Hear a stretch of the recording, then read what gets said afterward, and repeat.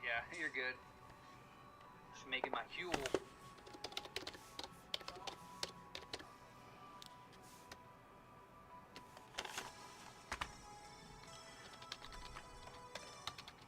You gotta play Busted Groove. Yeah, or Space Channel 5 for Dreamcast. Yeah, yeah, it's a funky, weird game, yeah. Unjammer Lammy? Yeah, and Parappa the Rappa? That was like one of the first rhythm games, man. Well, at least for the 90s.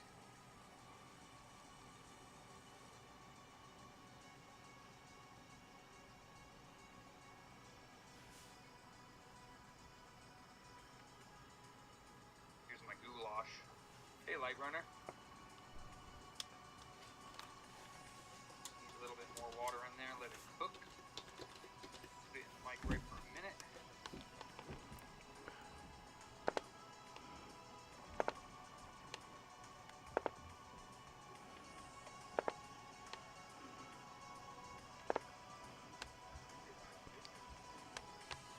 Yeah, we got a heck of good stuff in recently.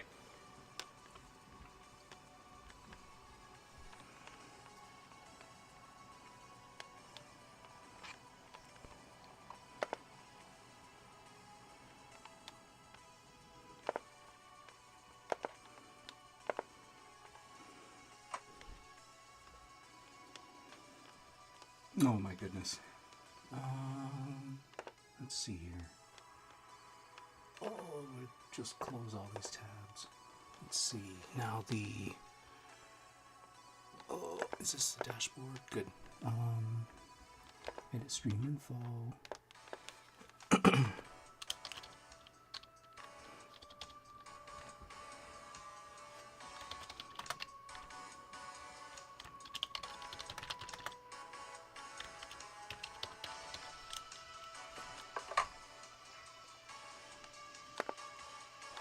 Okay, and then going to YouTube Studio, content, edit, nope, not that one, live, let's see, edit,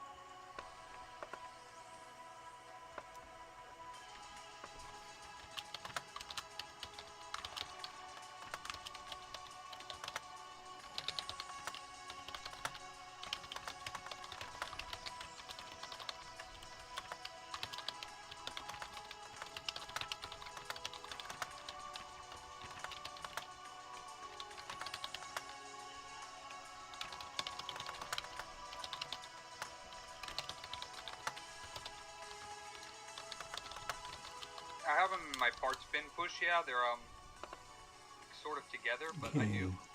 Not made for kids. I don't think let's save that. Okay.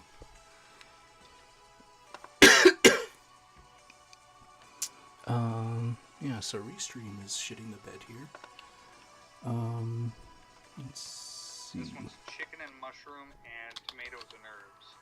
Once it cools off, it should be a lot better looking. But it's got pasta in there, and see the pasta, rice, and a bunch of goodies.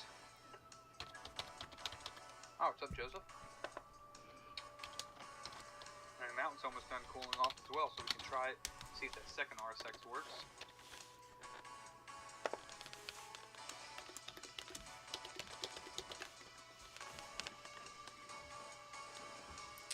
Okay, now did it pull? No, of course not.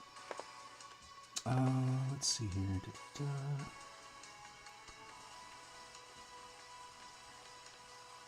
This is insane.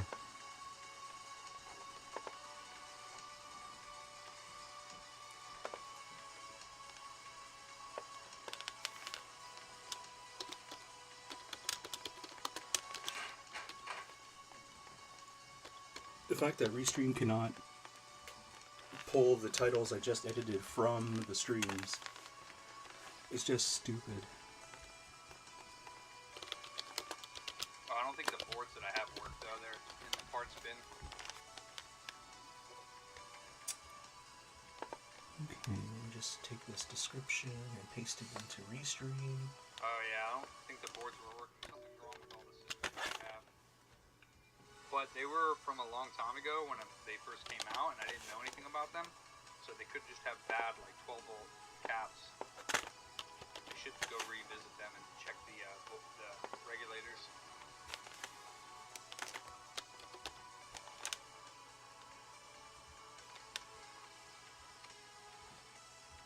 There.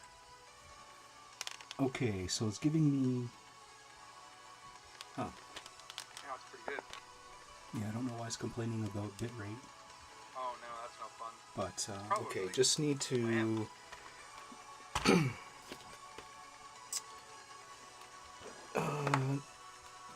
get out of Donald Ducking mode.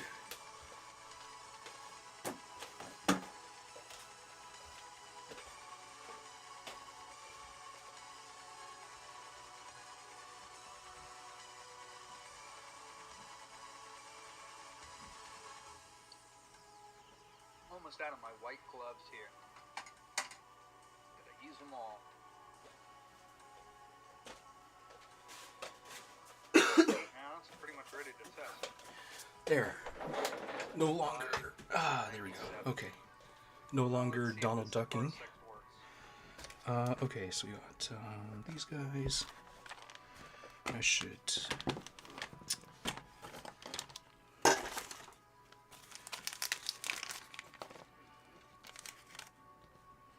just tidy up here.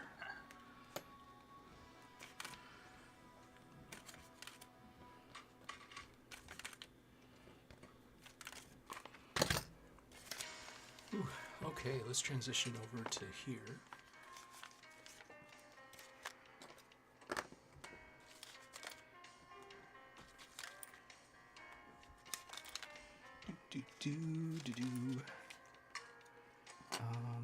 Yeah.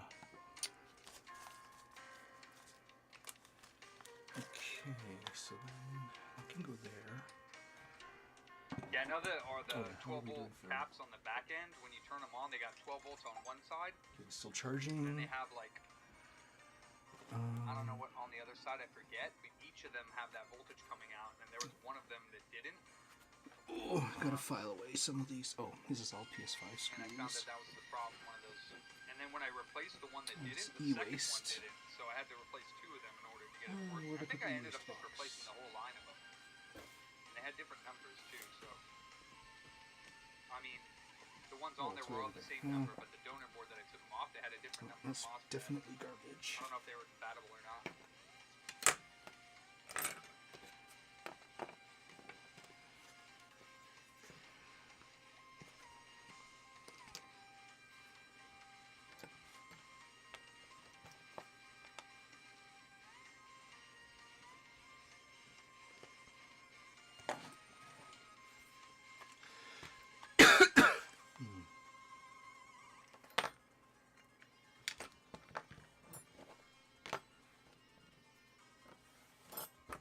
Yes?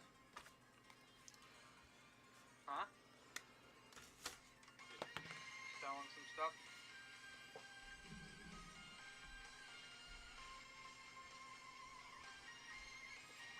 Yeah, it's the yellow tip or the thinner tip, not the big fat one. Okay, so we got good lighting. Let me fetch the cheap Chinese ones. Yeah, the thinner one, not the fatter one. Or the yellow tip, that's the thin one. Oh, That's the thin one, yeah.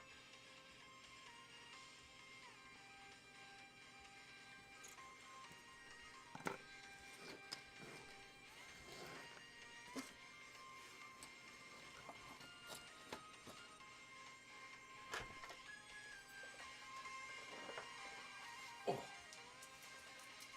it's garbage. Okay.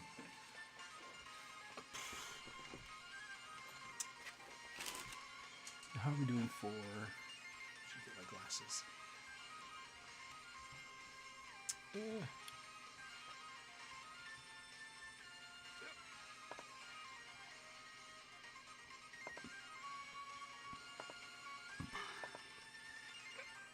so that's set up. And let's just kill this.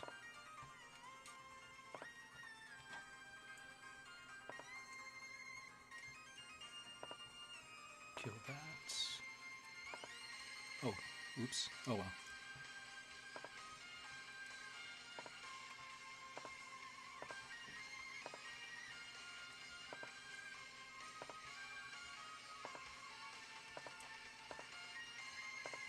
There. Okay. Now we got the mic here. And then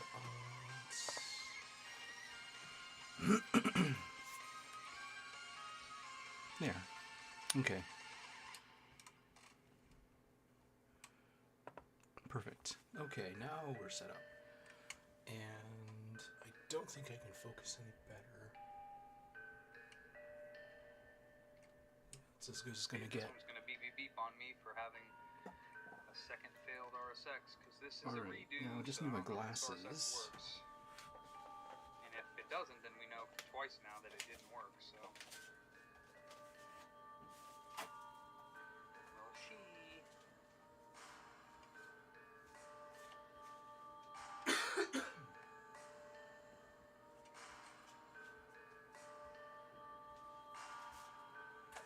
yeah. Well, good thing he's not the boss. All right. Ooh. Oh. Oh. All right. Let's just turn down the volume here. Okay. So I got on my usual parts sellers from China. I noticed that they were selling these PS5 Joy-Con retrofits. Now, what I found interesting was they said that it had, they gave a noise figure, which I found really strange. You can see that these are Hall effects, just because you can. There's a little PCB here, and I mean, these are pretty stiff, really smooth. So the mechanical portion's pretty okay. So the let's see here.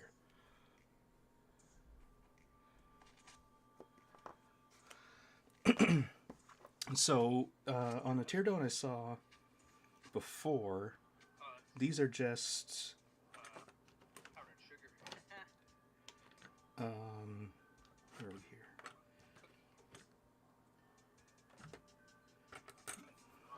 These are just one circuit board with no extra components on it. You should be able to pry this right off. Yeah, those are the ones pushed. There. So here you can see there's the magnet, and you basically move the joystick like to calibrate 0. You hold this in place and then move the joystick, and what happens is you can sort of preset this magnet's position relative to the actual Hall sensor. Now, so this is the little Hall sensor, and it has the PCB inside.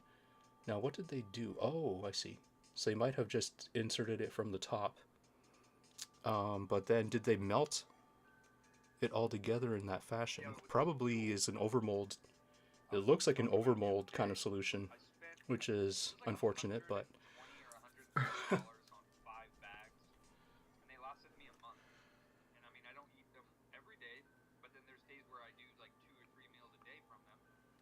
let me see if I can extract this PCB. But it looks like it's just a little. Looks like it's just the Hall effect sensor and nothing else. So that probably explains why there's noise. Because the voltage regulation that's built into the chip is going to be noisy to prevent heat and excessive battery drain. And there's no like capacitors or anything, so that's just gonna inject noise back onto the What does it stand for? back onto the controller inputs. So it's kind of funny Oh, I see. Push. Okay. they put a logo on it. Not really sure what the branding is, but okay. Let me see if I can pull this thing out. Oh, never played Kerbal now. I feel like if I grab all three pins at the same time, I should be able to either force it up out of the slot or out of the bottom. But possibly it is an overmold, which would make sense. You do not want this PCB to move at all. Do more with like city type games. Yeah, so I'm probably gonna have to. SimCity 2013. Like it could have I been mean, it better. really doesn't look like there's much to it. It's just a If sensor. you haven't played that one, that one's fun. Okay, well, let's see if I can get a close-up photo. And if there's a part number to read off of it. Mega buildings to work up to, or you could be. I think there was like a Pepsi corporation that would feed all of your freaking residents. I enjoyed that 2013 game. Okay, so And I kind of want them to do like an arcade SimCity type game, you know, not like what's the game called? The sim game that's really popular for City Builder. No, City. okay, so it looks like the font is in this orientation. It's a simulator Ooh. world like city building game. But I don't really like the ones where it's supposed to be like super realistic. I just like SimCity was fun. No, not SimCity. It's the new one. They just released. Well, I think it's been out for a while. Cities. It's just called Cities. Cities 2, but that's like it's supposed to be like a realistic SimCity. 93L35? Okay. And like Let's SimCity just Google 2000, that you really had to like quickly. manage the like pipes under the ground to make sure everybody had water and electricity, and like that was complex. But cities is like even more crazy. Cities, you have to do like the traffic, and I'm just like, I don't, you know, I don't really want to mess with that when I'm playing a game. Like that's like more serious. You know, and SimCity 2 was really good. 3 and 4, you know what? I didn't really play, so I guess I could, but I think SimCity 2000 was like the height of it, man. They're like point and click. Those are like my favorite types of games, Bush. Let me just try getting that photo again. The LucasArts games, and Oops, where are you? there was a new one that came out by the guy that made Maniac Mansion, I think. I think it was Maniac Mansion. It was called Thimbleweed Park. It was pretty good. He released it on like everything too. Yeah, 93L35. Okay. So I didn't get the part number wrong. I just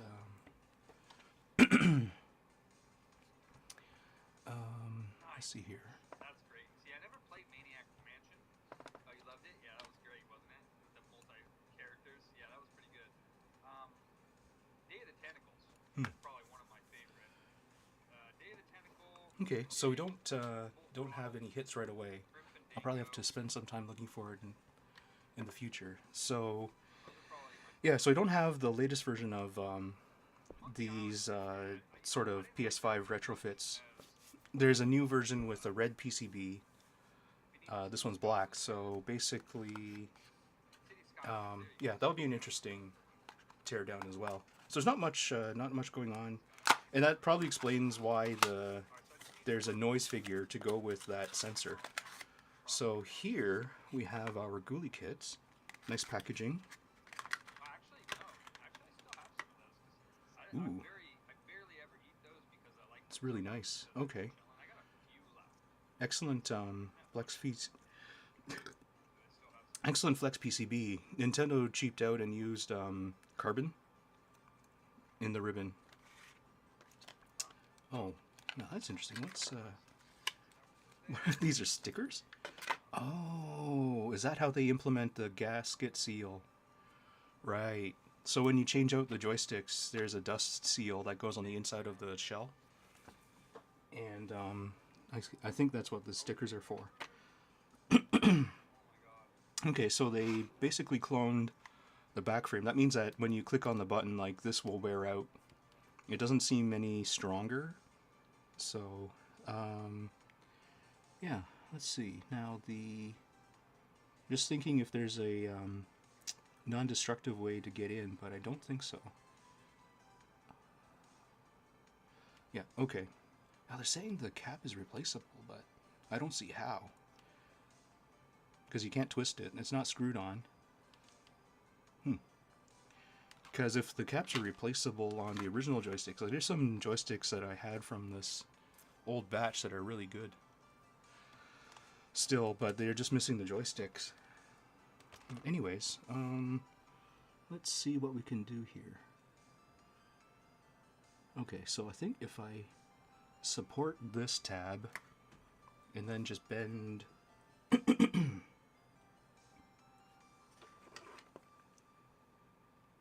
might be thin enough.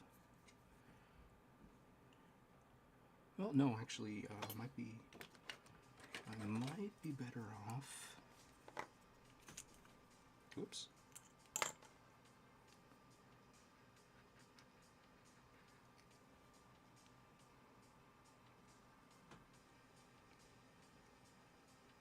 I'm going to try an X-Acto knife first, just so I can actually get underneath.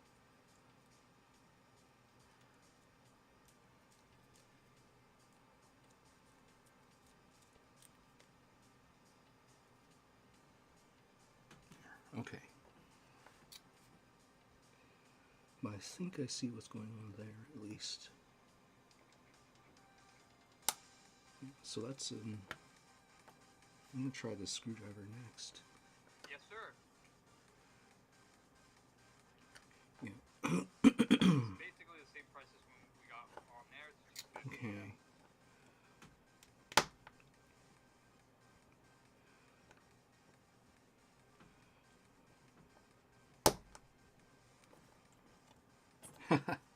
Yeah, so these are definitely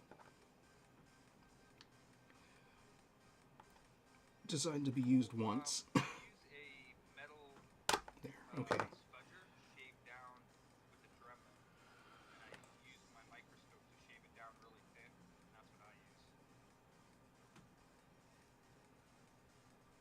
It's just one of those metal spudger tools that you always see me using. And then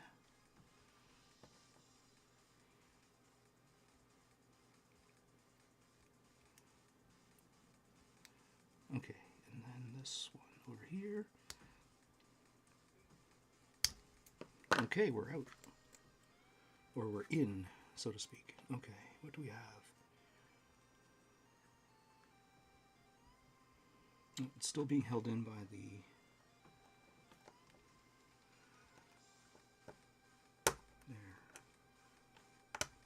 There. It's still being held in by that. Yeah, it's a metal one, not acrylic.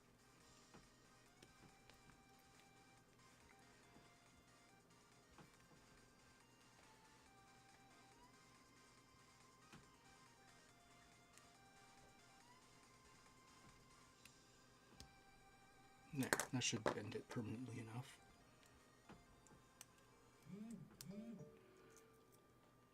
Okay. Right, so we got our sliders. Okay. So there's way more going on here. Okay. Yeah, so you've still got your... Oh, I see. They went for a different tactile button. Cheap ones.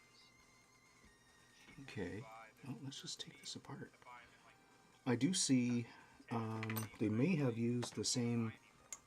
Like, if I can bring the PS5 one over, they may have used the same Hall effect, but who knows. Okay, so there's... Let me just get this in focus here. So you can see there's a magnet here, and they must have a second magnet here. Yep, so that's your X and Y. So they have to have two sensors, which makes sense. So on this PCB, you can see. Oops, let's see here. So on this PCB, you can see that there's two sensors, but there's a lot more going on here. There's way more passives on each of these, and then we've got a 6-pin thing here, which I assume is a voltage regulator. So we can already see that. Oh my goodness! Wow, look at that. So they bonded the flex PCB to a metal reinforcement plate, which I guess might be stronger than fiberglass, which is interesting. An interesting approach. Pretty dang stiff. But yeah, they took great care in this design for sure. So yeah, is this the same sensor?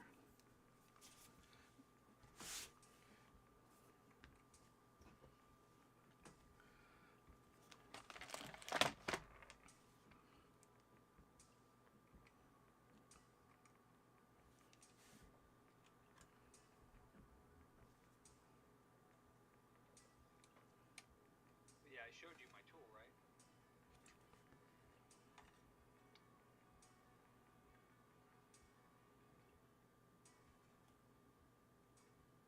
Nope, not the same sensor. It's a different part number altogether. Interesting. Okay, so it's got different markings. It's a 6-pin Hall effect. They've got relatively large capacitors for what it is. Let me just get a photo. So you can see how thick it is originally. That's how thick it is originally. And then that's how thick. So RA3N7E. I got it. So yeah, when I put it under the IHS, I put it under this way. Okay, so RA37NE. Let me just Google that quickly. Okay. Accidentally slice anything.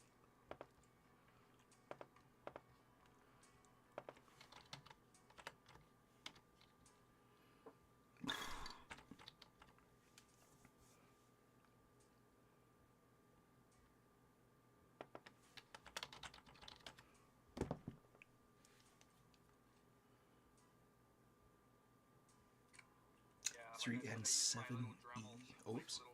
I put that into Google wrong. Okay. 3N7E. I mean, not hard, but I did it on another one. And, Okay. it wasn't as good as this one as far as like thinness and shape. Yeah, so Google's kind of useless I here. recommend shaving it flat first and then going in for the corners. Let's see if I can type in Hall sensor. Nope. Just shave it flat and as thin as you can, and then take off. Okay, there's another way to crack this nut. And that would be if let's just go to DigiKey. Because we know that's a 6-pin Hall effect sensor, I could use parametric search. Actually, you should be able to switch over to here and turn that off. And change this to Chrome. Here we go. Okay. So let's see how wide I can make this. Okay. There. Okay, so basically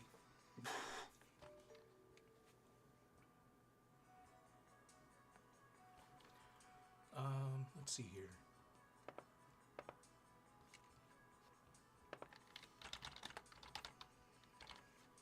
At least get myself in the right.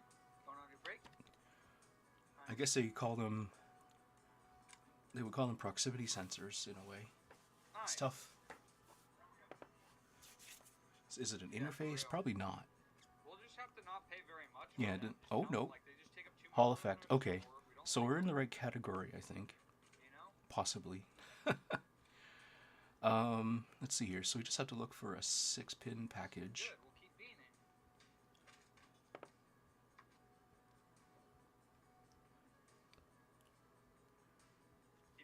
Okay, module. Okay. I just mixed the And then chicken and mushroom with tomato and herb. It was good. no. Okay, so it is not the good. right category. Let's go back. You know,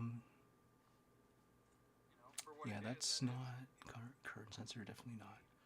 Not a module. It's not an interface. Measuring, that kind of makes sense. But the picture. Okay, here we go. Got some chips in there. So let's just kill the search term. Ah, here we go. Hall effect. As long as you're happy. And then go to the package. Anything with a 6 in it. Nice. I'm actually kind of jealous about that. Nice.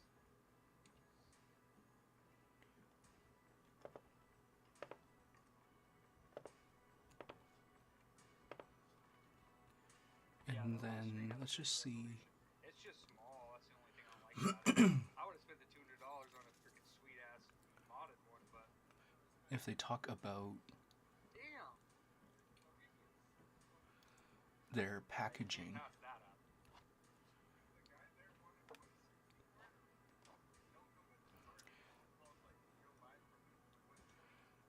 Interesting. So this must be a Japanese one. That's cool. Oops.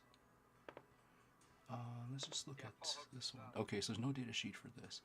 Melexis Technologies NV. I mean, you can take them out to dinner. I didn't. You can't be offering other people to do stuff, but that kind of nonsense is that. Let's see if somebody else has the data sheet.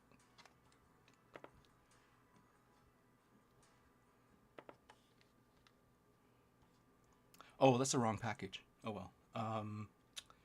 Yeah, let's ignore that then.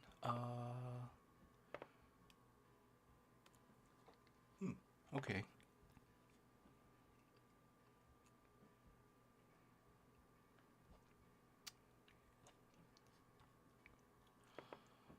Of course, obsolete doesn't necessarily. Okay, the other possibility is that let's just hit X on the technology. You know, that's very impolite, right? Okay, that didn't change anything. Let's go back to the beginning. Okay. Pay for this or take you out and do this, or you know, without discussing it with somebody first, because it puts the person on the spot.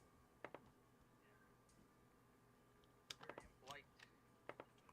So that should give us 18 results. I mean, still that's not the point. I don't mind either, really. I do a lot for Paul, and he does a lot for me. We're good friends. I've known him for a long time now. Let me just check this package again. I might be wrong. No, it definitely has.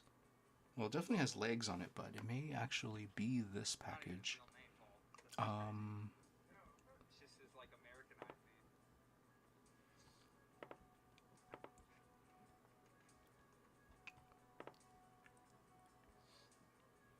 Oh, whoops. Oh, there's no data sheet. Mario Pinball or Pokemon Pinball? Yeah, I don't even know if I've ever played that. Does it have Rumble? Oh, you don't need the tape and reel. Okay. Did I seriously put the screw in the wrong spot? Is that why there was one extra I couldn't find? How am I going to make a mistake like that?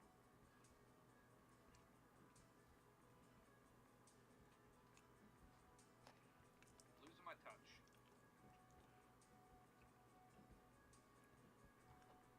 Wow, I really did. That's crazy.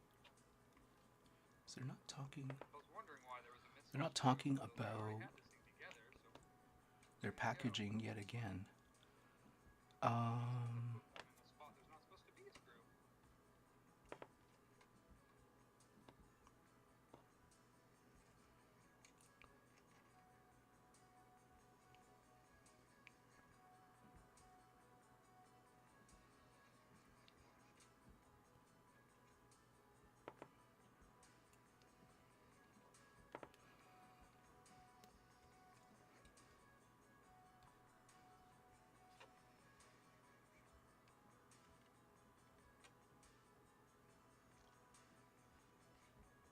take the 2 games that Paul took off of Mercari? We did? Okay. Yeah, it sucks because those games were like ones that would sell for sure. But it's all good. I'm happy that I could do something for him.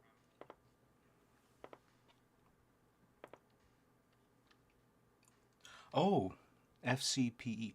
Okay, okay. We might be getting somewhere there. Let's see here. So I can FC. play 100 plus light gun games on my buddy's 100-inch projection screen. Okay. Be freaking So dope. let's see. Let's go back to. House of the Dead 2 2-player on the 100-inch projection screen. It'll be like playing a light gun game at a freaking theater. Nice. Except for theaters are a lot bigger than 100-inch, but okay. So let's start stress testing this. Speaking passes, excuse me, sir. Okay, so they don't always reveal the marking in the datasheet. Okay, that's unfortunate. Well, let's just go through each of these sequentially. Ah, okay. FCVE, so that's not it either.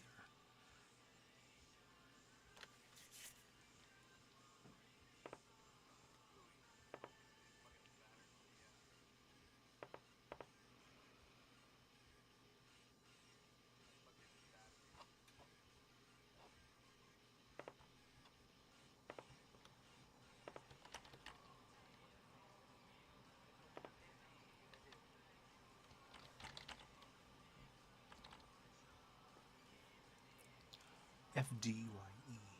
So it tells me that that's not it because the marking is clearly RA something. So this may not be the right manufacturer. What were our other choices? Oh, So you just have to look up its name right. if you're looking for Thunder.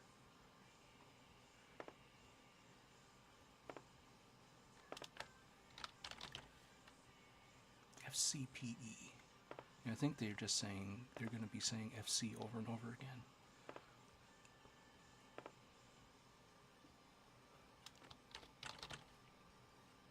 Yep.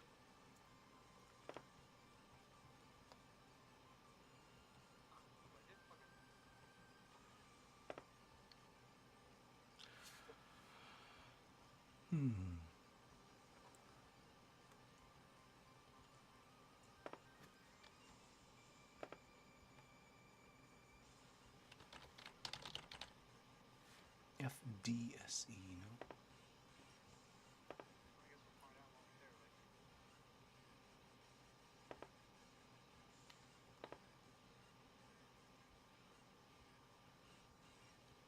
Oops.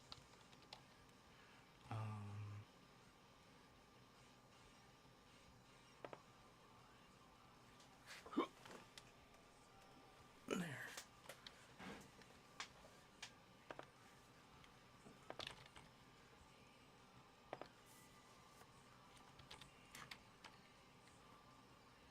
FDXE. No, I think I'm breaking up the wrong tree here. Let's go to Mouser. Well, it's either that or it's a wrong category again. Let's see. What else do we have? Yeah. I mean, it's not a current sensor. Or at least it shouldn't be. I have a hard time believing that it's just an on-off. Which is what they mean by switch. Unidirectional. Yeah, there's... That can't be it. Okay, well, let's try...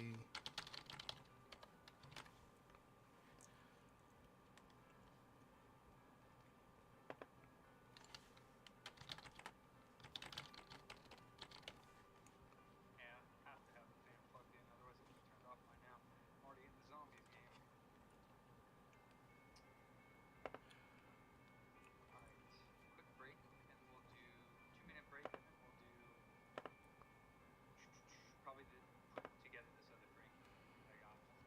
Okay, let's go to package again. So anything with a 6 in it.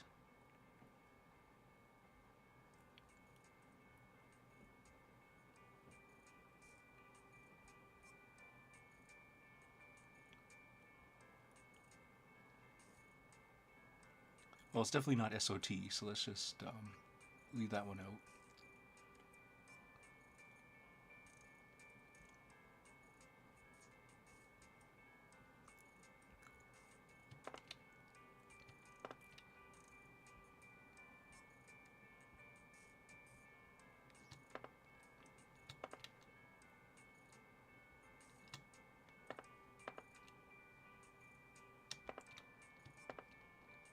FPGA, not likely, but we gotta take all we can here.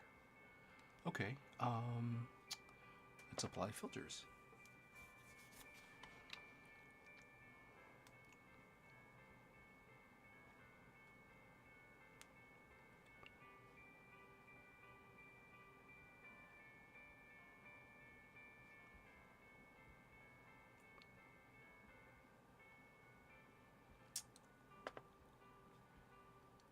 Okay, definitely not the right part marking, unless that's just a stock photo. I think that's just a stock photo, yeah. But it also doesn't have a stylized A on the package either. Okay. Well, where's the data sheet? Well, that's convenient. Oh, I see. They put the pins on the short side, so it's probably not the right.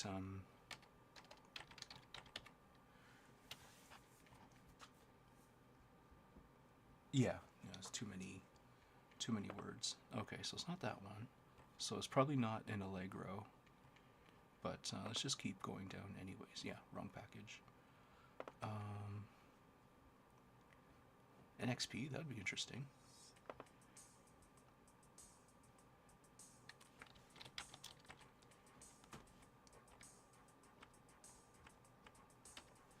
Okay, let's just scroll down to maybe they talk about the package. Oh.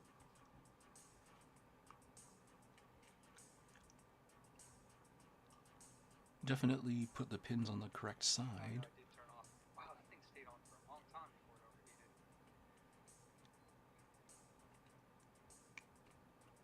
It's crazy.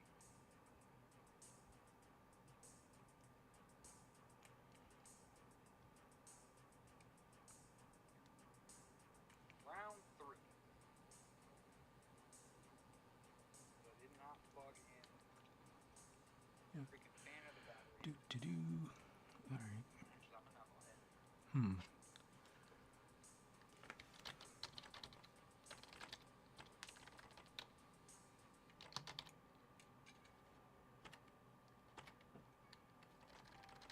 Merry Christmas.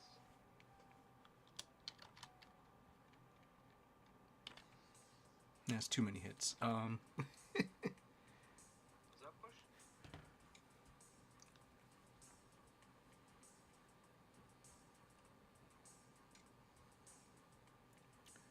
3N7E. Okay. 3N? Nope. RA. Is there a company that starts with RA? I mean, it doesn't. For the console? Probably doesn't No, it's $90 mean anything, but let's just look at this one. Okay. The Pico boot, what is it? Oh, well, how much do we sell GameCubes for? So $190. Oh, they put the oh yeah, they put the pins on the wrong side, so it's probably not it. But oh yeah, I didn't flip it over and plug the fan in, or put the little hard drive screw in the bottom, or plug the battery in. I don't know why I didn't flip it over, but okay, yeah. for some reason I missed it. Luckily, you don't have to take all the screws out. And in fact, all you got to do is take out side ones here. Diodes? I know who Diodes is. Let's see.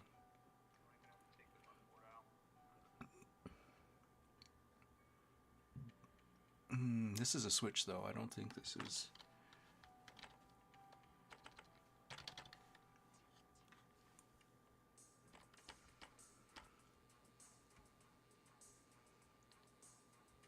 F2, D2. No.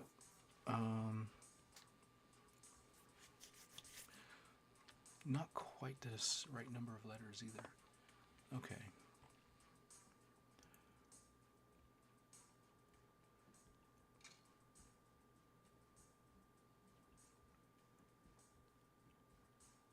That's MLX again.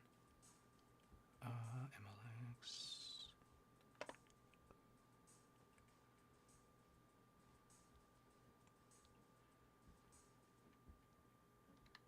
Alps. Didn't even think about Alps, but I think the pins are on the wrong side.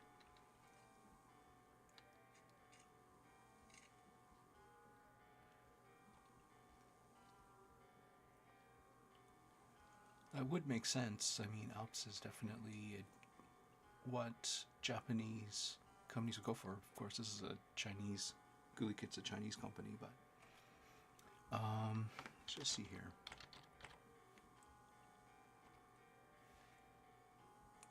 BP, nope. Okay. Yeah, it happens.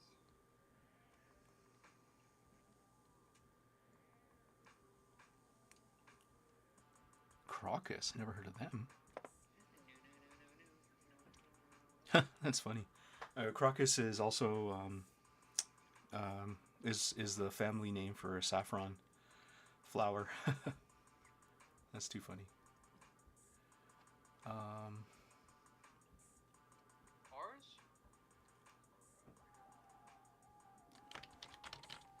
No, so we always swap that one there. CT. Ah, damn.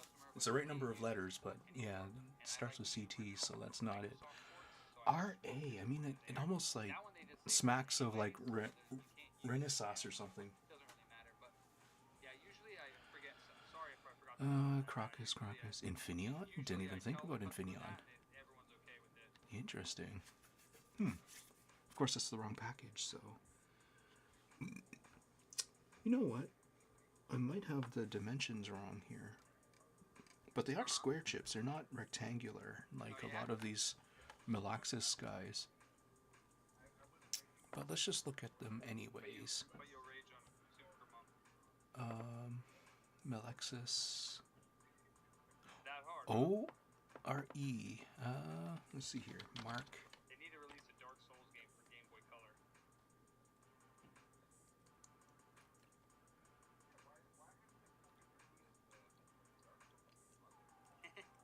4E.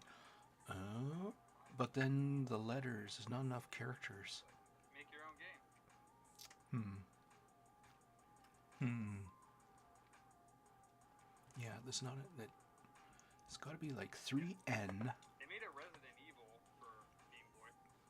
Somebody made one, yeah. I think it's a fan one. I don't think it's a regular one. I wonder there is if one for Game Boy Advance, I think. RA is RA.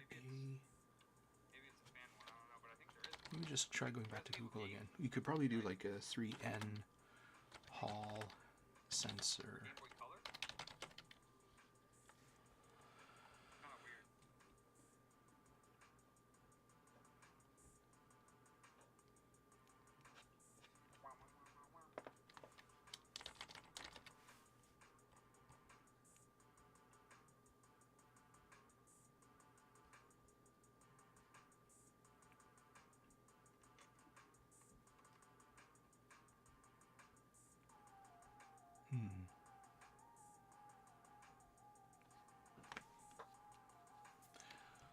Of course, the other possibility is that someone's already figured this out. Maybe it's faster if I just... Real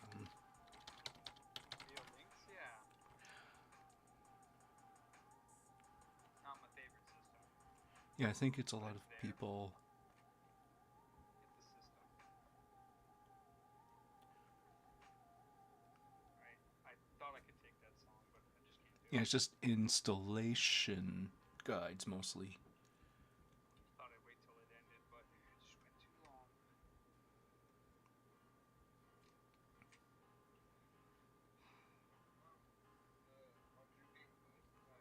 Yeah.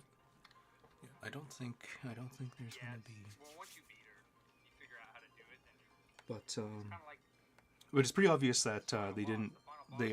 That the Chinese knockoff did not simply just steal the yeah, it took me like an hour and a half. steal the whatchamacallit I just couldn't do it. So I just the design. So let's move on to and I think I tried it the next just further studying the GuliKit design, since there's more meat on its bones. Let's see here. Like I said, there's sometimes it's not that I'm not good, it's that I'm stubborn. So I don't try different things on different things. Like I wasn't dodging at all for those. I was just trying to block everything, and then what I found out at the end of the game when I was fighting the final boss is that I didn't put Oh.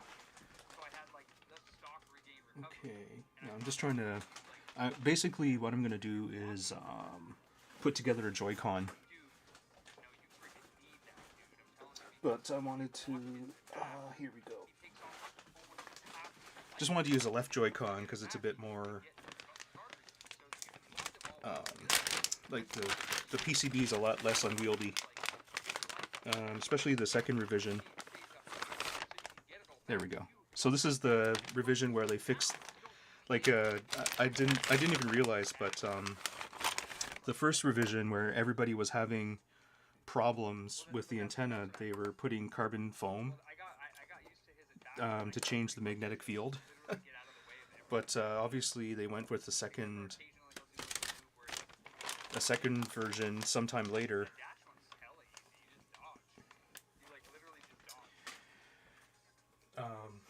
So let's see here. What else do I need? So the no, I think is it like this? Oh yeah, here we go. Okay, so then I think the so I'm gonna put on a rail just so I can see what the heck is going on. That's the wrong color or the wrong side. Where to put those?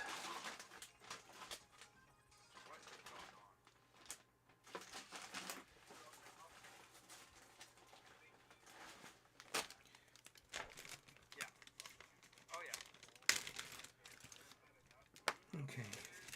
I think they know though.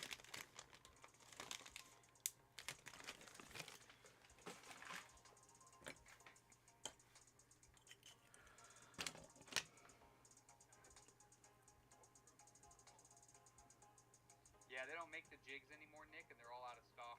You won't be able to find one. Alright, so that is also cool. Let me cool this down again.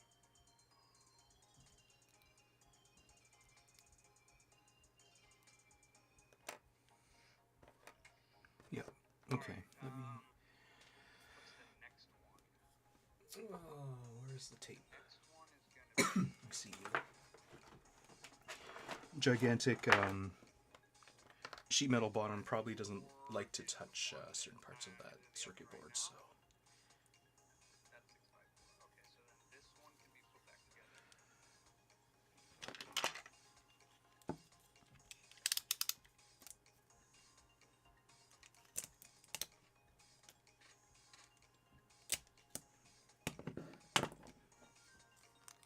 Just going to put some insulation there. Perfect. Oh yeah, the thing that I was looking at, I think it's called the Retro Shooter console. It's like a Pandora's box with these new light guns. They look pretty cool. I kind of want to do my research on it, but I do want to get one of those for my buddy's house. I'm trying to remember. Oh, fudge. I can't remember if if you're holding the Joy-Con, it's like this. And then the joystick is obviously like up here somewhere. But I can't remember. But I think you have to get it like CNC'd or something. I don't know how they. Oh, if the Joy-Con's up here, then that means that. You could post on our PS3 channel and ask about it because somebody made files so that you could. Hold on. Machine worker or metal worker. Oh, whoops. Wherever you do to get Okay, so if this is on this side, but they I gotta look at a left Joy-Con for a second. Oh, okay, so the D-pad is underneath. Is underneath. Oh, it's below the joystick. And the rails are...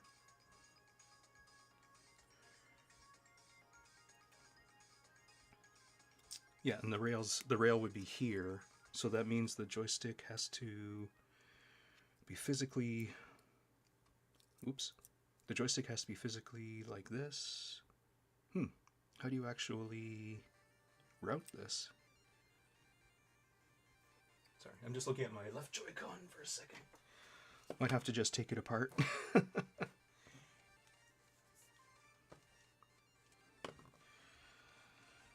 Okay, obviously that goes there, and this has to be here, so then how does this... Oh, I'm a moron. Okay. Yeesh. It's a back... Yeah, I'm stupid. There, you shove it in here, and it's... the latch is in the back. But, this is a very thick, like, the reinforcement tab in here is a lot thicker than... Yeah, this would make sense. Yeah, because, the joystick lays on top of that. But, yeah, this is pretty thick compared to the original Joy-Con thingamabob.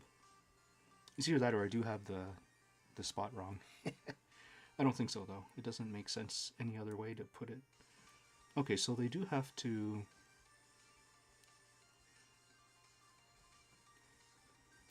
It'd be kind of hilarious if it was just a temperature difference to get the, get the slot a little bit bigger. I've taken apart so many of these, but it got to be such a mindless task that I forgot. Okay, yeah, I think I can just press hard.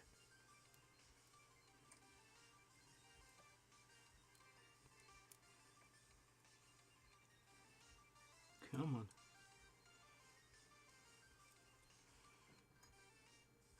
Oh, I hope this works. Okay, so we've got the Joy-Con. Let's put in the rail. Just so I get the status lights. Even though technically I don't need the rail itself, I just need... Ah, that's right, I don't need the rail. I just need the LEDs. Well, I mean, the LEDs have a holder. That's still pretty massive. Let's forget about that. Welcome back to Okay, I think I should have just the PCBs in another bag. Let me find them.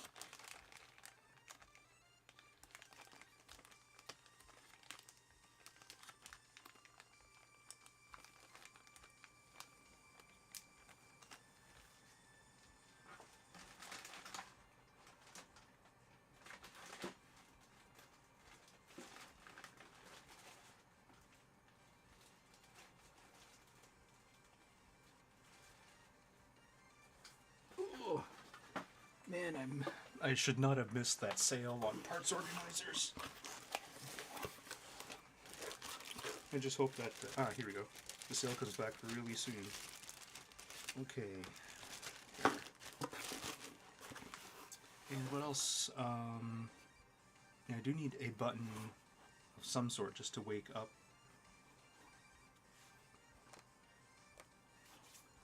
Just to wake up said...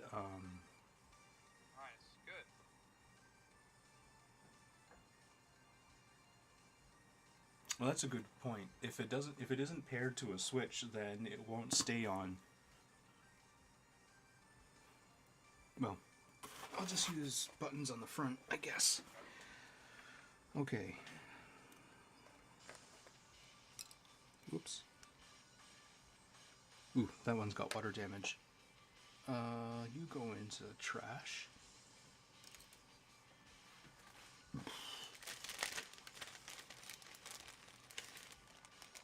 Let's look at that one. Okay, pristine.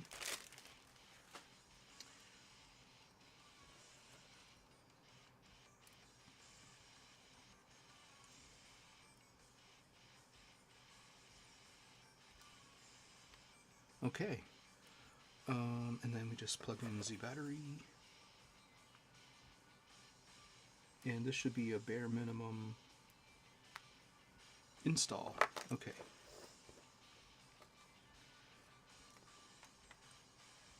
Perfect. Okay, poking time. Where did I put that multimeter? Ah, there you go. Okay.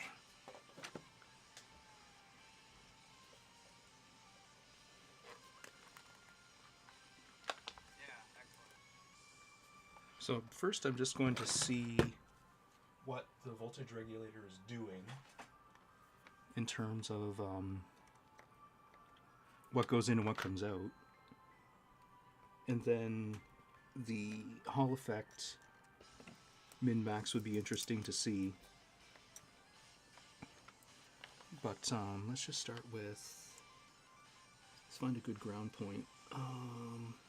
So I'll just use this via stitching here. Or, yeah, via stitching is the right term. Just going to make sure that it is indeed via stitching. There's some via stitching down by the antenna too. Let's use that actually, because I don't want to...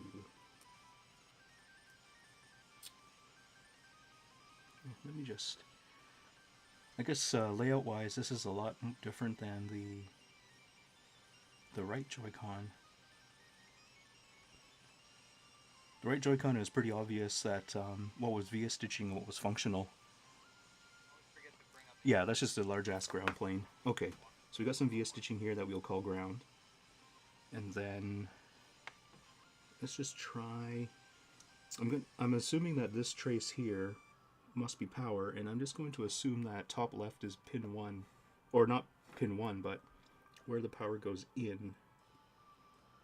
So let's just position that.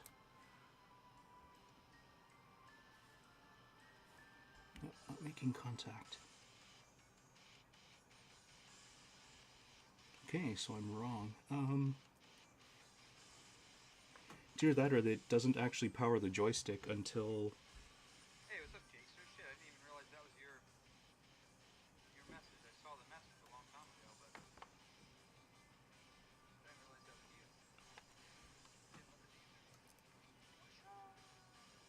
Jakester, you be lurking every day, every stream I've ever had. I was going to say, it may not power the joystick until you're connected, which is a great power saving feature, I suppose. Nope, that's not.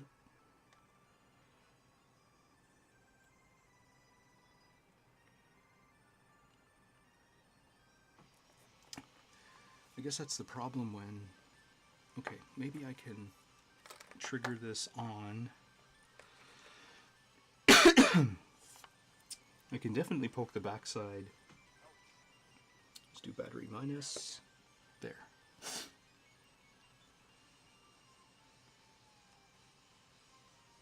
I should be able to hit a button. Not enough hand syndrome. Oh, sorry, I missed your message there. Oh, hey, thanks for lurking. Man, sorry, I'm 35 minutes late to your message. Thanks for lurking. For some reason, like... Hold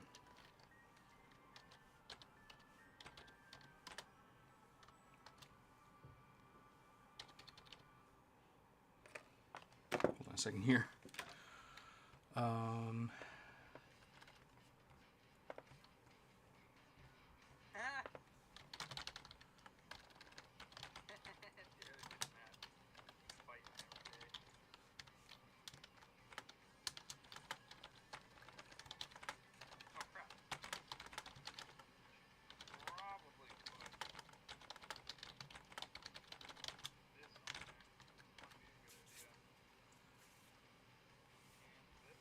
Oops, sorry about that.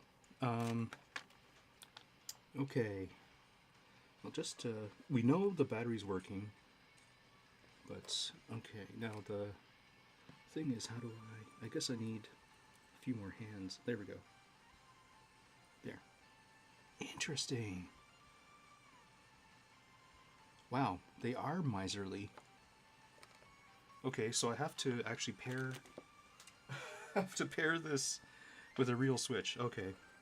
That means I need to give it a bit more stability here. Oh, thanks, Tom. Let's see. So I will need to use a real Joy-Con rail.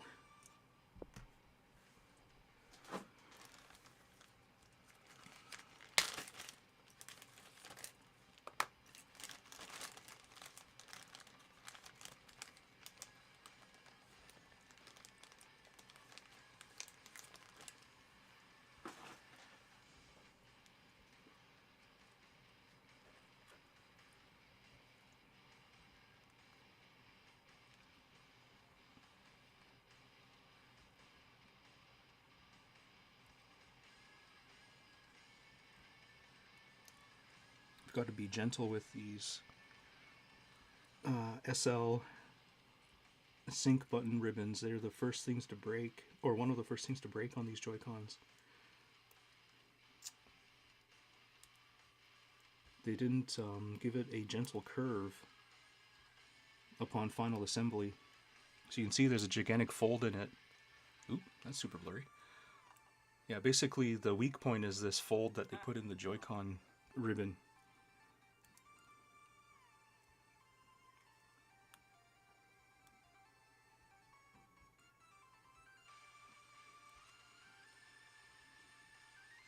There, okay.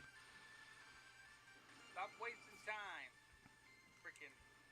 Alright, so then we can reconnect the battery. Stop arguing. Whoops. Shit. Wasting my money. And then I will pair this. Well, that sucks, because that prevents me from charging batteries in the background. Oh well. Okay. So, let's be... Okay.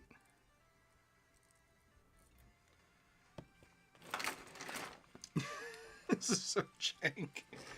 But hey, research is research. Okay, how can we safely do our research here? One thing I haven't shown is that I don't have a back panel on this Switch, so I don't want to touch it to anything. Okay, we should be able to probe. Yeah, I should be able to poke this thing now. Yeah. Okay, let's try this again.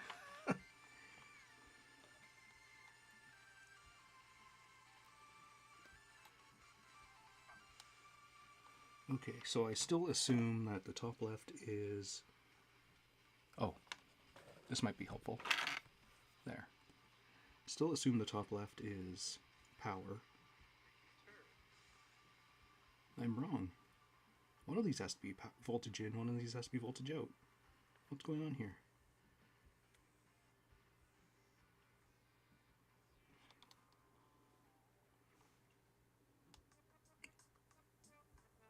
Just making sure, yep, my battery, or not my battery, my multimeter is definitely working. Oops, that was probably not too smart there. Okay, so it's 1.8 there. But is it 1.8 in and 1.8 out? That can't be right.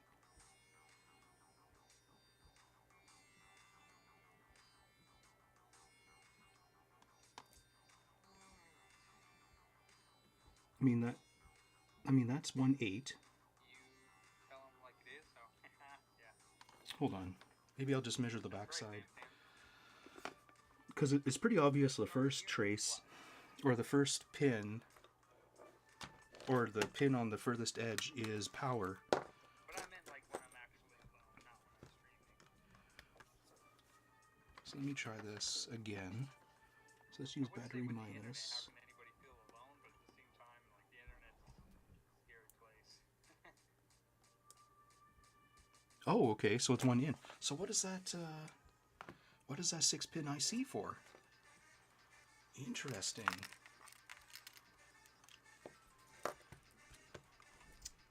I mean, it can't be doing any kind of filtering. What is it?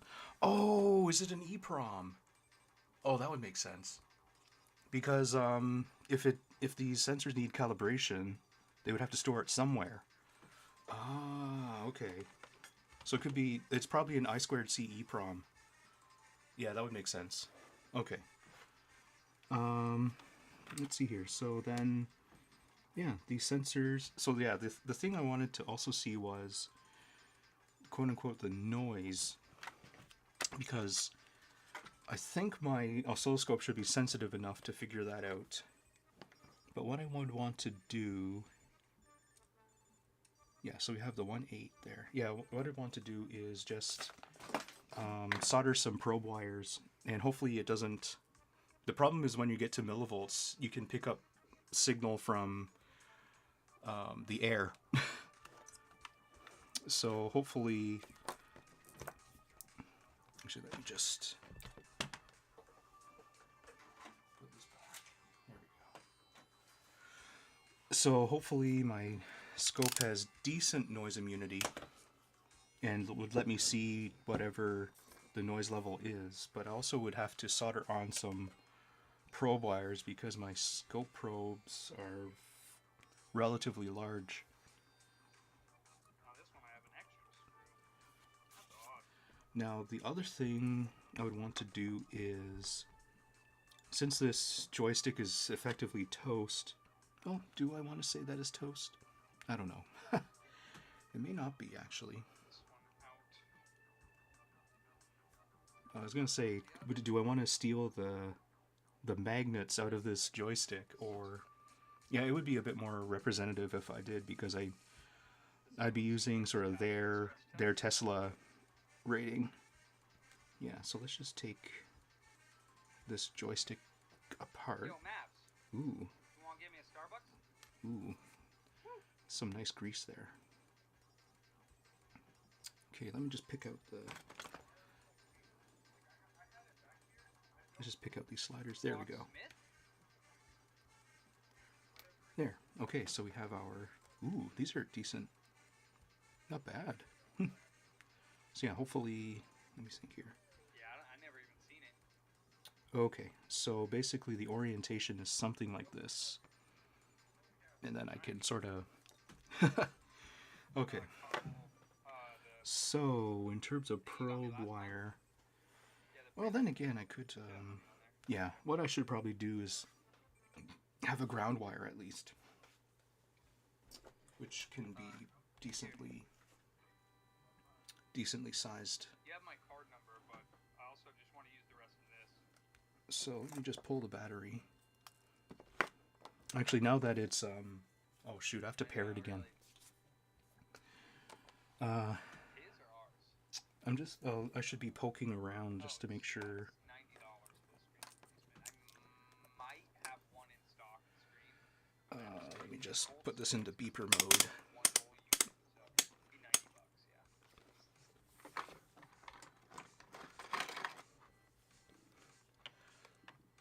yeah. Okay, let's just figure out which one of these 5 pins is ground. I'm assuming it's just the one on the exact opposite.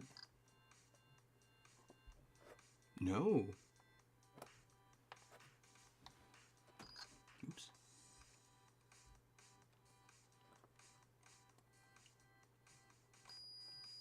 Number 4. Okay. That's good to know. Okay. Oh, I guess I should have guessed from the layout of the Flex PCB. Okay, so let me just solder. I suppose at this point I should be... Yeah, these are still sort of good for resale. So basically what I'm going to do is get a right Joy-Con.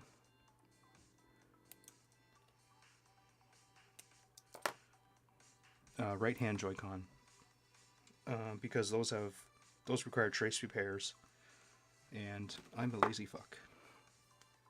Okay, so let's put the lefties away.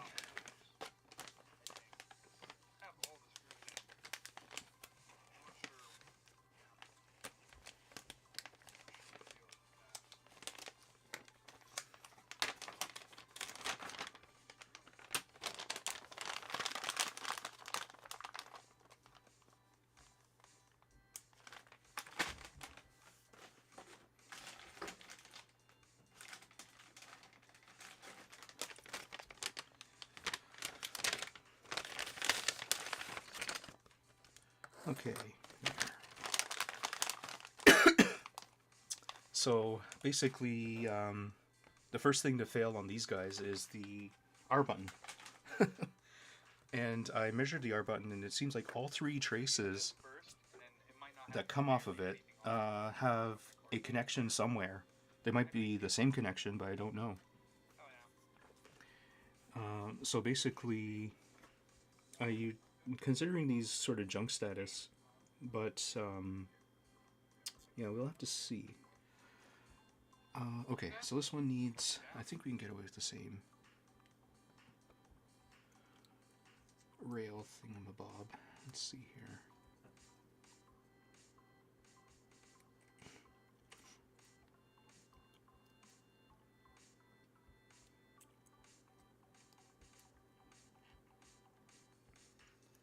Oh, hello. Sorry, I just noticed your message. Oh, you're gone. Oh, sorry.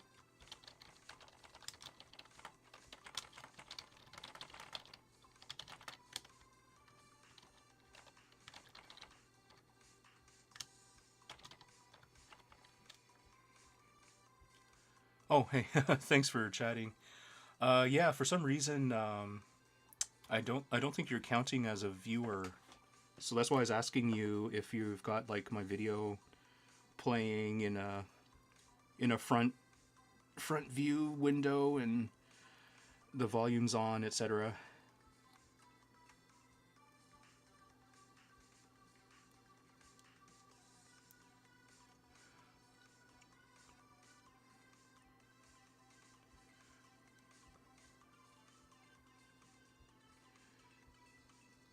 But if that's all true, then I can't do much else, or I can't ask much else of you.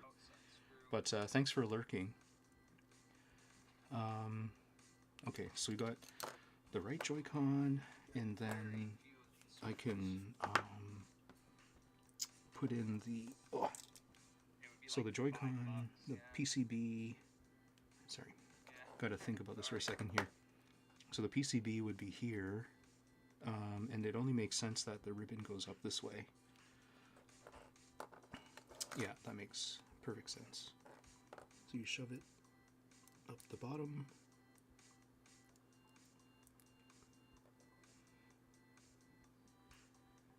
Alright, and then... Oh. Oh, no! Okay, there. That's not bad, actually, because I can use this piece of tape there to stabilize this PCB. Nice. Then I can... Oh, sorry. Oh, basically, like I see that there's only quote-unquote one viewer. I'll grab it. And to count as a viewer, like like, as you already know, to become an affiliate, you have to have 3 average viewers in a 1 month period. But like to actually count as a viewer, you have to have the video playing in a window. It can't be in another tab. Like, it has to be the front tab, so that Google doesn't shut it down in the background. And then it also cannot be muted. Like, me and one played around with it, and it's not as reliable like on mobile in terms of capturing the view count.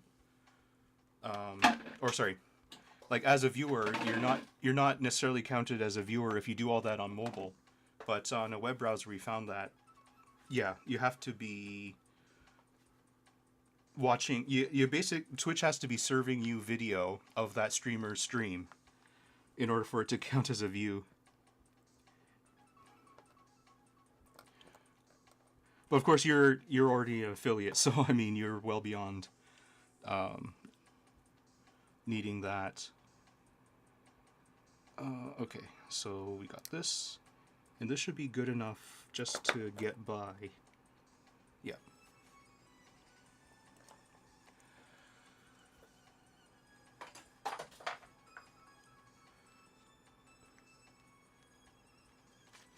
Okay, so let's pair this to the...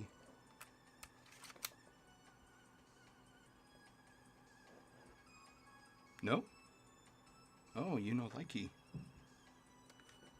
Interesting.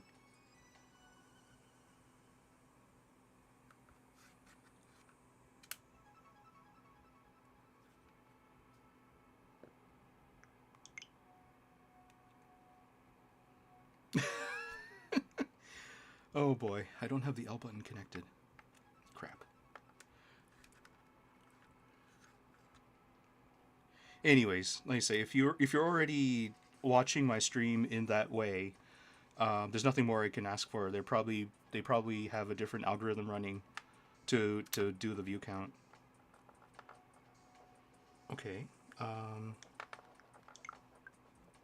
No other controllers are connected. Nice. Okay, so no.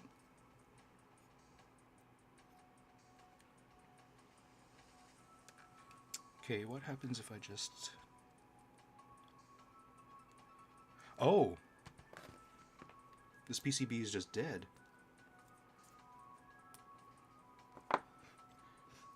It's either that or I don't have the,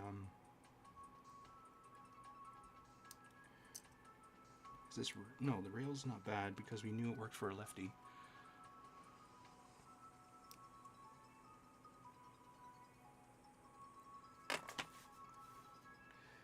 Well, let me try another, I can try a right-hand rail, in case that actually matters.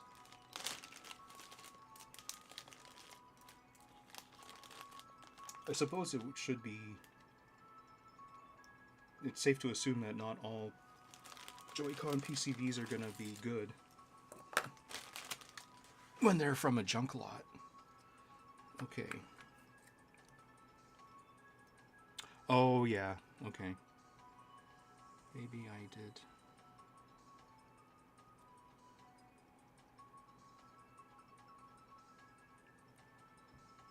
Okay, so you actually can't mix and match rail PCBs.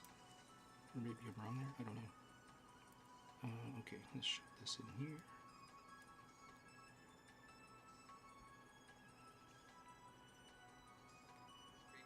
Okay, now... Alright, so I'm a dum-dum, and I keep doing things wrong. Yeah, he wanted me to check for the 19-blade fan. Luckily, it only takes a second for me to get back in here and pull the chassis out. He wants the upgraded 19-blade fan. Well, I don't know about... Oh, yeah, okay, this thing's actually, like, not working. Okay. Well, that's good to know.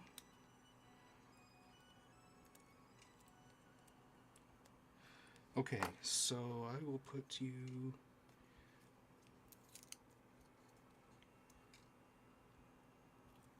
in the e-waste pile and grab another one.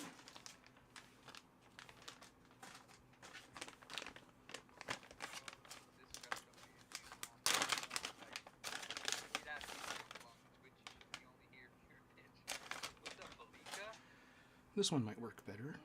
It's either that or I have to connect more things to the PCB for it to turn on. But, yeah, let's see here. This PCB is looking pretty pristine.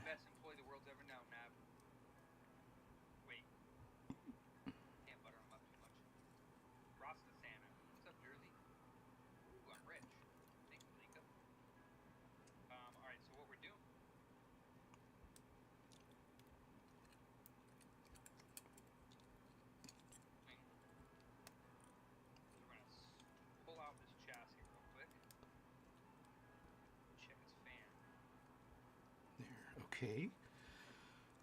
And connect the battery.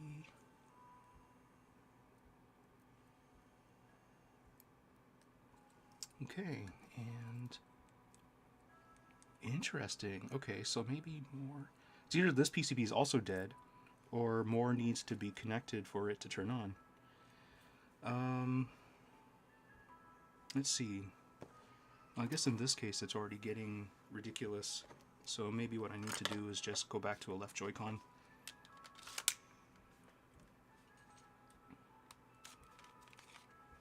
Oh well, you can't win them all.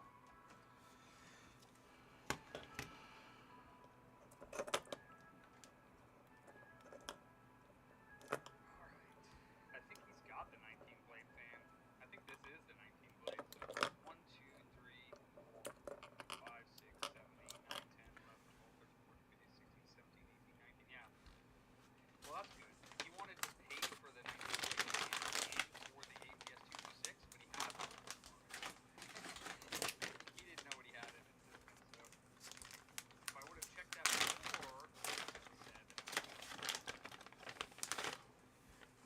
let's try this again.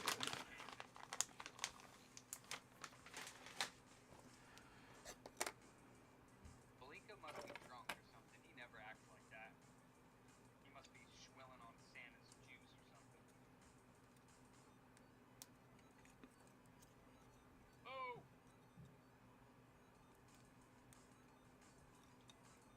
Ah, my tiny hat.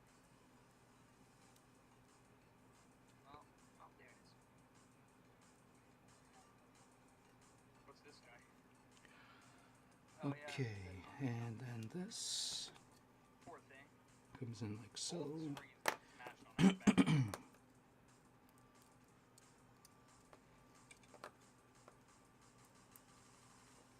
So this guy's lucky. He had both the 19 blade fan and Okay, and the rail and the battery. the APS 226. He was like, "What? I already have it." I'm like, nope. There, now let's slide that into, just slide it in Have off too much camera here. eggnog. Aw, you wish. Yep, okay. Okay, so I can Not everybody likes Tapatio, eject this okay? now. There, and it should stay on when I turn it on. Yep. No? Yes? There we go. Kinda. You've been ripping on freaking Derek for the last couple days straight, dude. I was surprised he hasn't punched you yet. I guess the contact there isn't as good as I thought.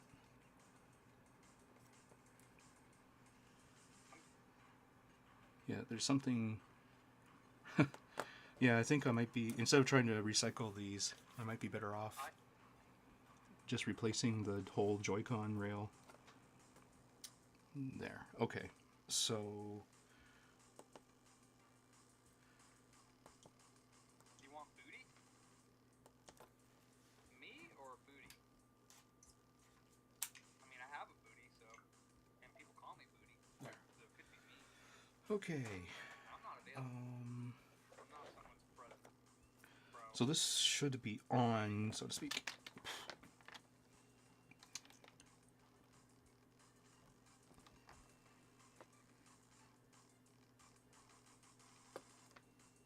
Sorry.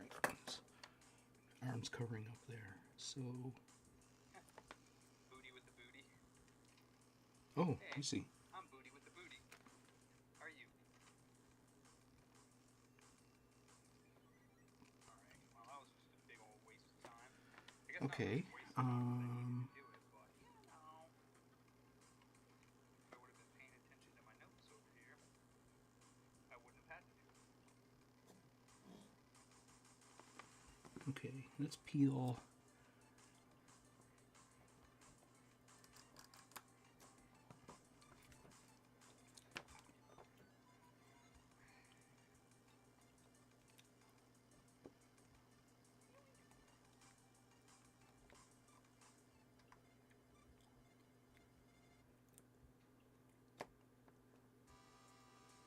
Hey Maps, you got 2 hours for this bad boy stress tester.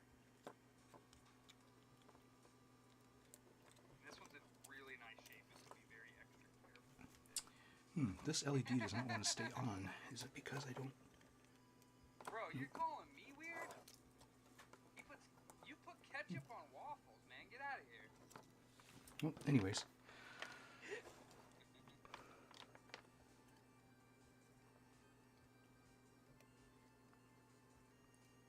It's pancakes. See? I told you you're weird, man. Yeah. Helps to be in the right Yeah, multimeter mode. Yeah. See, I knew I hired him for a reason, Nav. Perfect. See? Okay, so it's got a steady 0.87, but how steady and how not steady cannot be measured on a multimeter, so I'll have to get out the oscilloscope. He didn't have no fucking hash brown.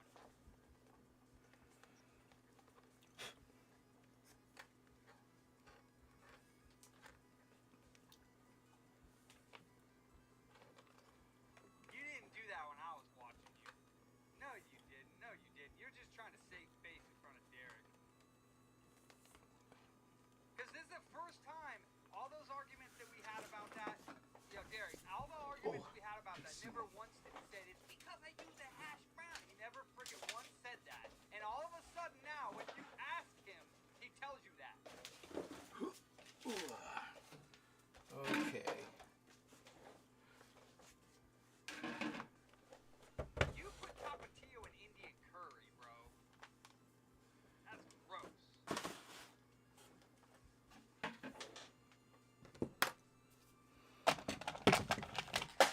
Oops.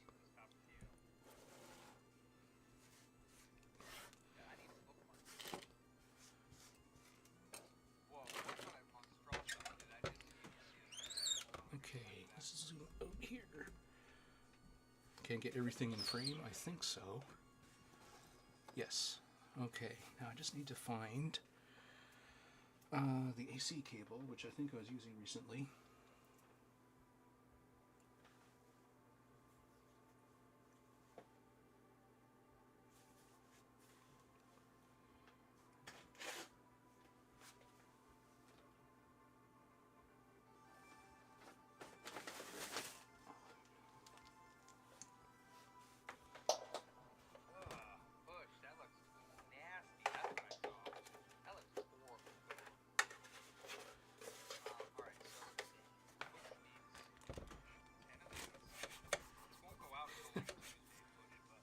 Okay, and oh, there.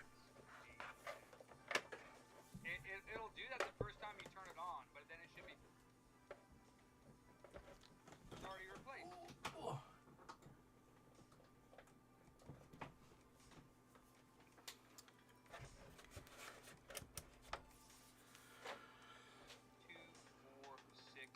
I really got to get rid of this thing. Mavs. 2, 4, 6. Mavs.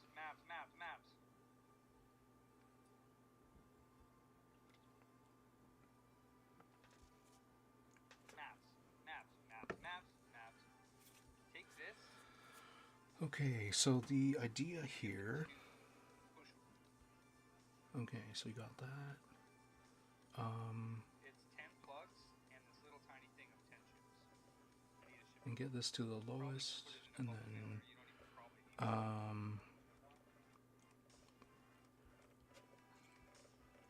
well, that's interesting. Why is there? Which one? The one that is back there? Okay, that's fine. Yeah, just go ahead and get that. Is Discord? Open up Discord. Go ahead. Oh, there. That's better. Open up Discord. Let's also turn off channel 2. Not that it should affect the. There. Okay, so that's the receiver noise. Channel 1. Right, and then probe is at 10 times, so we get the bandwidth. Let's just put a cursor on that voltage just to see how much. 20 millivolts per div means that the scope itself has. Whoops.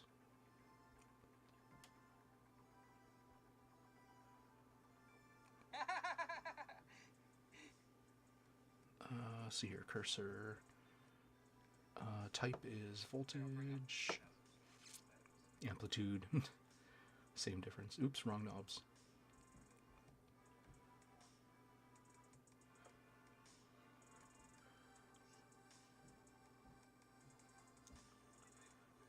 Yeah.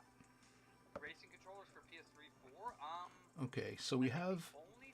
Okay, so we have a base noise of 13.6 millivolts, which means that. I mean, it may be a possibility that the Joy-Con cannot.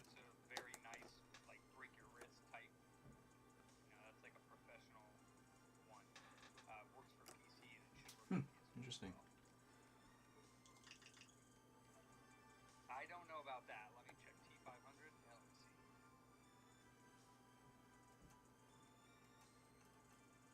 Yeah. Are they really saying I need to hit a trigger button to keep this on?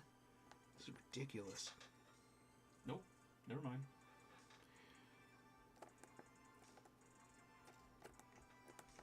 Okay. I really have no idea what's going on here. I do think that this LED ribbon thing is toast.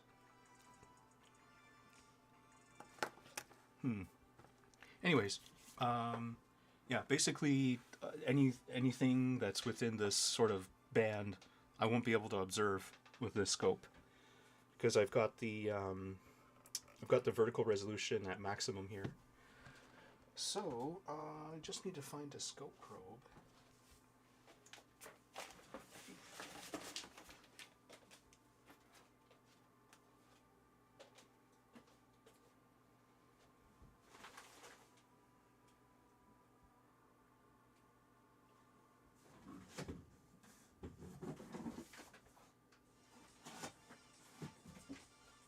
I can't remember where I tossed them since I was using them for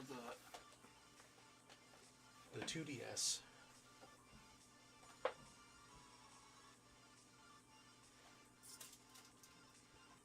I've rearranged my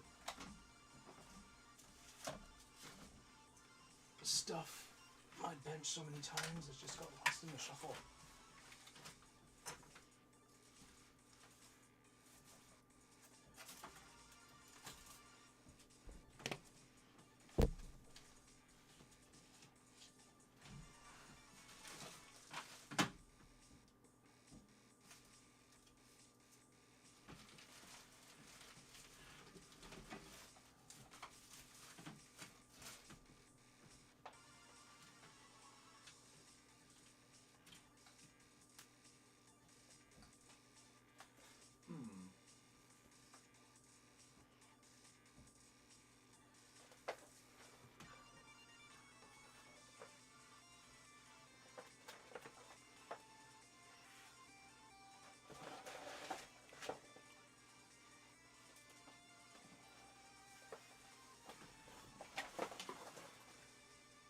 Where would something like that have gone?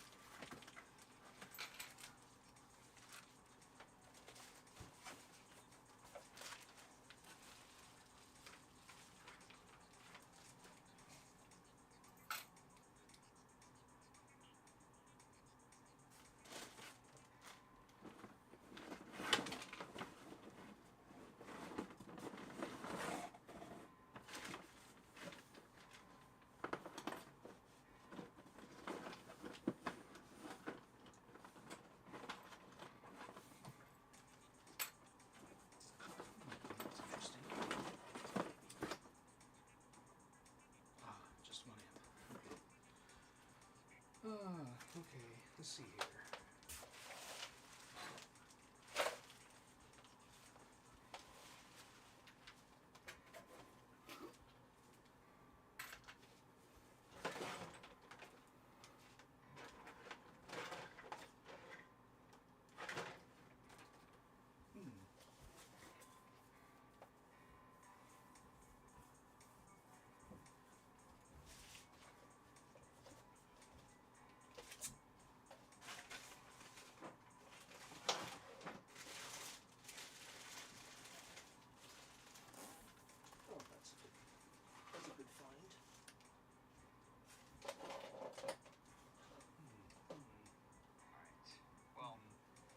Back here, the two of them are up.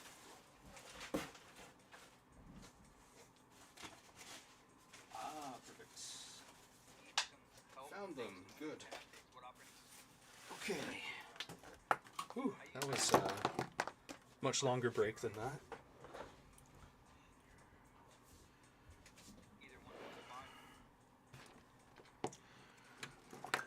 Okay.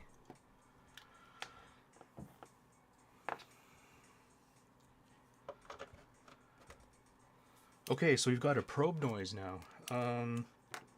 Yeah, so measuring the probe noise, you have to short it out. There we go. Okay, so we've got, you can see that there's spikes coming in every now and then. So that unfortunately increases your probe noise. Or increases the overall noise, which of course affects your measurement ability. So I think we can ignore those. Now, is this Joy-Con still connected? The switch says yes. Okay. So, this should be fun. We should be able to get away with stuff like this. Yep. Yeah, and of course, this is fun. So if I grab the probe tip, I become an antenna. And you can see I'm picking up quite a bit of signal. Or, I don't become an antenna, I'm already an antenna.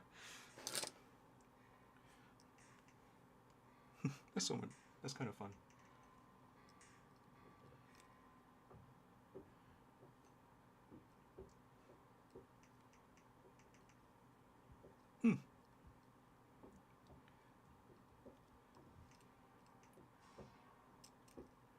Well, anyways, let's see here. So, yeah, where to clip on for a good ground? I think I still could do this.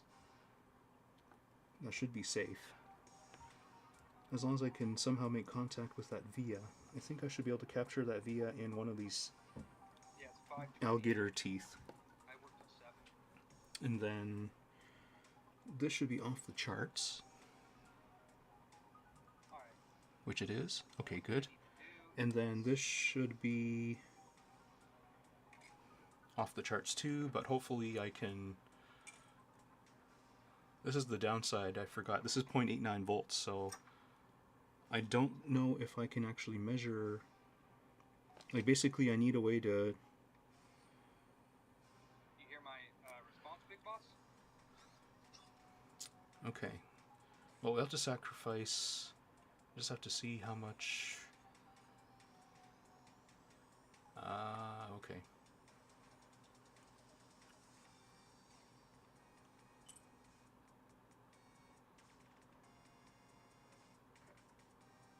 Oh. Thanks for letting me know. Well, I think I did misbehave when I was speaking with Mr. Green Eagle.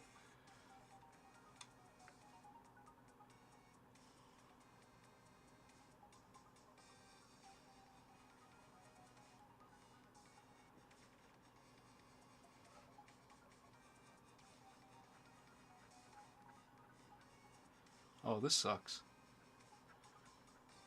I can't, Okay, yeah, I have the, oops, yeah, I never used that one. I have the, X-Flasher. Without some extra work, Works awesome, super fast, too. I don't think I can observe the noise. Let's just see what we got here. Mavs, if you want to check if we have any dongles for that, he wanted to trade in the guitar, but he doesn't have the dongle.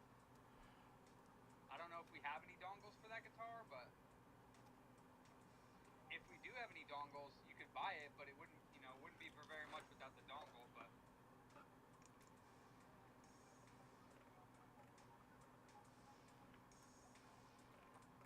Now, where did I shove that? Oh, right. I would have shoved it way up here.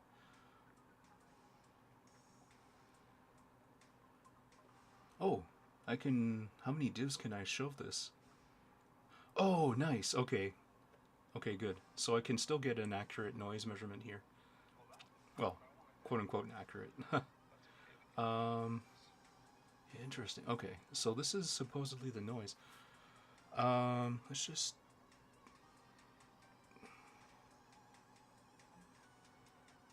Just get a sort of...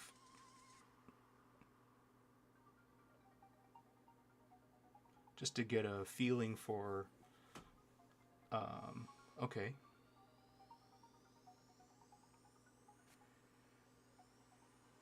Neat, okay. So is this barely...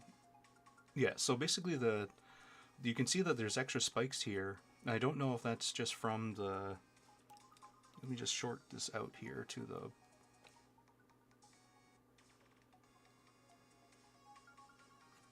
Sorry. And then I should be able to throw this way up. Completely forgot that this had digital DC offset. There we go. Okay. So I guess what I'm curious is if these spikes are... I have no idea what no, you've got the occasional spurious spike there. Yeah. But it doesn't seem as frequent. Oh no, I could be wrong there. What would be a better... Do we have... Oops. Rarely. Where's the... Is it utility or is it math? Yeah, that's right. Math. For Xbox? Probably be like 2 plus, actually. The same. There. Okay. So... Oops. Oops, wrong way. Yeah, we have 360s for 100 or 120 for the Slims, and then 3 PS3s. Okay, so... Slims are 129 and up, depending. We can only see noise up to... Or we have the Frankenstein backwards compatible ones, but those are like $1,000. Okay, let me just see here. Yeah, the Frankensteins is where we take the processor Oops. from the newer Slims, and we slap it in the backwards compatible ones, so they're more reliable, run cooler and stuff. It's a crazy process. Okay, so if I put this onto the... Oops. So I put this on the joystick output. Oops. Oh, right. I think I have to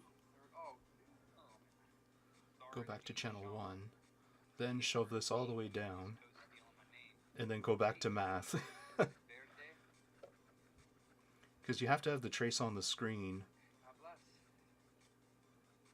Oh, you can digitally offset this even more than 40. Man, this scope is so good. Okay, so then we should be able to go back to math. There, okay. So they're like, I don't know. I would say this is pretty decently low noise.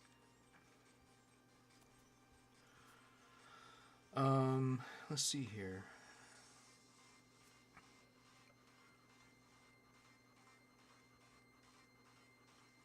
Okay, let's try the other.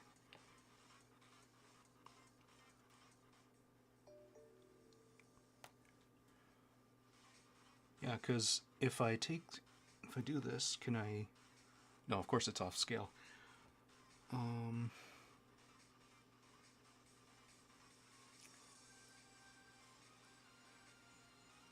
pretty sure the noise is not like appreciably large.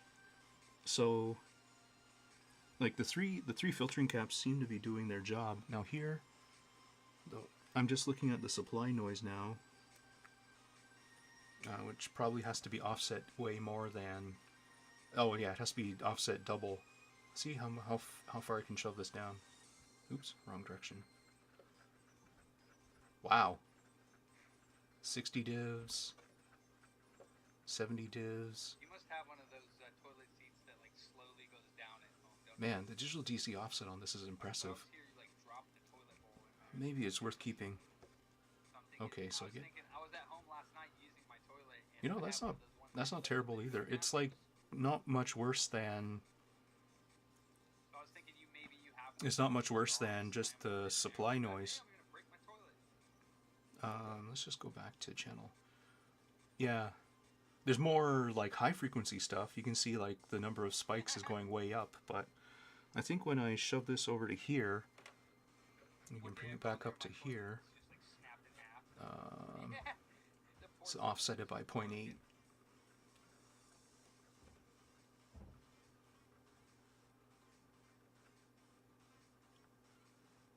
Oop.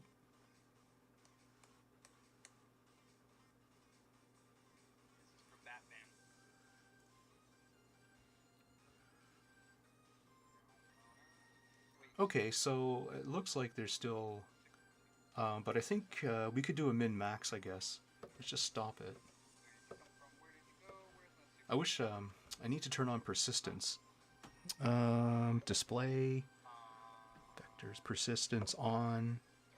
Let's just crank that up. Oops. Oh yeah, this is steady going down, yeah. He said he doesn't, so I don't know why it happens, but he always is slamming now.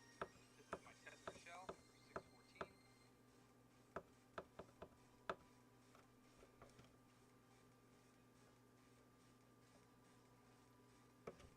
Okay, we're running. Okay, so I'm just going to let the noise build up, and then we should be able to get a min-max out of this, and then I'll use that as the measurement for what is the actual noise.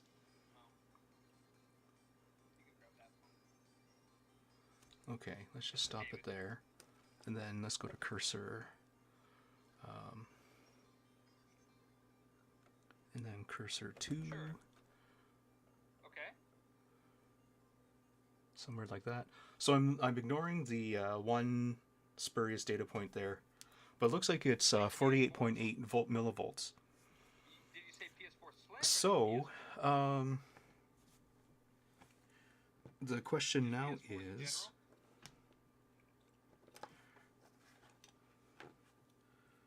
hey, so you just want the regular PS4 or the PS4 Slim or the PS4 Pro? on the regular PS4s we can a PS5 the joystick, are do we get I think, similar, 70, and worse, the Pro is going to be about 190. the same kind of noise? Is noise even a problem? Yeah, we have those, yeah. It would be 150 a piece. Plus tax, yeah. Correct. Yeah, we're only open till 7, so if you guys are planning on doing that today, we only have a little bit of time left. Oh, so let me just see. Not open tomorrow, Sunday, or Monday. Oh, there. Sure, yeah, thank you so much. Happy So I'm holidays. just going to take apart this PS5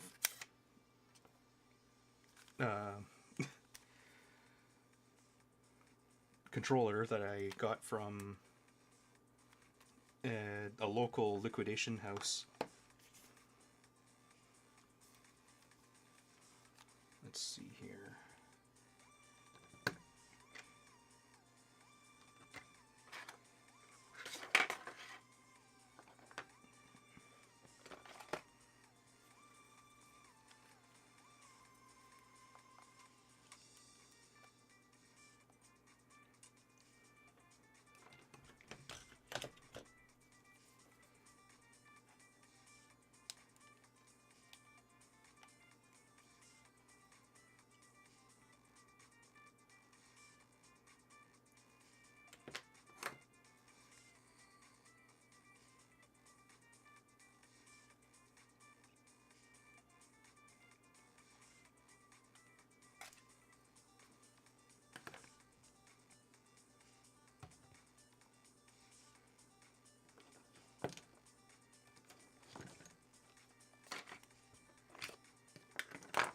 damn, how do you actually get into this?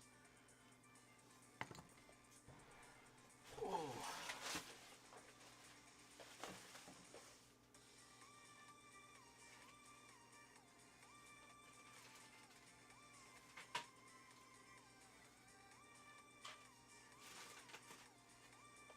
I should qualify that. How do you get into this without completely wrecking the finish? Oops.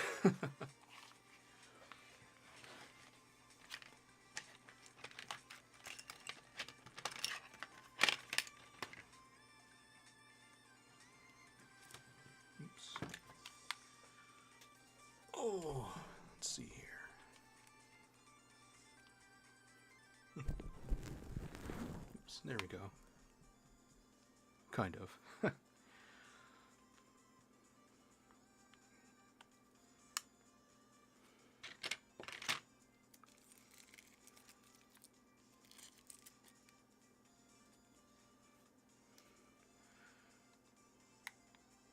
This should be thin enough, I would have thought.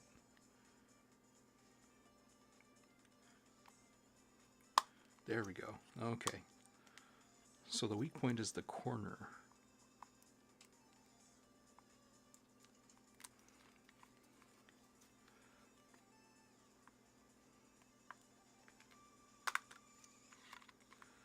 Okay.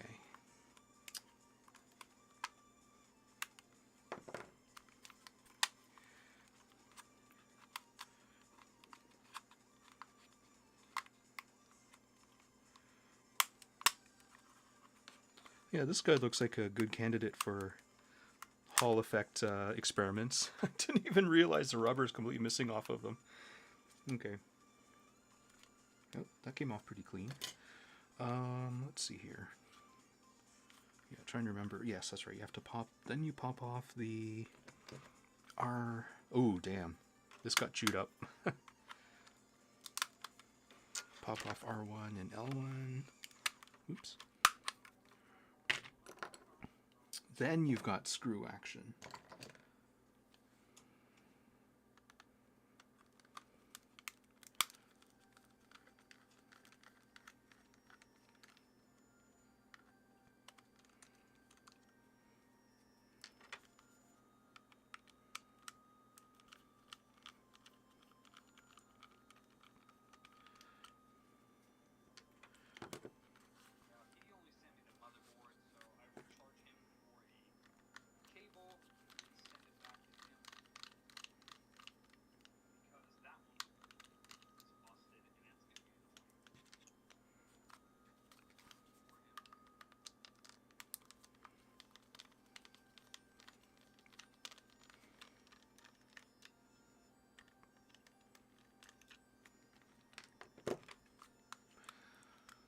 Okay, now let's see.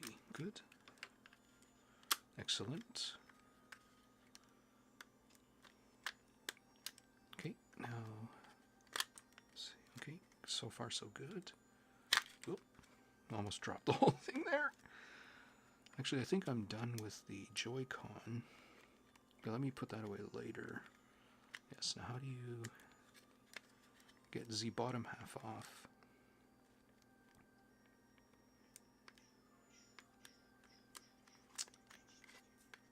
Yeah, I think this guy's been entered.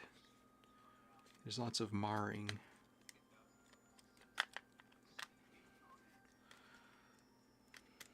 Oh, I see. Yeah, I have to lift the bottom part up. There we go. Yeah, and just... I wonder what all this stuff on the inside is. This is all... okay. So, let's see here. Let's pull this battery out. Let me just poke its voltage for a second, just to make sure that we're not in bulging territory. Even though I love myself a good bulge.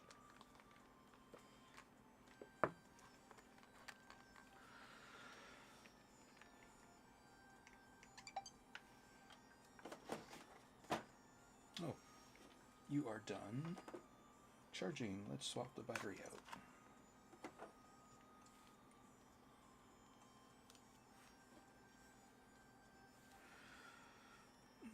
Actually, This guy is actually appropriately thin for this kind of... There we go.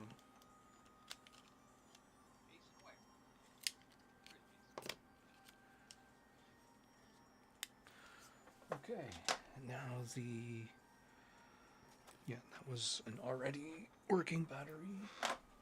Let's charge the next one.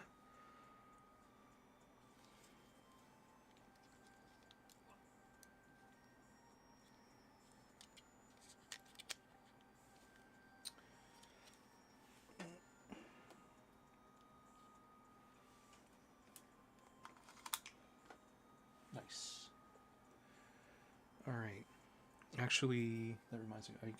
Since I'm done with this, I can put my other lefty. There we go. Finish trickling. Oh, okay. Switch thinks that it's perfectly fine.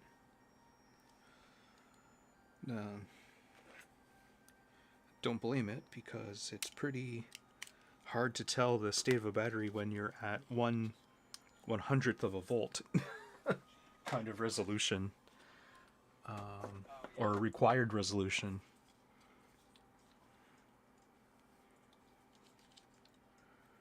Okay, so let's get you.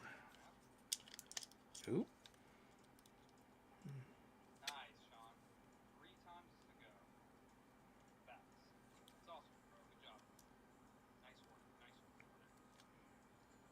It's a little disheartening doing it 32 times in a row, but hard work pays off, right? All right, another charging cycle in the books. Okay, multimeter. So hopefully you're somewhere between 3.2 and 3, or at least 3 point something. Oh yeah, you're probably high 80s. Okay, good. So we're not in bulge territory. That's good. All right, so next thing I need to do, where are you? Right, nope, that's fairly large. Here. Oof, gross. So we got the taking out the ambient noise microphone. Oh.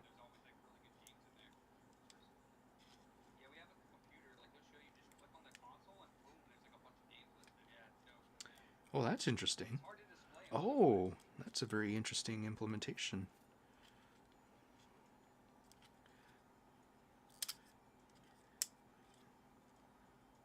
Huh, because the microphone is actually on the back.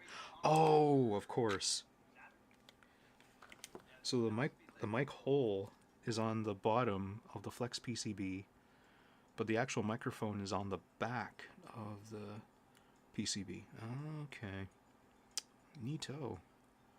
Oh, anyways, let's see. So that takes. Yes, we need to take out the frame.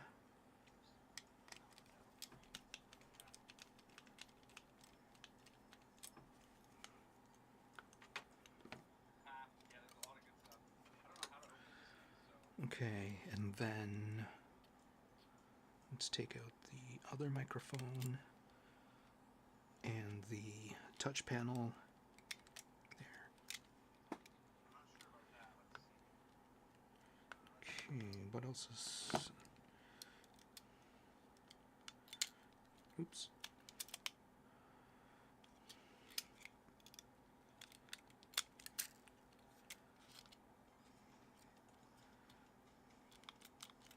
Is that the only thing holding that in? I thought there'd be more. I feel like there should be more holding this in, but maybe I'm wrong.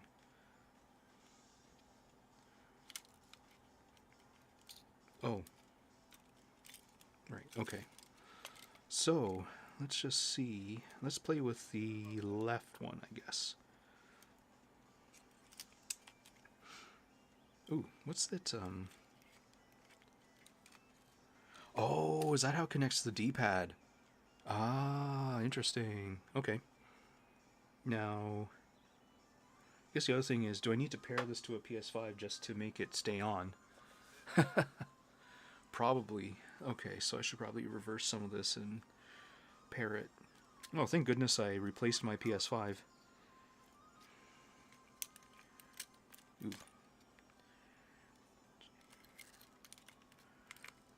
Okay, let's see here.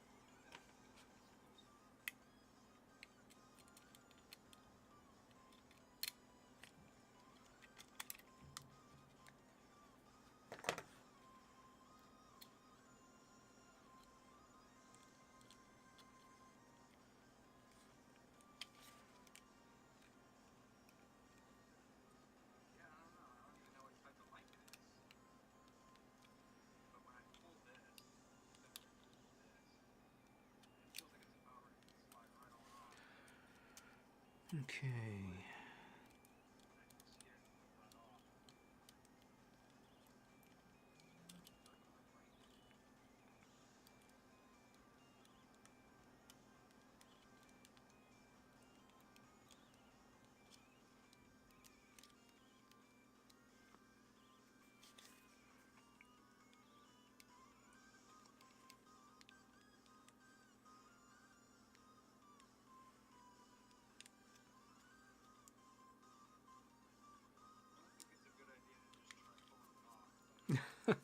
Wasn't expecting to see spider webs inside of this thing. Crazy. Doesn't smell like Mother's basement though. Anyways, yeah, I just need this and a battery. Where'd the battery go?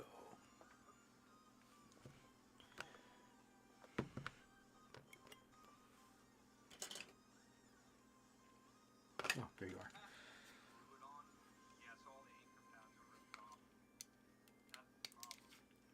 Okay, so then...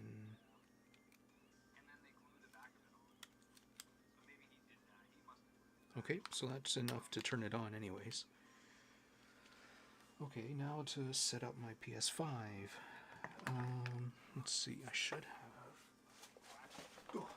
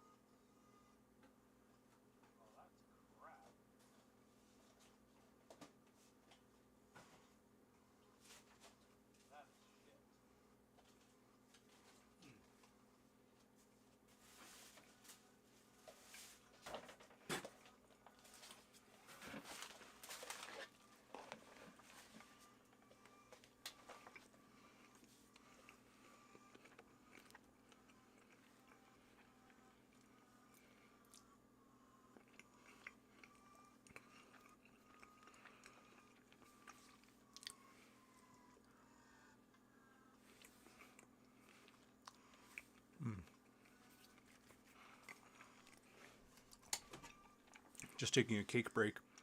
No. Oh, it's good cake.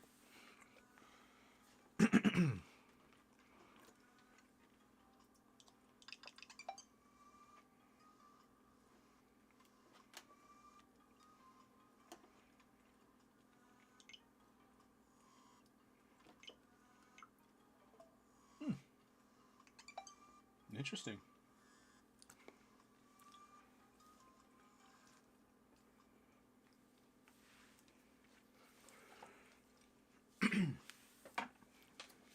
Switch is refusing to charge my Joy-Cons now.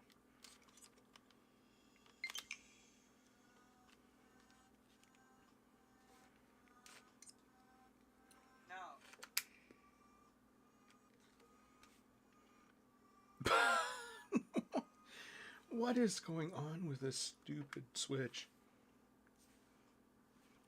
Oh my god. I swear to God.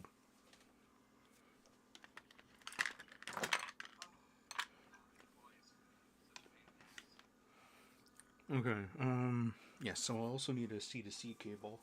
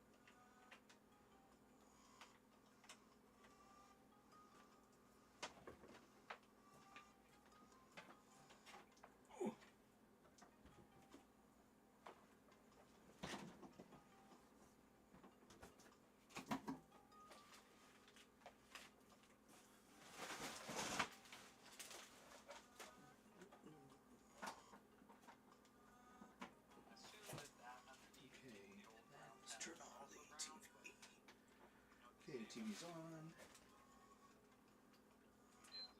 PS5 is on.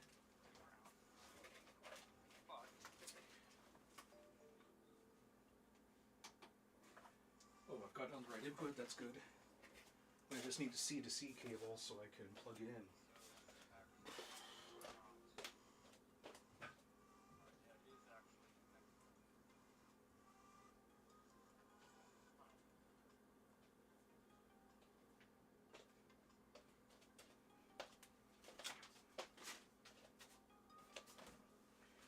There, okay. Got the C2C cable.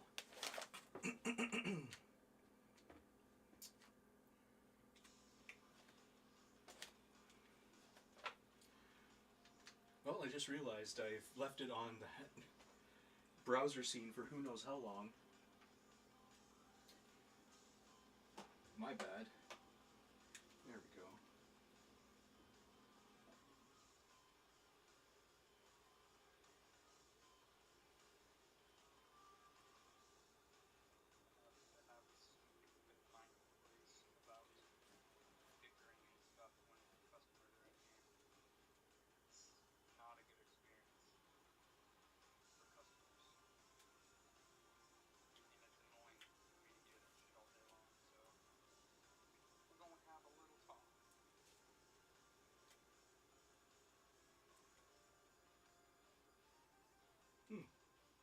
This controller's misbehaving quite a bit.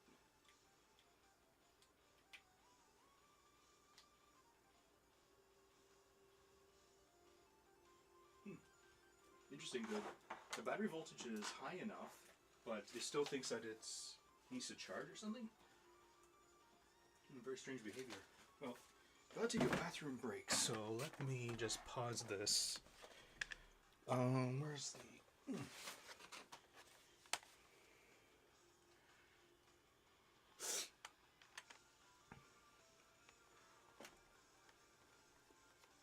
Yeah, I guess I might have to reshoot. I'm gonna have to reshoot all that, oops. HDMI capture. There we go. I'm gonna have to reshoot all that noise measurement stuff, I think, because it wasn't on. It wasn't set to the right scene. Oh well. Right. So let me just mute the mic.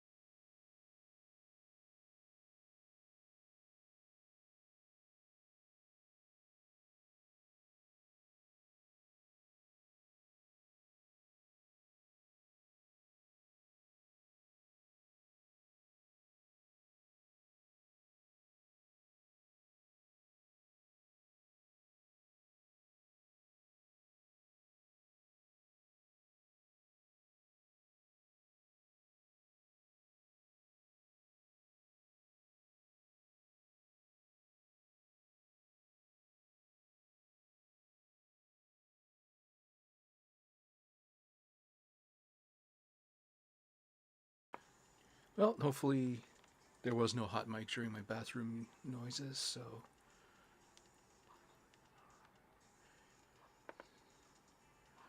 Alright, so I guess what I'm running into right now is the PS5 controller I got used.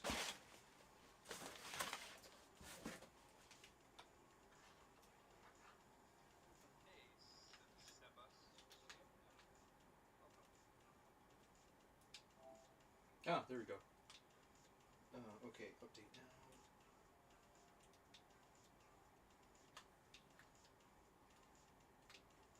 Oh, I'm a moron. Of course, the reason why it's not, the PS button's not working is because it needs to make contact with the front PCB. Oops. It's normally held in by a lot of screws.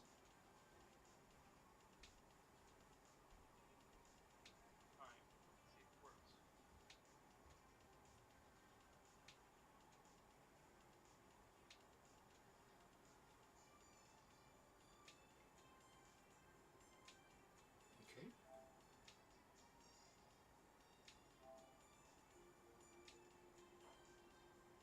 Okay, cool. Yeah, yeah, just like expected. It's the controller is fully powered. So I guess what I can do now is sort of do this in reverse. I'll get noise measurements, etc., from the PS5 controller, and then go back and redo the measurements for the Switch Hall effect. But I think already the Chinese Hall effect developers, whoever they might be, have already caught on to the noise problem and already have worked out a solution. So, anyways, now what do I need to do here?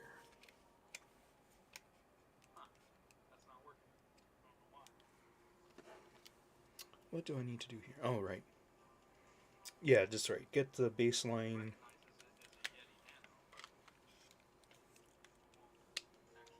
Okay. All right. So controllers connected to the PS5. Then I can put this into run mode, and I expect this to be a 1.8 voltage dealio. Oops. Okay, so positive is on the bottom. That's funny. The tick noise you're hearing is from the force feedback. So this controller is super fucked.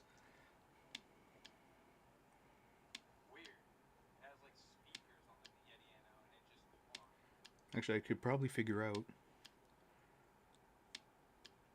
which one it is. Yeah, there's a malfunction on this one for some reason.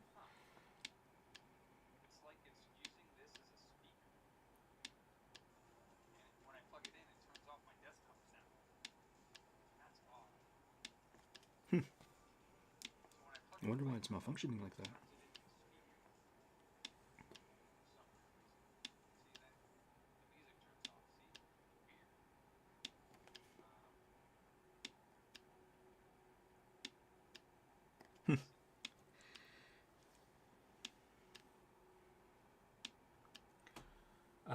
Let me see here. So, I think, yeah, I might throw the throw the replacement onto this side of the joystick. Yeah. Okay. Let's start with noise. Now, what? I don't know if this malfunctioning force feedback is going to get in the way, but let me just, we could probably see its behavior on the oscilloscope if we really wanted to. Should be able to anyways. Let me just see. Just need a really good, I might need to solder on a ground point to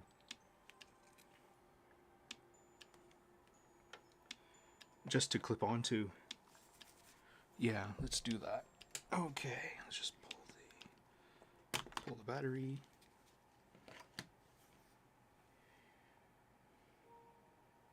Actually, I'll do this side just because over here the force feedback sensory thing is not going and not being triggered.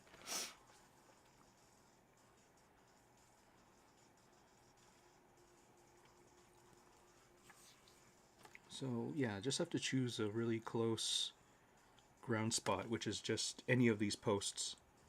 So I'll just solder a wire to, or a loop to this so I can clip onto it.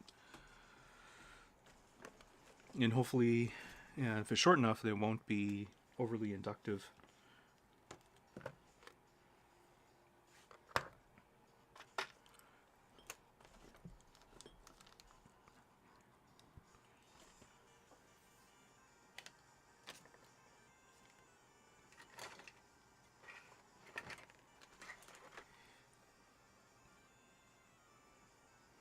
Okay, so first let's just see.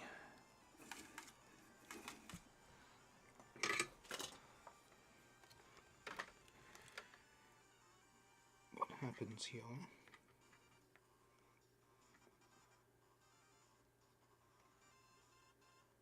Okay, so far so good.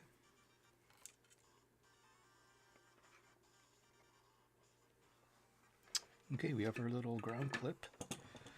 Now let's plug in the scope again. Or not plug in the scope. Plug in the battery.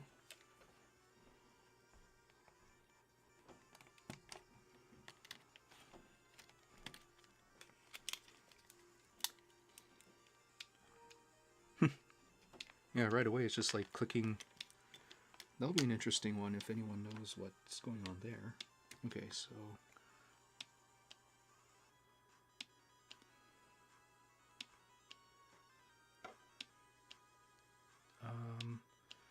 okay, now let's just zoom in on the scope here.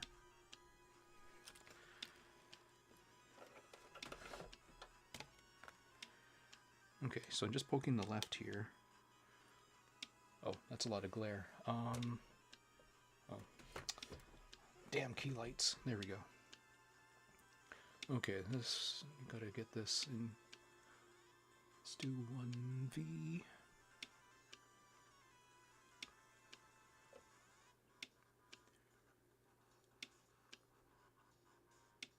Okay, so you got our 1.8 volts. So this should be somewhere in the middle, which it is. Okay. Right. So persistence.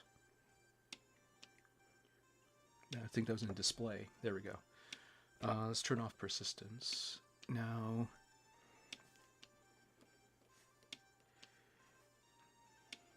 so I'm just touching I'm shorting the probe out so that we can get the probe noise quantified. So display, persistence, oops. Okay, so basically the GuliKit was not noisier than the, interesting, okay.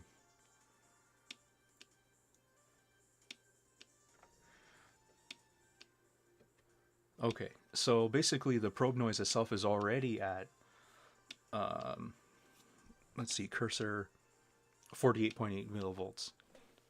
Oops, let's just close that. There, okay, so then that means the, let's just see what the noise is like, oops, here. So I'm just touching the joystick output of a resistive, the stock potentiometer. So what I need to do here is turn off persistence. Oops. display. There. And then let's offset this by minus 0.8 roughly.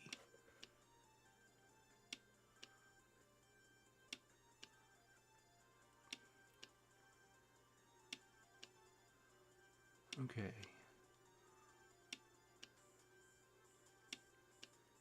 And then we can turn persistence back on.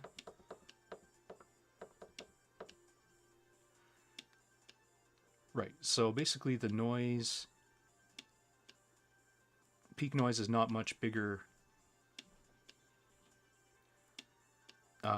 is like barely bigger than the noise of the scope. Okay, so let's see here. Let's turn off the persistence. Okay, now just unclip this. Now to replace this with the Hall effect, I'm going to replace this with this. So let's just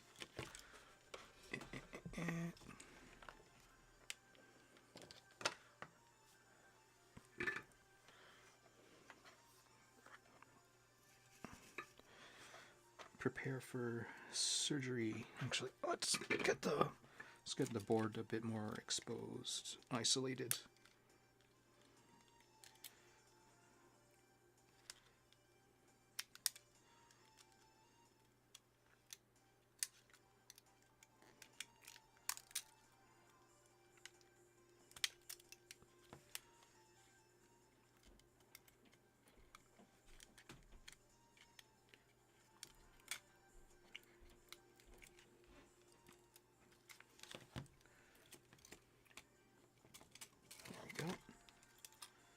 I think these should just come off, right?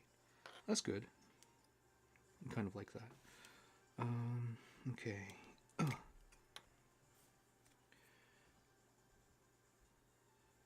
I wonder what that is. This little blob of stuff. I don't know if that's related to the weird behavior. Yeah, this definitely has like some form of liquid damage, I think.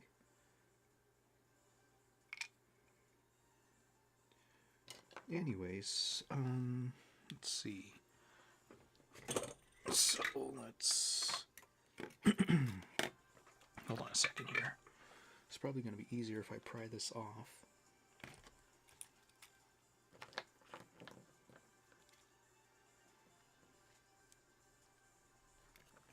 Pretty sure you should be able to do that, right?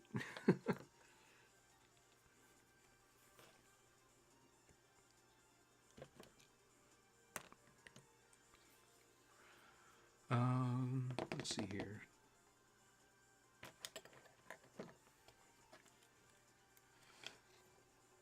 Oh, I wonder what this insect was. A moth? Mosquito? Looks like a little itty bitty moth. Oop. There.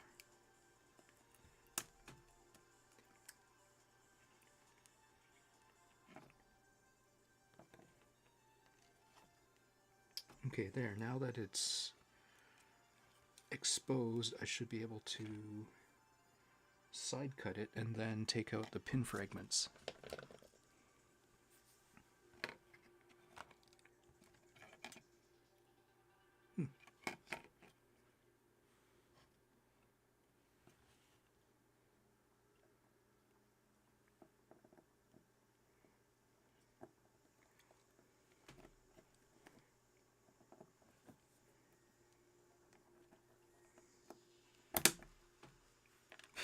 Very good. Okay, and then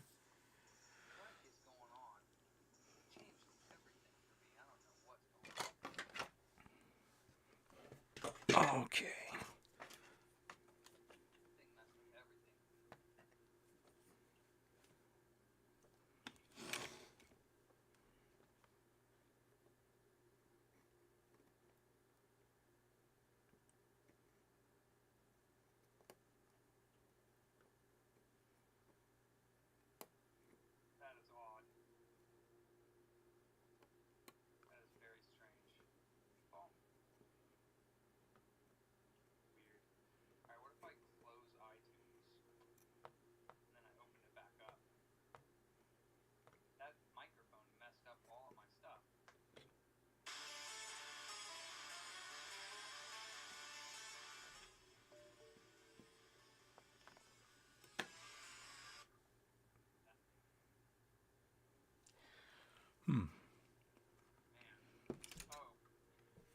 The tweezers are sucking up too much heat.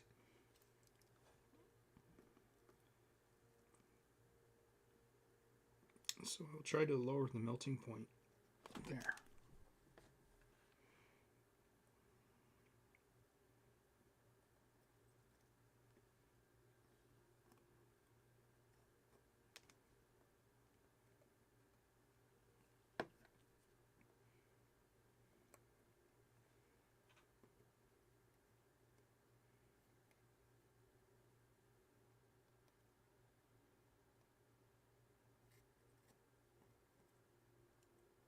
Seriously?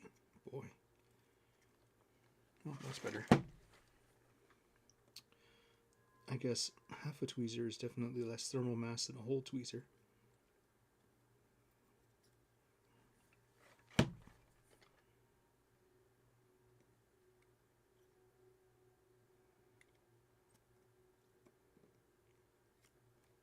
Perfect. All right, now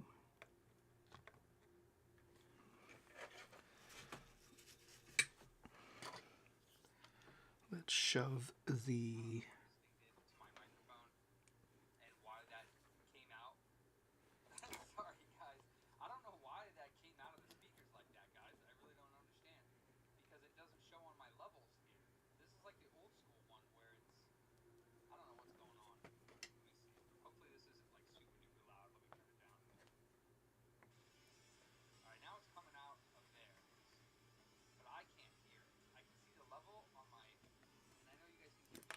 Oops.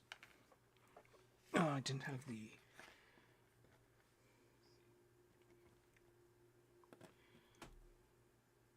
Didn't have the PCB well aligned for insertion.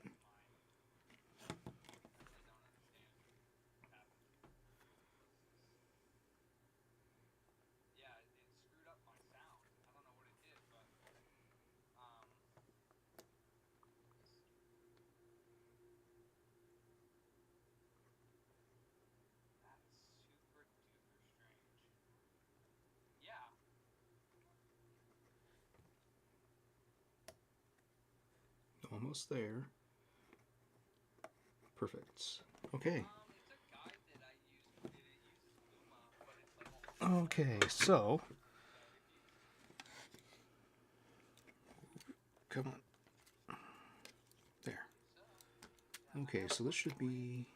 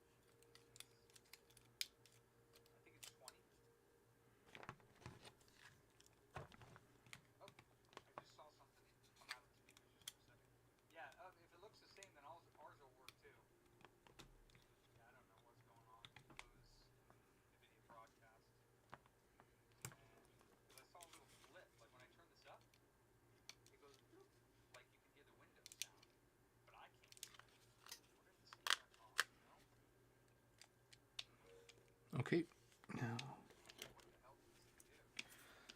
now let's see if... Oh, right, of course. Let's just put this wire back.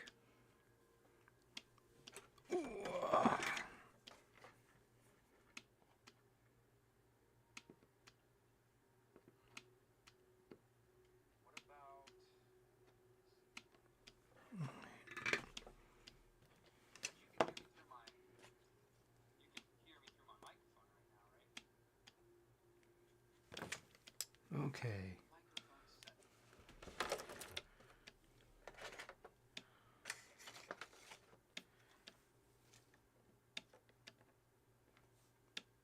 Oh, wow. Oh, okay. So there's a lot going on here. Didn't realize. Okay. So let's do display. Interesting. So that's what they probably mean by... Okay.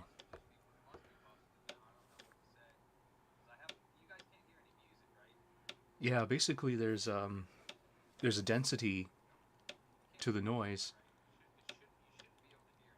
and you can sort of see the real time noise in behind the refresh, but there's more. This is definitely elevated for sure. There's more spikes that are outside the original 48.8. Now, just for fun, let's just see what this works out to. If it is the 68 a measure of peak noise,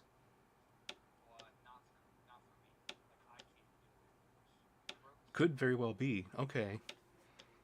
Interesting. Okay, I see what they mean by noise now. Okay. Yeah, there's definitely a frequency to it. So we should be able to go to math. Turn off. Okay. Well, maybe FFT is not the best, but there's definitely a peak hold. Cursor. Let's see. Oops. Frequency. Oh, we have to put it on math. There we go. Frequency. So what frequency is this? They're saying that this is at 500 kilohertz. That's power supply noise. Usually DC-DC converters run in that frequency. Okay. Interesting. Well, that's very, very neat. So there is noise, and yeah, you should be able to just resolve that by putting like just about anything. Let's go to the GuliKit. Let's see here. So go back channel there. Yeah, there's a density to this noise. Cursor.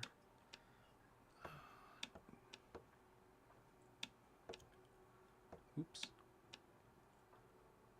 Interesting. Well, anyways, yeah. Yeah, so let's just repeat the noise measurement for the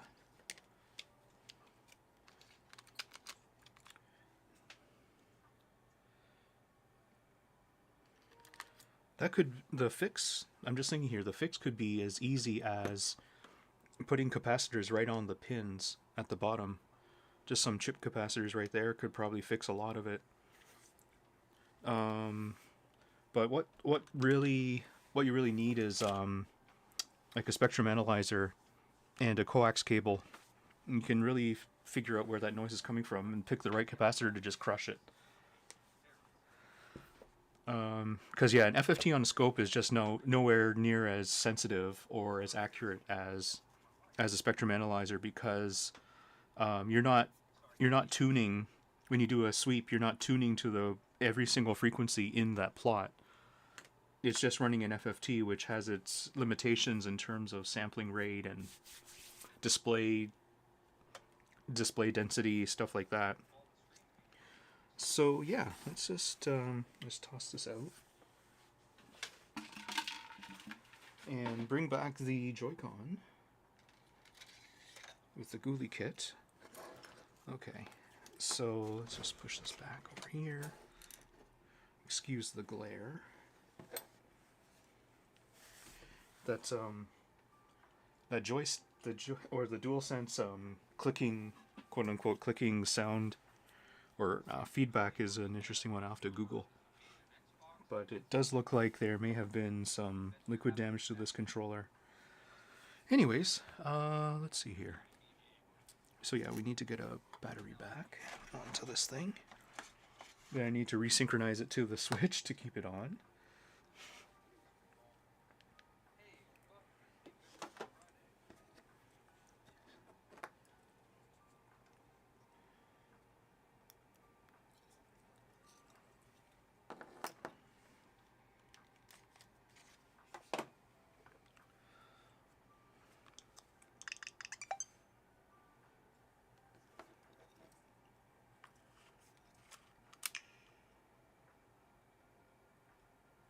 Okay, now It should be paired, which means...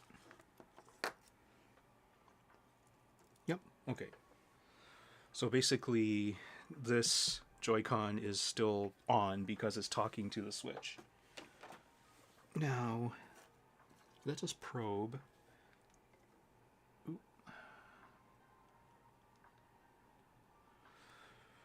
Let us probe the...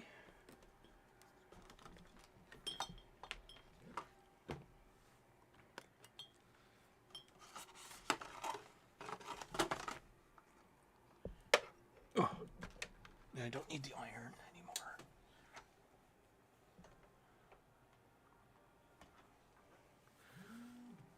Okay, so then let's just tidy up here.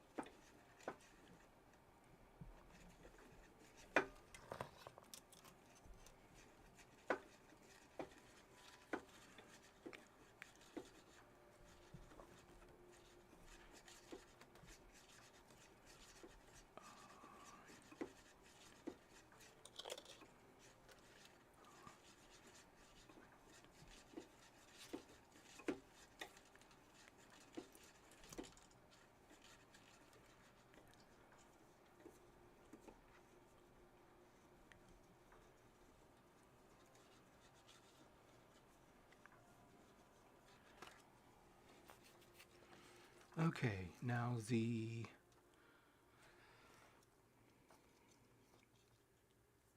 Okay, so Joy-Con still on, yep. Even though this light is broken, I'm pretty sure this... Got to swap out the PCB or something. It's got a temperature to it. Anyways. Yep. Okay, now the thing I need to do is clip onto...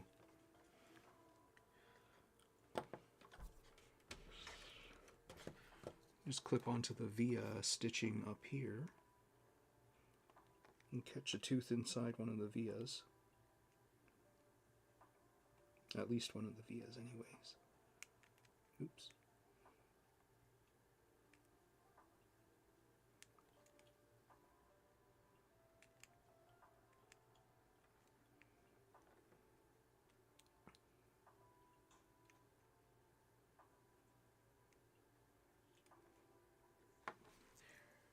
Yep, okay. Alright, so let's see here, display, persistence, reset it. Okay, now the output of one of the Hall effects should be here.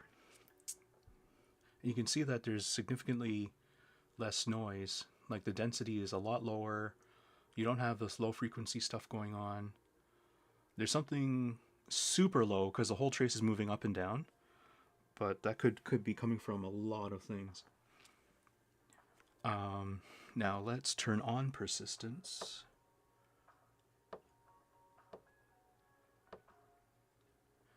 And you can see that the peak noise is just nowhere near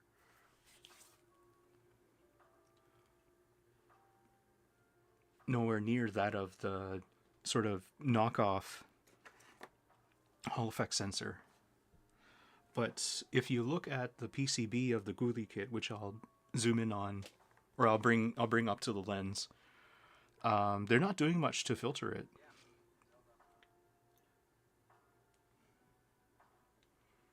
Oops.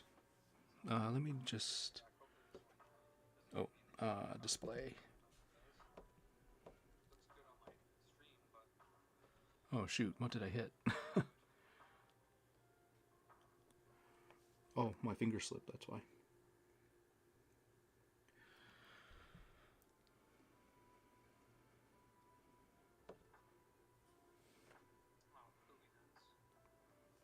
Okay, so I should be able to hit cursor, amplitude, yes. Okay, so we can put this at the peaks, because that seems to be how they're measuring it.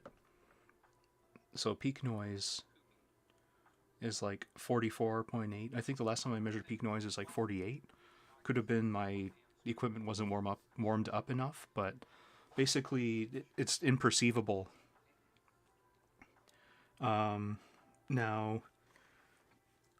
Now that I've got that on record, let me move on to a bit more reverse engineering here. Let's see. Yeah, so I'm actually done with the scope. Just turn that off and get it out of the way. Oh, okay.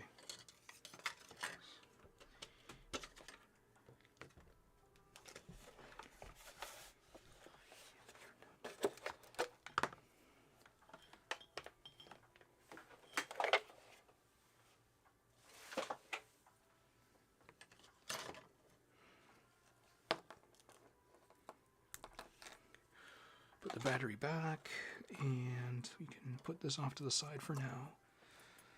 Oh, right, of course. The actual joystick analysis. Okay. Or the GuliKit analysis. Alright, now, can this come in more? That's decent. No, it's not as good as bringing it closer. What can I raise this with? Let's try... This should give you a bit more magnification.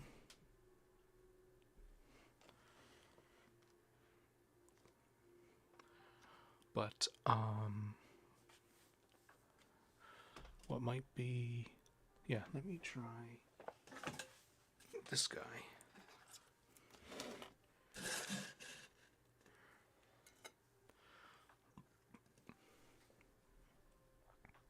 Okay. So my understanding is that you have a Hall.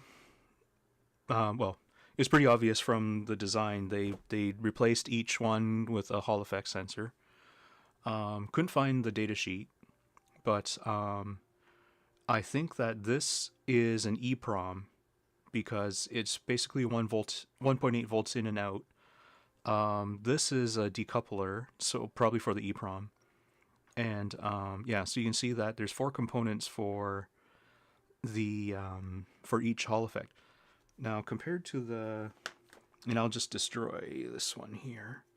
I took a sensor off of each one here, so, or off of the one there, so I will just peel the other one off.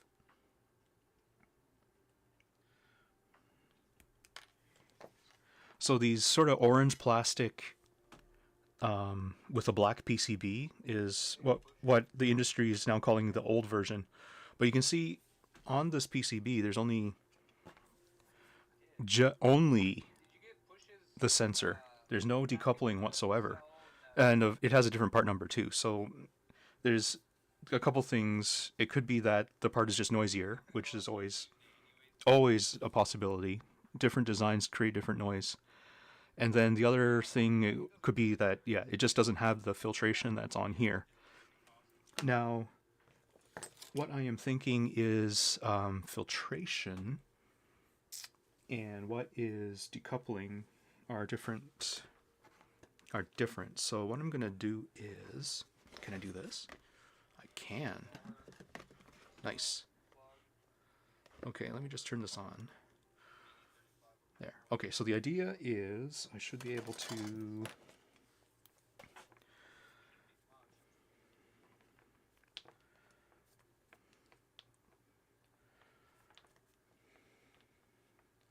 the idea here is I should be able to measure. Let's go to resistance mode.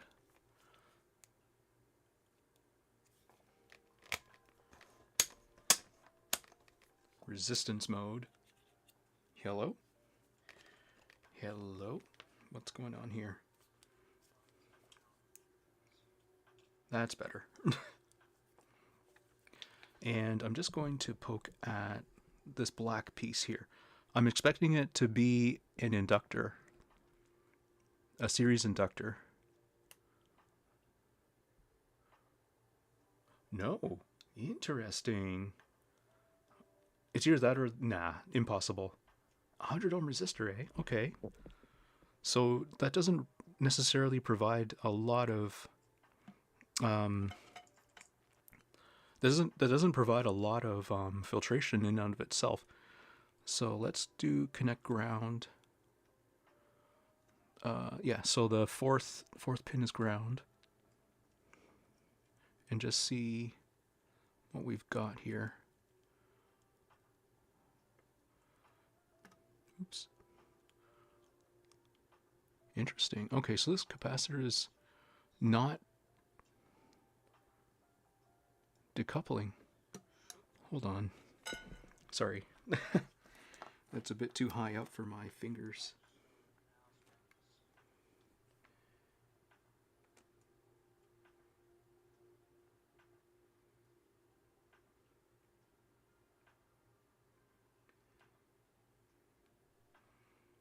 Okay. Yeah, and I think that's lead resistance. Nope.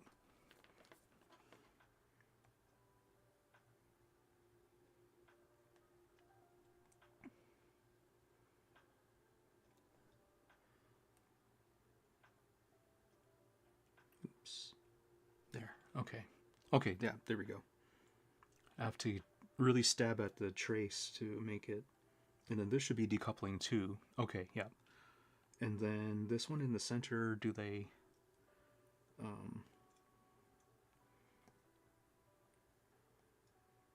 are they both decoupling? I think the answer is yes. I just have to get my... Yeah, okay. So there's two frequencies they're trying to kill there, or they're doubling up on one frequency. Now, is this decoupling, or is this a DC? No, it can't be a DC block, could it? That'd be interesting. Oh no, yeah, okay, so it's also decoupling, but I don't know for what purpose.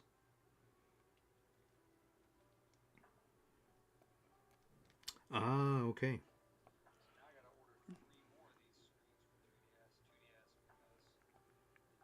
Oh, sorry. Let me just steady up my hands there. Yeah, that's obvious. Okay, got it. So you've got a series 100, probably just to prevent, just for protective probably purposes. And then you've got a... oh no, it could be... Of course. They're doing an RC low pass. Yep, that makes sense. Okay, so they're doing RC low pass on that one. Because the R is in series and the capacitor is from one end of the resistor to ground. And then the power supply of the sensor is it's got two capacitors on it. I should bring this back so I can point out what I was measuring. So basically, yeah, and that would explain the non-zero value. So basically this, where's my pointer? Ah, here we go. So basically this black component here, which is a resistor, I don't know if it's thick film or thin film, but it's obviously 100 ohms, 1%. And this is in series with the sensor output. This capacitor is connected to this part of the resistor and then connects to ground. So these two together are creating an RC low pass. If I remember low pass properly. Now, these two capacitors here are common in they're joined in the center, and you can see that it goes to the supply trace of the Hall effect sensor. So it's obviously providing supply filtering. Even though I measured the supply noise to be already pretty low, they're either filtering incoming noise or outgoing noise from the power pin. I initially thought the 6-pin was a DC-DC converter, but after I realized that it was 1.8 for all of the boards, I realized it's probably a 6-pin I2C EEPROM, and that's probably where these guys are storing their calibration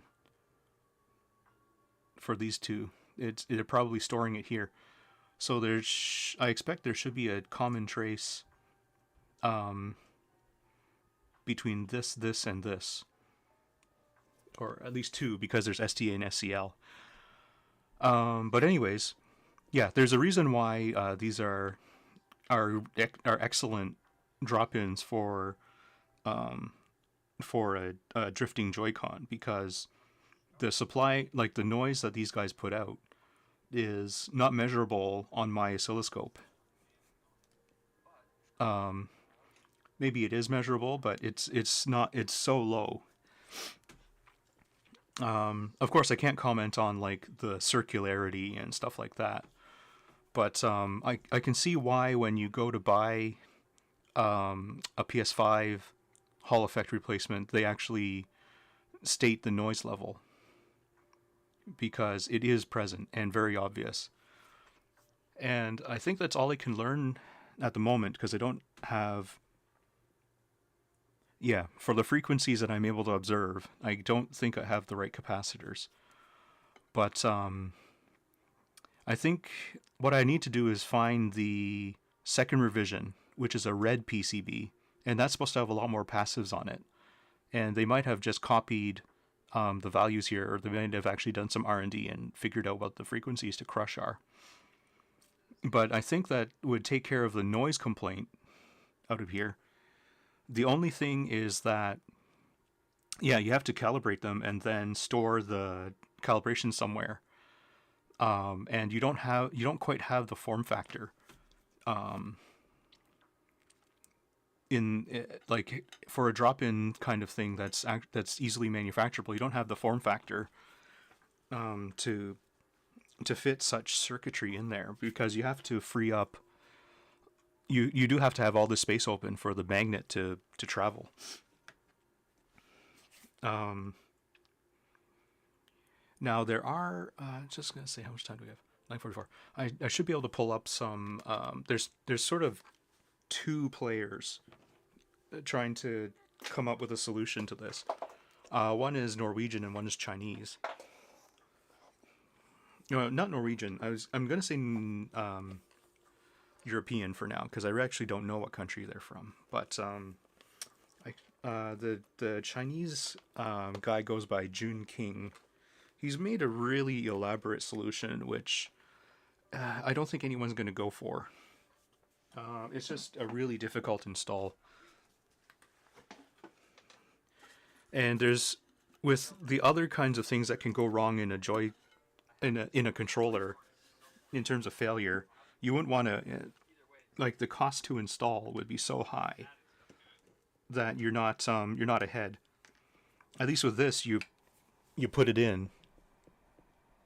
You just put it in and you're done. It's calibrated at the factory, you know. Let me see here. So let me get my keyboard out, and we can switch over to this scene. Come back to the browser. I should have... Well, I'm really... I definitely learned a lot today. Very, very mentally engaged right now. Okay, so let's go to YouTube. I should be logged in on my premium account. Good. Oh, it's me. I actually have Booter running in the background. He's working on a 2DS right now, the old 2DS. Okay, so one player is Jun King.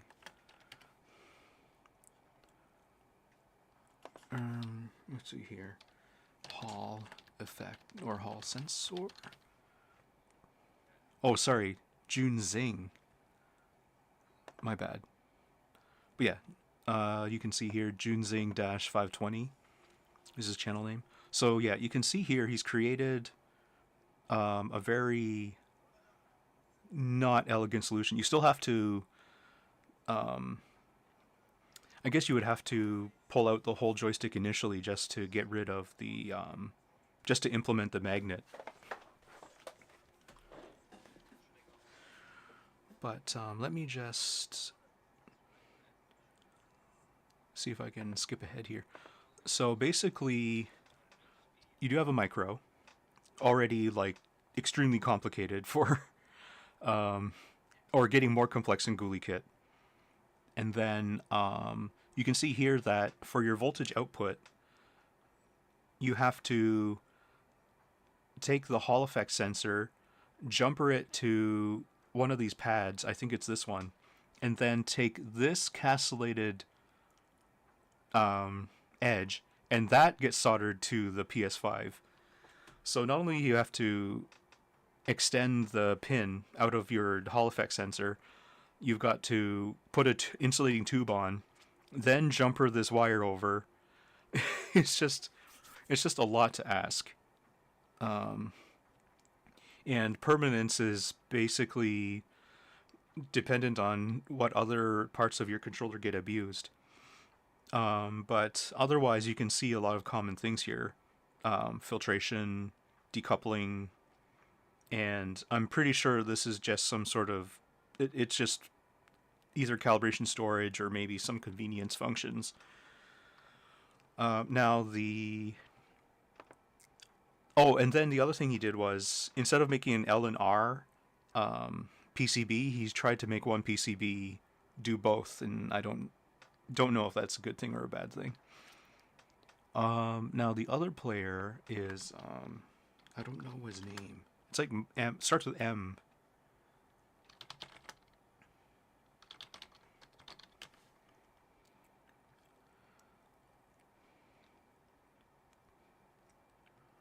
Let's see.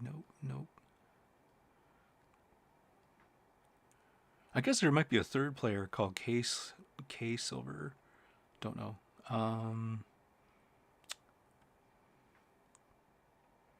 No, what was that guy's name? Hall sensor, Hall effect joystick, PS5. Excuse me.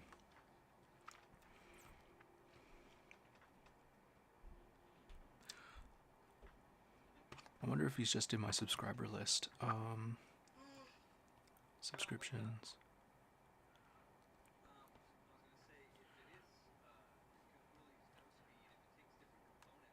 I don't think he's updated in a while, but where's my... Is it in my account?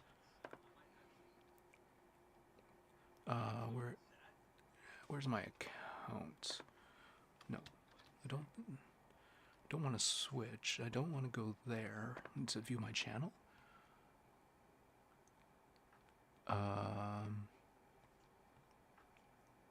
Subscriptions. Well, I don't want to. I could do it this way. See, it'd be nice if I could just search my subscriptions, but this is just a list of... Oh, maybe it's over here. Yeah, this would help there. Okay, so it starts with M.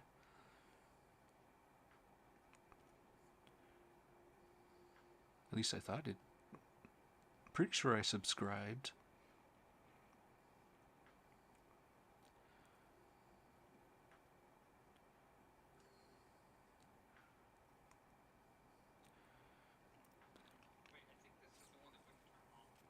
Or maybe... Oh, there's Marius Hire.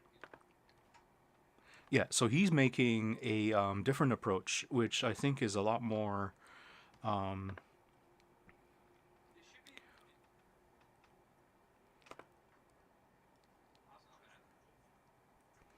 Oops. Which I think is way more usable. The difference, I guess, would be... I guess the difference would be that it may not... Well, it should be drop-in, really, for any controller that uses... But yeah, he went like whole hog. He modeled everything. He's using like instead of using a little magnet, a little square magnet, he's decided to go for a full magnet, a full circle, and he's using the AS5600 sensor, which has where you can, which lets you store the calibration inside the sensor. Yeah, so you can see his PCB here. So here, this would be your I2C interface to the Hall effect sensor, and you would run the software with a pogo pin adapter, and then you're calibrated, and then you're done. Let's see here.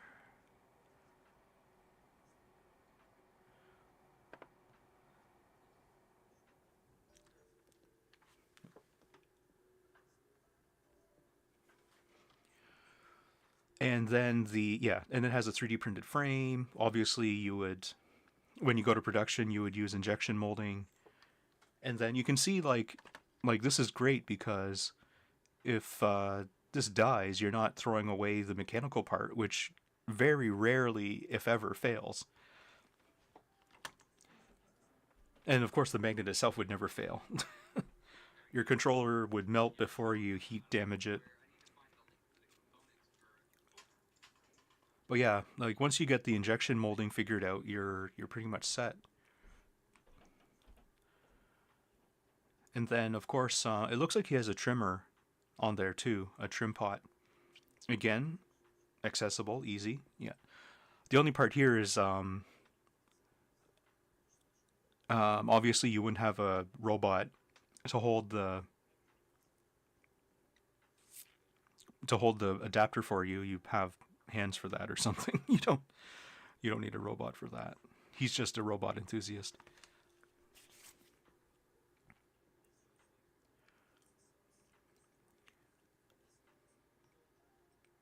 Yeah, so this is still in development, but I think, yeah, and over here he's going into how to install it. Oops, let's just see here.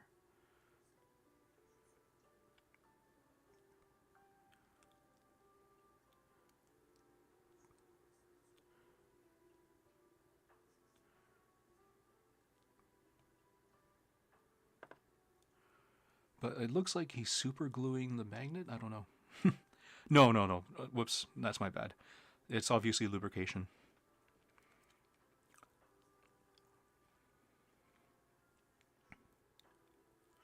Yeah, and then this spaces the Hall effect sensor away from the shaft and the magnet itself. But again, I think his complaint about the cap of the joystick hitting the PCB again can be addressed by just making bigger caps. Like those, when you go to injection molding, they're probably pennies.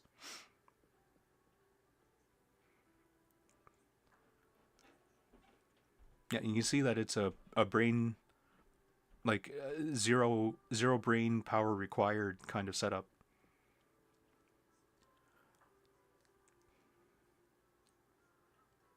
But I guess I'm assuming he has such a rigid rig so that your hand steadiness doesn't get into it. But again, you would do that at the factory, not, you wouldn't have an end user do it, I assume.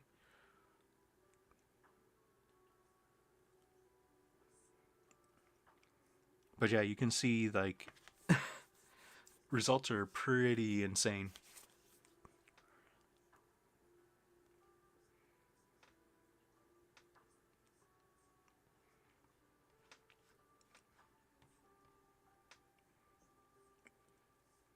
Oh, I didn't like this. You're definitely getting a like now.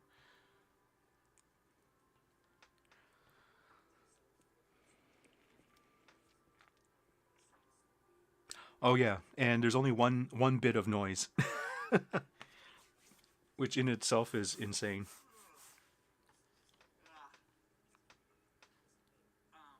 This is the first 1.6 that I got brand new, like brand new. Yeah, I'm definitely looking forward to this getting. Is it? I'm assuming it's not.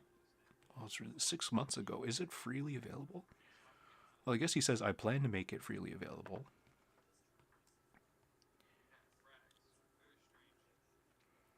Yeah. And technically, the 5600, like, you could probably shave down the package if you needed the thinness. Like, I think that's a viable solution.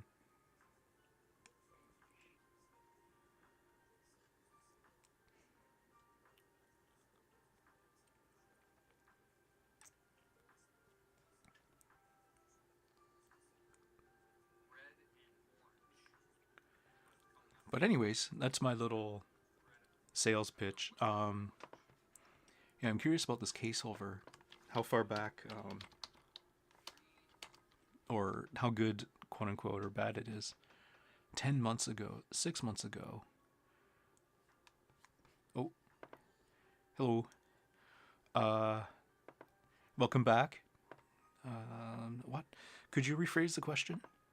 Um, what is it? Magnet too close. Like in. Is that in response to something I said?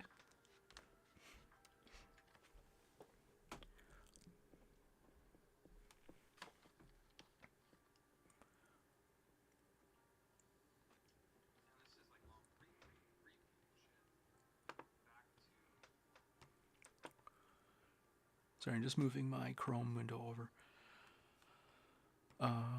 Yeah, I'm very okay. So that's 6 months old too, which means that they're roughly the same time snapshot. Let's just see. Put on my headphones for this because I don't.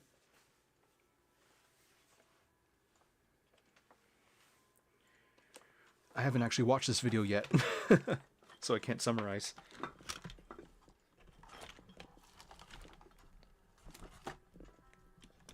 Just watching a video about. Oh, sorry. A problem. Oh, you're not commenting on anything in the stream or videos that I've shown in the stream.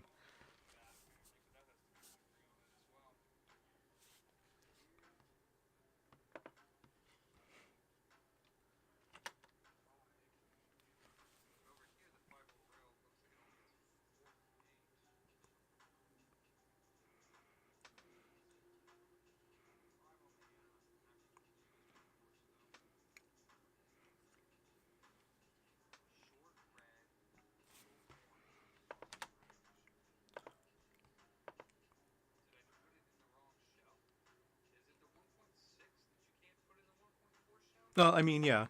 If the magnet's too close, you obviously saturate the inputs. But yeah, I'm assuming that all these guys have figured it out.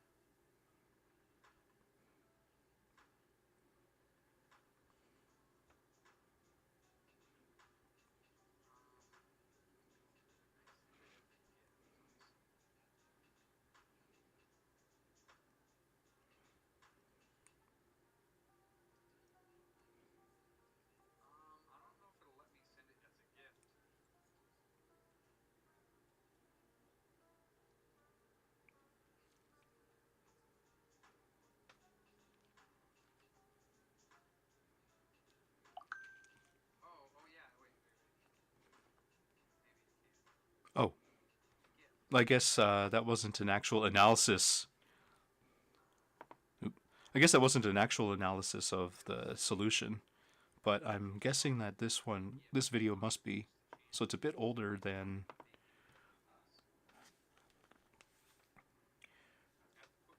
I would have liked.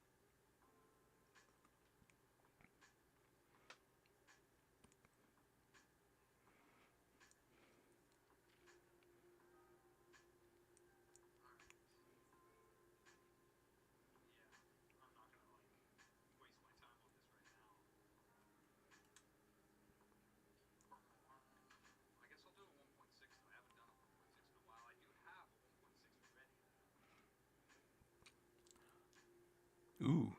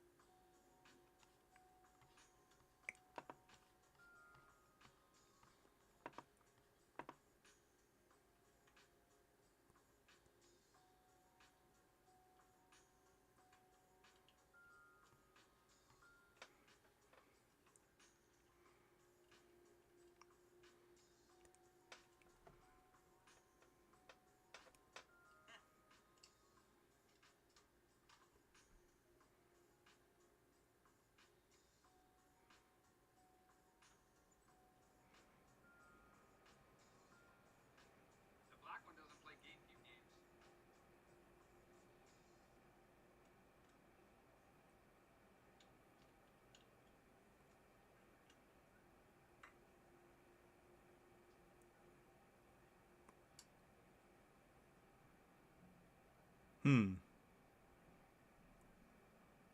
Mm-hmm.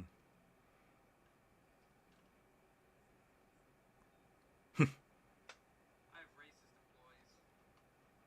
I said I have racist employees.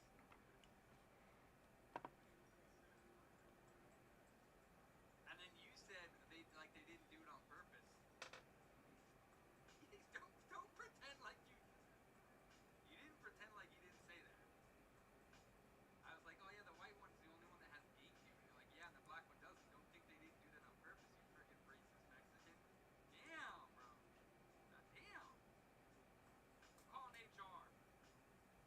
Ander, I have a lawsuit against Maverick Hernandez for being racist in my store.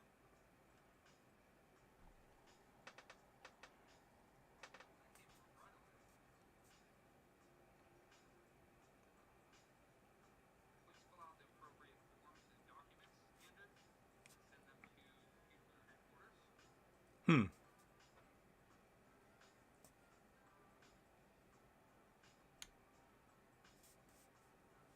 What are you getting, Derek? Oh, that's not great.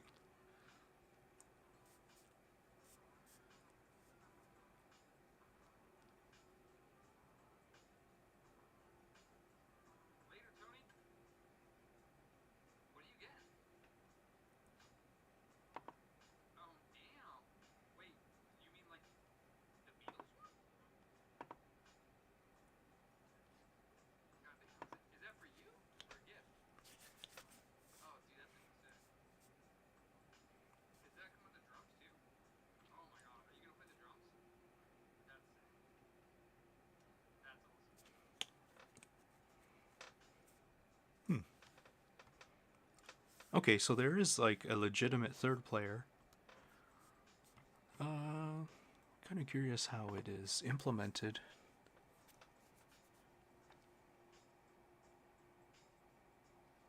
Wow. I was gonna get that retro gun fighting thing for me, but because my buddy's got that 100 inch projection, I might get that. It's a retro shooter. It's like two light guns that'll work for like newer things because it has four sensors. No, it's not from here. Hmm. So I'm assuming that the chip that is additional must be a microcontroller with EEPROM, especially if there's buttons in it. So there's okay. Nav doesn't do drugs, really. Maybe smokes some herb every now and then.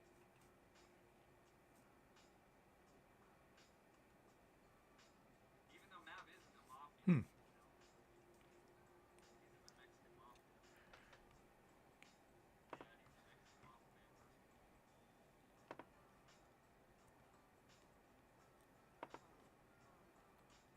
Wow, this one has the old school 1.6 rebuild done on it.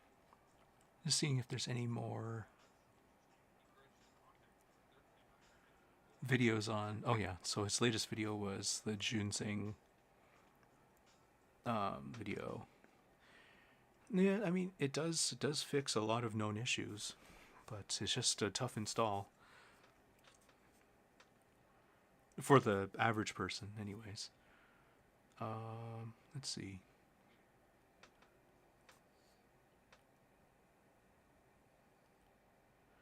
Now, where did I see that video with the improved? Like, these are the ones that I have right now. They have a little.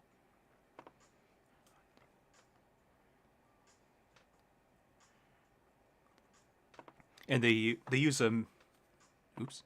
And they use a mechanical calibration, which basically force. You're praying that the magnet stays in a specific spot for the lifetime of the sensor. That's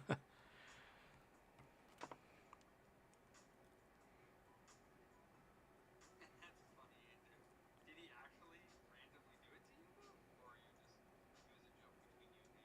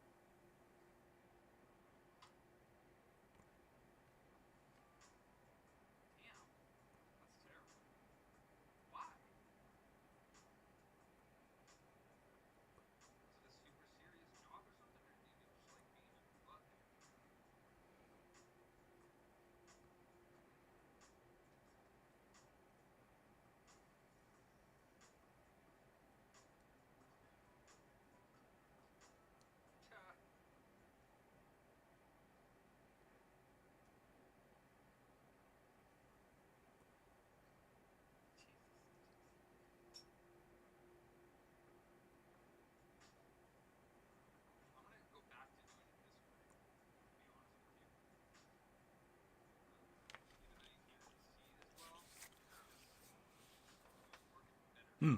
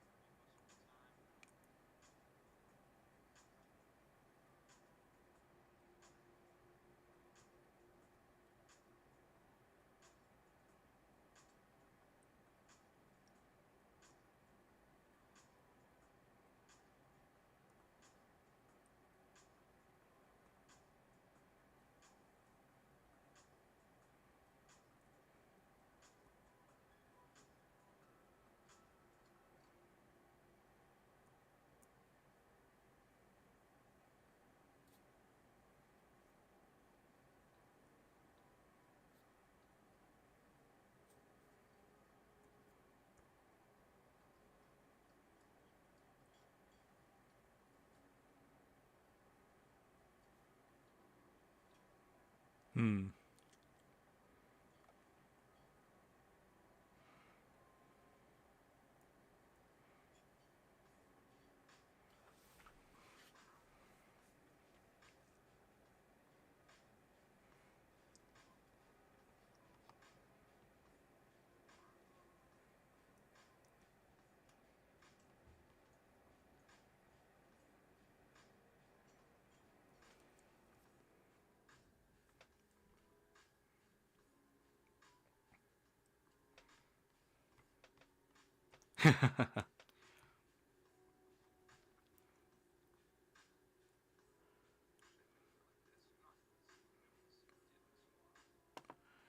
Okay. Um, let's see. Now I was looking for. Doo, doo, doo. Oops. Let's just change the scene here. Yeah, I'm curious if anyone's encountered this DualSense uh, force feedback.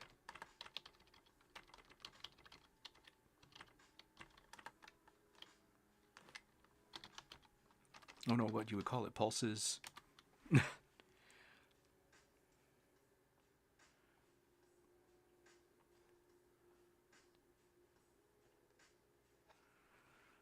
Because I'm curious if it pulses because of an error or.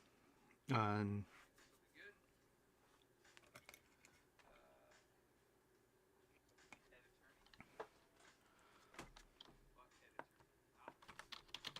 I don't know what the interval is either.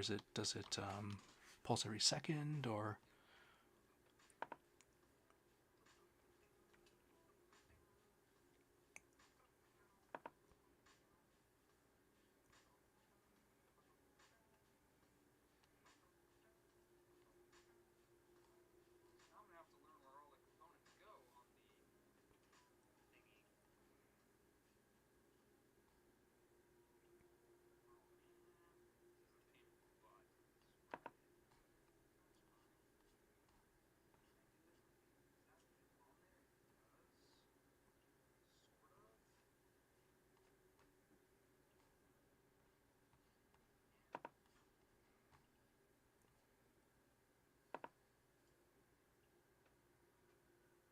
Hmm.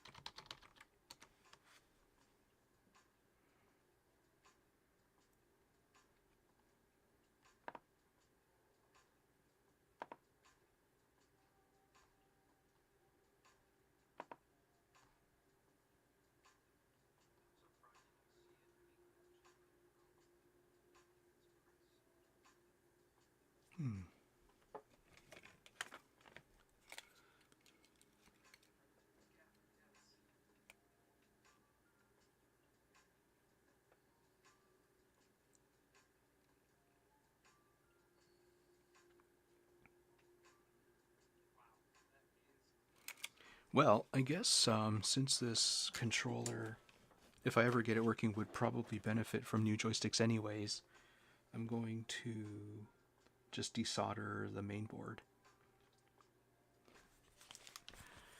We'll have to dig around offline just to figure out what's going on with the main board in the right, or whatever, this haptics motor, this haptic, I forgot what they called it, but it's basically a speaker. It's just firing off randomly. But I wouldn't expect it to be doing that unless it was being told to. And it's not doing it on the right side, which I also find weird.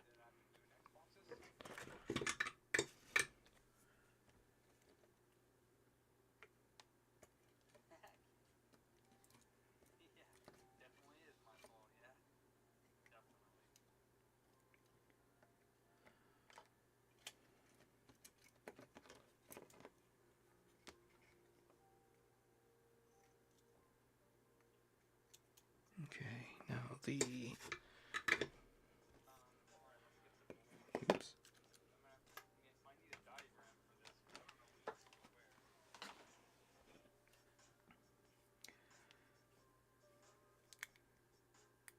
Oh, that's how they implemented the push button. Oh, that's why there's a little hump off to the side. Okay, so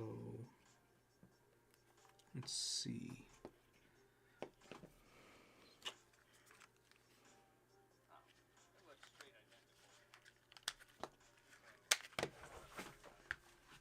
Is this 1.5? I guess so.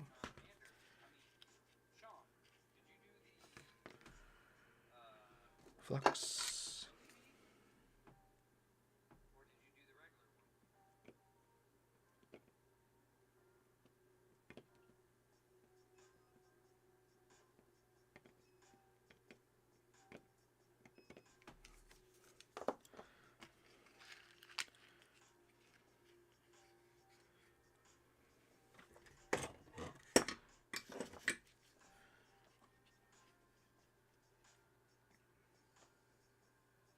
Actually, I think because this one's not physically attached to anything, I can just yank it.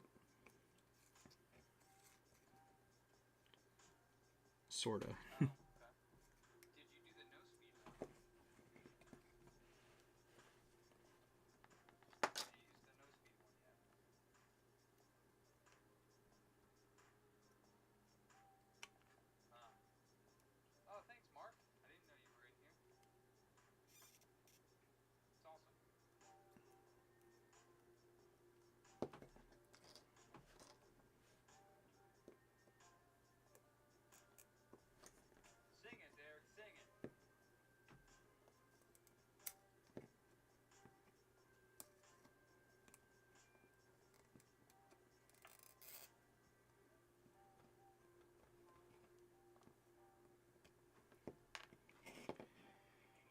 Okay, now oops. Can divide and conquer here by just ripping this one off too.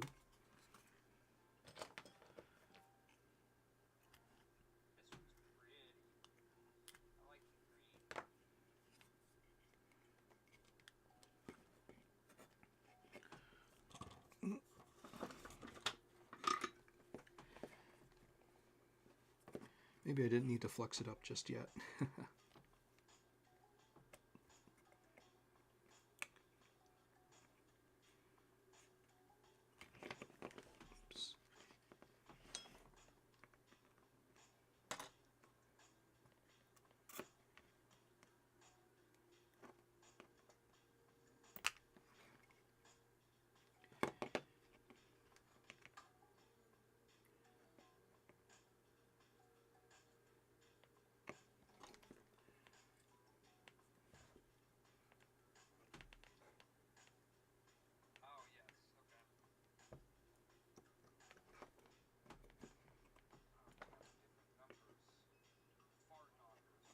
At least they did. They put thermal reliefs on the grounds. Okay, now I think the push button, yeah, the push button is mechanically attached to the joystick, so Appreciate you, Mark. Merry Christmas. Have a happy New Year.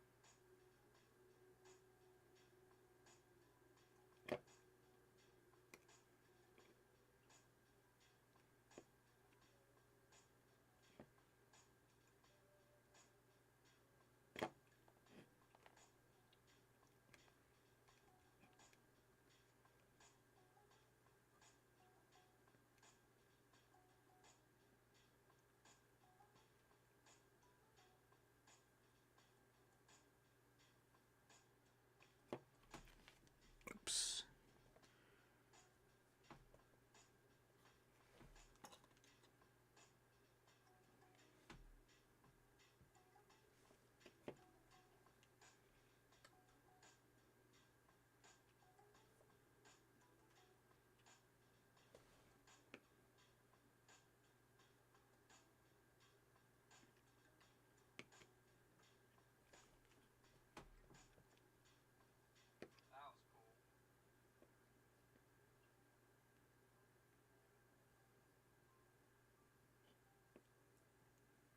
You know what? I might just cut this just to make it,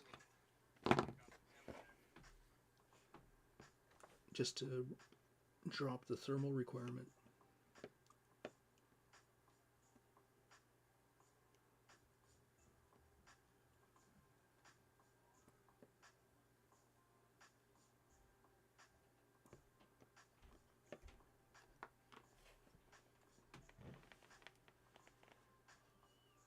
Wait, R6 is there? Damn it. It changed it. R1 is over here. There's no R6 over here. So, part nuggets.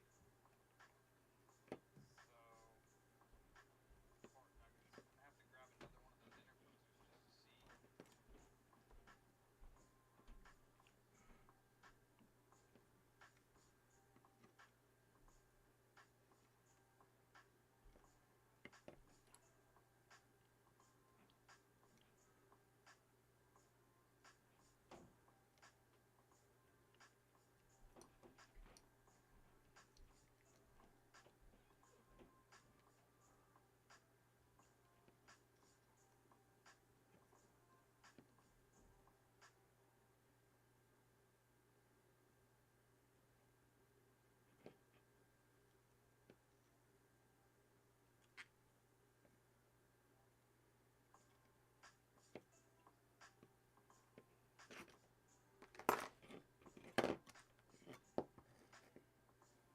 Oh, actually, Left components on this one. if you're So this one has didn't even realize it, the thermal, 7, 8, 9, 10, 11. all that thermal is just going into this metal cage, which we're not going to preserve anyways. So I should be able to just snip each one. So T29. So he named it R2. Oh, in theory.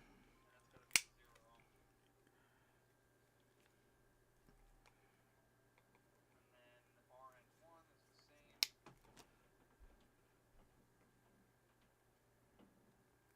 a 0 ohm. And then RN1 is the same. And then R8. R8 on this one. The second one up, he named it R4. Yeah, it's a pity that they had excellent They have the small, the large mechanical portion of the joystick, but not C45. the sensing part. The bottom one, and on this one, Okay, so and then all the small ones. Basically going to be all the caps. Oh, sorry, these are the okay, I think it's almost free. that one.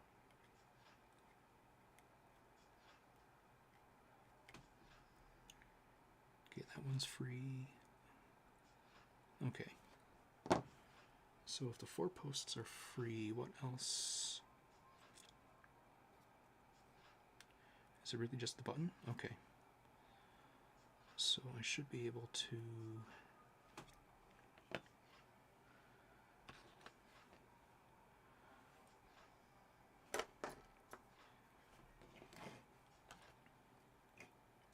release said button.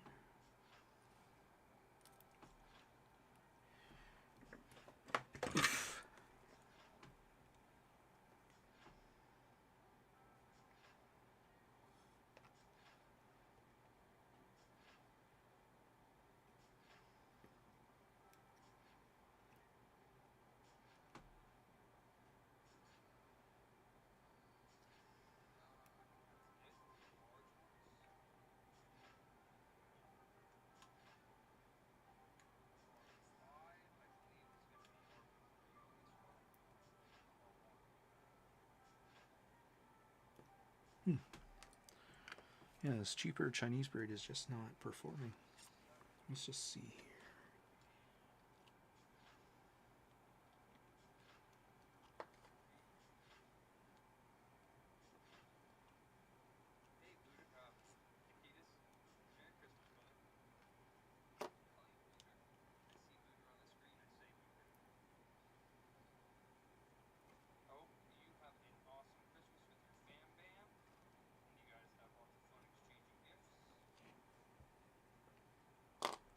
Okay, so that should be, solder remove to do this.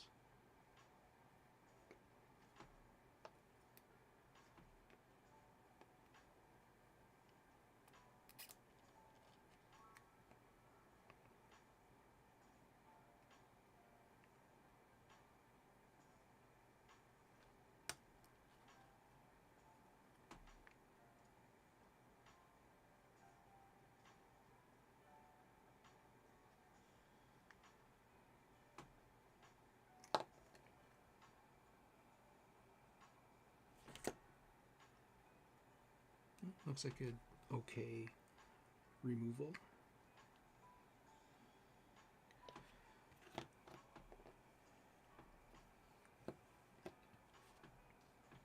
Yeah, I think for this other one, I want to try the solder sucker that VK's channel, or the VK uses on his channel.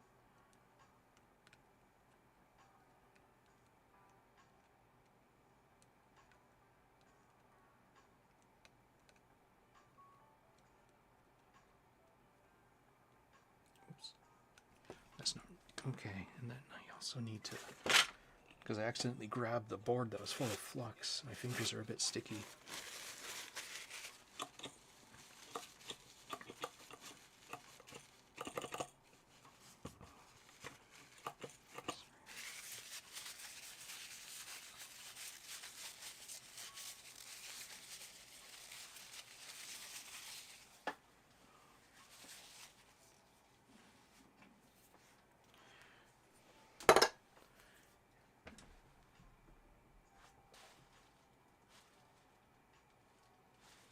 Okay, let's see. Oh.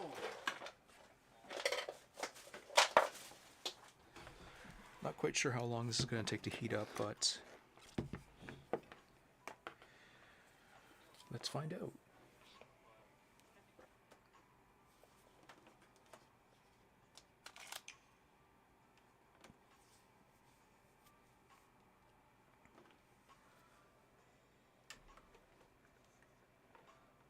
Okay. Now the other problem, I'm completely out of plugs. One of these has to be for a non-existent PS4, PS5, so let's just pull that one. Ah, there we go.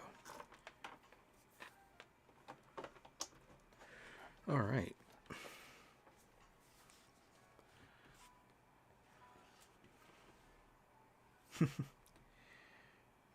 Hopefully this thing heats up.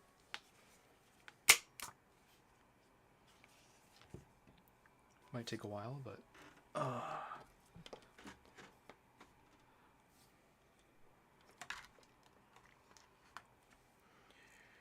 Do da do da do. Ah.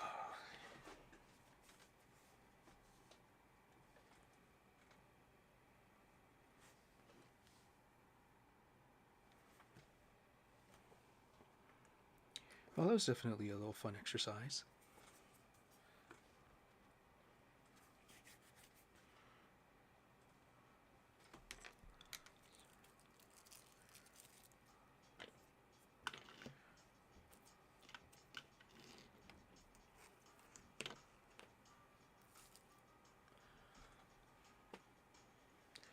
I can see why, if GuliKit is coming up with anything, they haven't released anything yet. It's not as cheap of a endeavor as, cheap or simple of an endeavor as it is turns out to be, and it's just because Sony didn't include a calibration routine.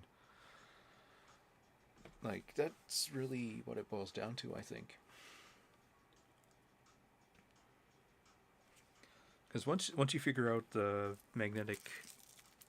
proximity and the magnetic stuff and mechanical,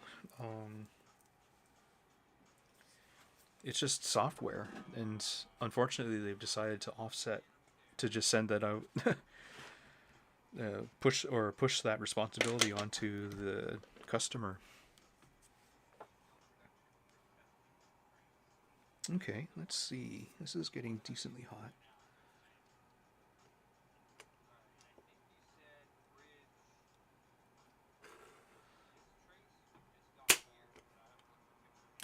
Nope, not hot enough.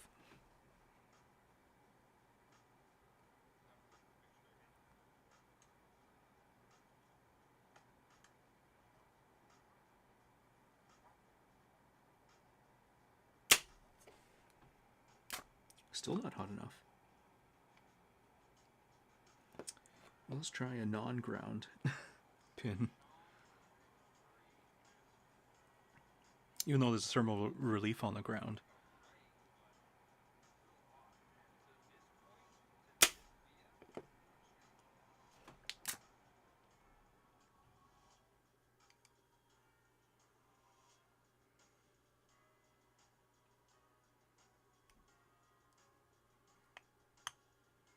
Maybe I can sort of use the... Nope. I guess arguably I could use... Oh, my fingers are covered in flux again.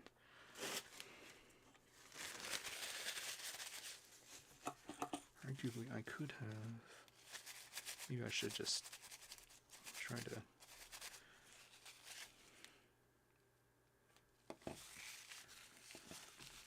clean the flux off of this board so I don't keep getting it on my fingers.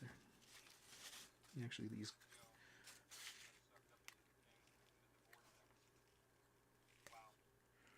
There.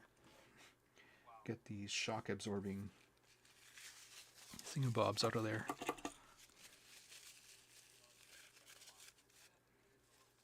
Okay. Let's see here.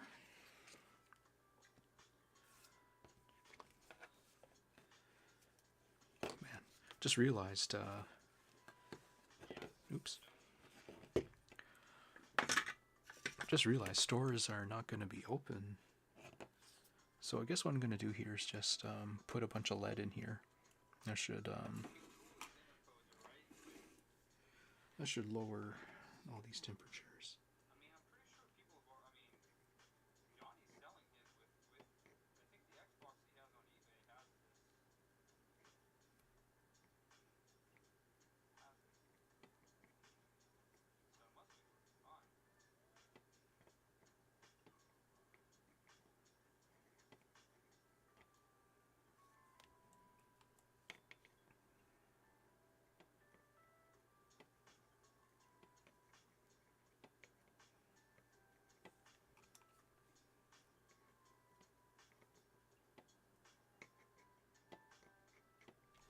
Okay, so hopefully that brings it down a little bit.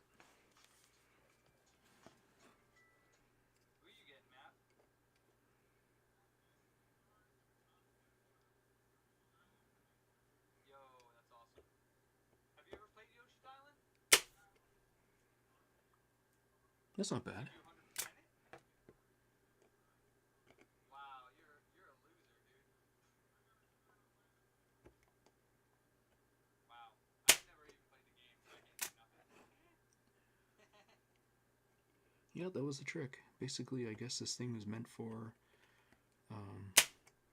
leaded desoldering.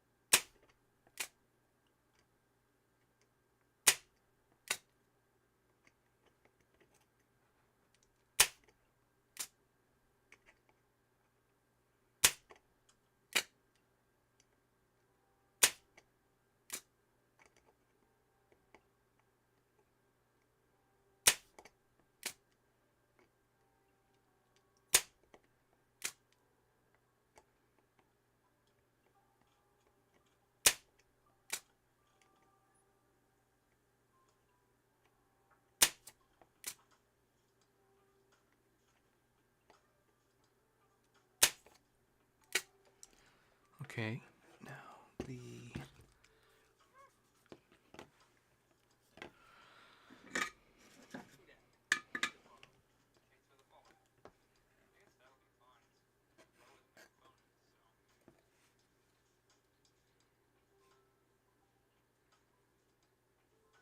actually, let me just think about this for a second. So I should be able to just cut these posts again.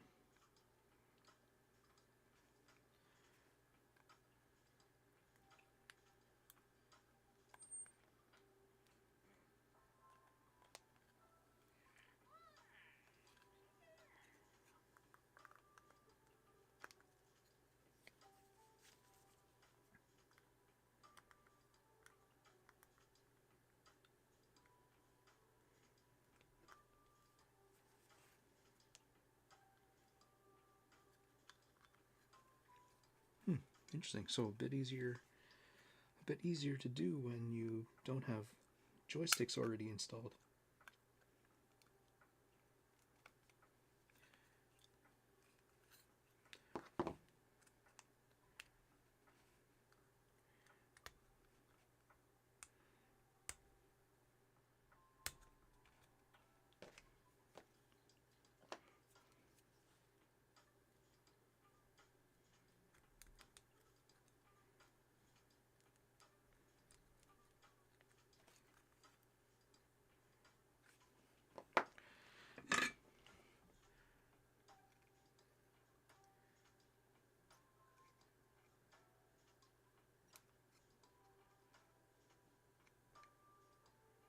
Yeah, so that's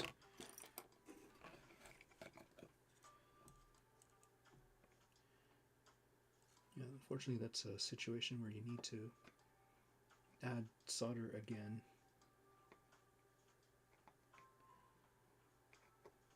Okay, so let's just try.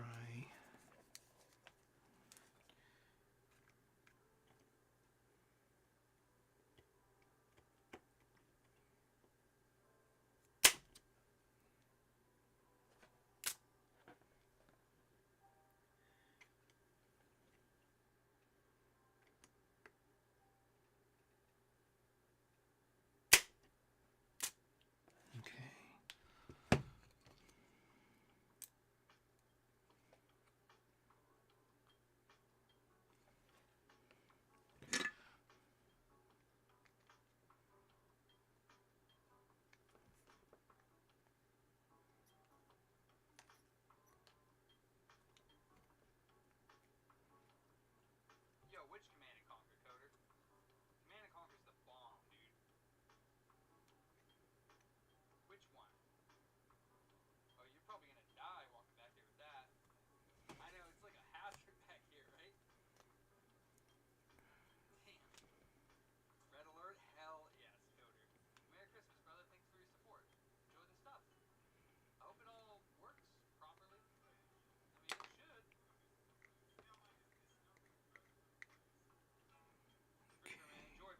Oops. Red Alert is awesome. Red Alert 2 is really good too. Alright, I'll be right back. We're gonna take the board off. We're gonna reball this. Too long. Yeah, dude. Dude, I'll play that against you. We should live stream a fucking game of Red Alert.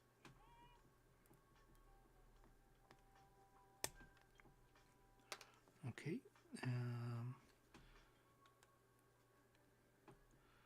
Alright, so it's just 2 posts to cut.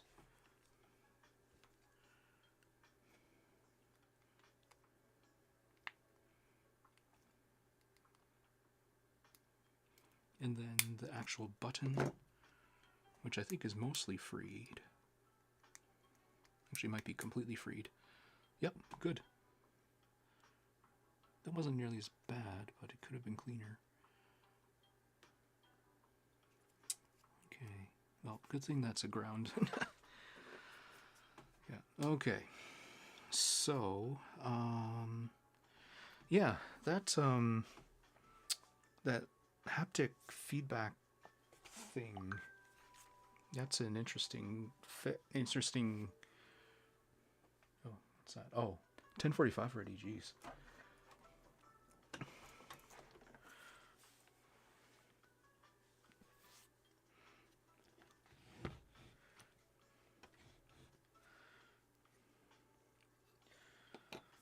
Yeah, let me see if I can... Oh, fingers are covered in flux again.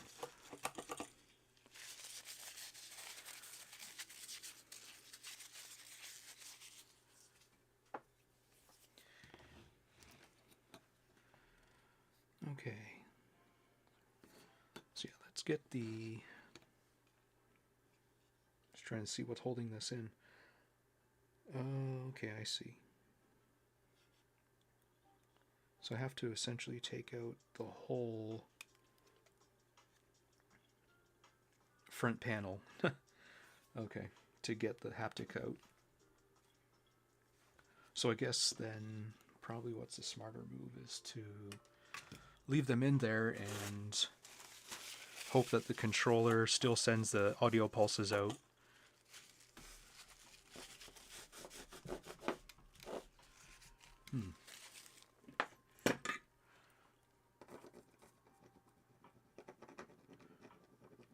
Not quite the solution I was hoping for.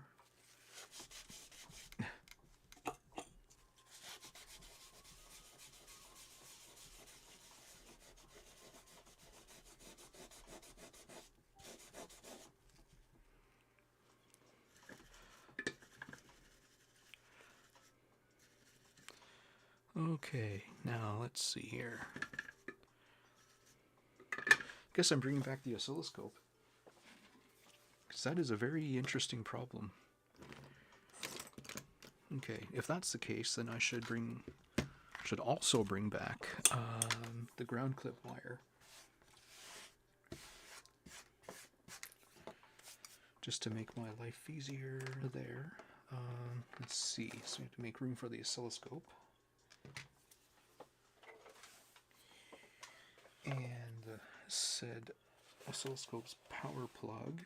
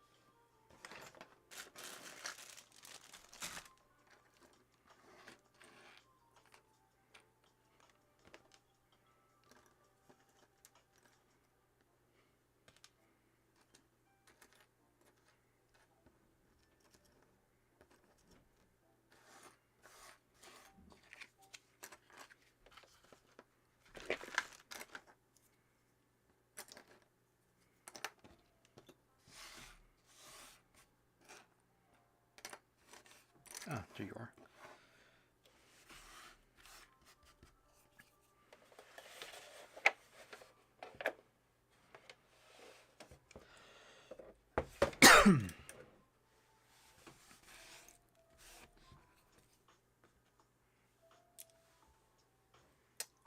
Actually, I can put that into e-waste.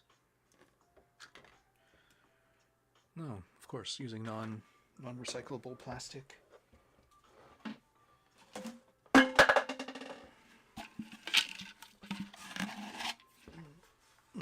Okay. All right. So let's just put this here. Okay.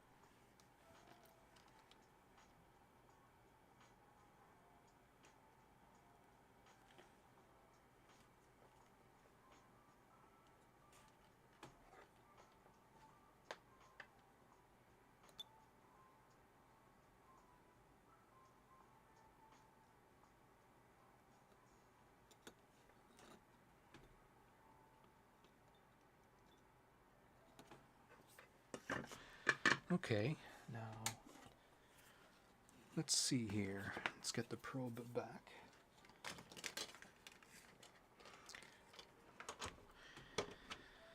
And you can't assume. Oh, and change the focus here. There, so the scope's a lot more readable. So you can't assume that the oops, because the haptic feedback is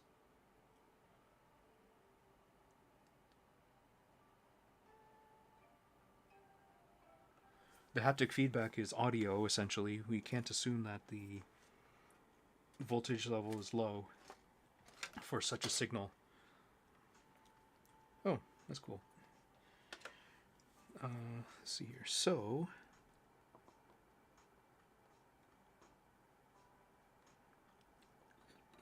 I'm pretty sure you can just get away with this in a battery. Speaking of which, I have to find said battery. Ah, here it is. Okay, so let's plug that in.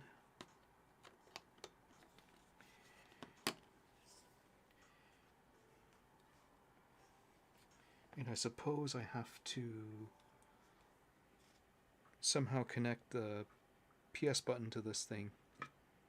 Maybe I am better off disassembling this controller further. Well, let's get started, I guess.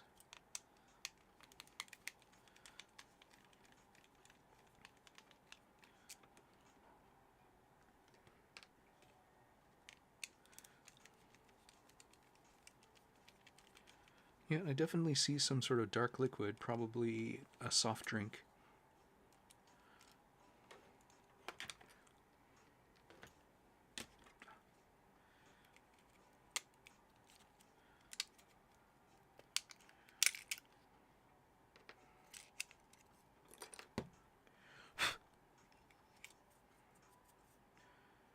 Okay, now that those screws are out, I should be able to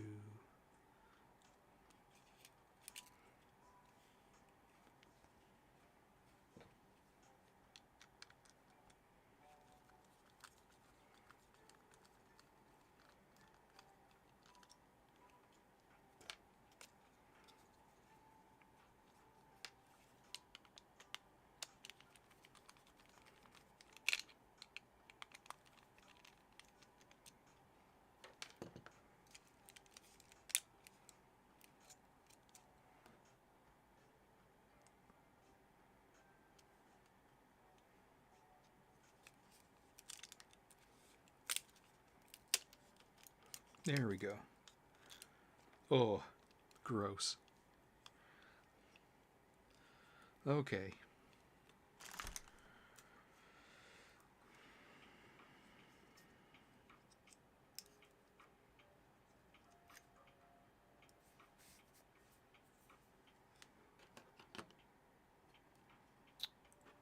So I'm just looking at the traces.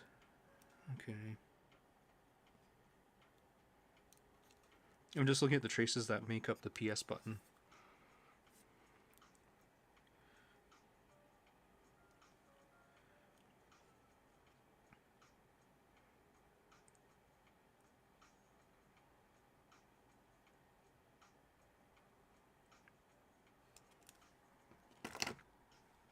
I wonder if I can just put my finger along here and turn this thing on. No, that'd be too simple.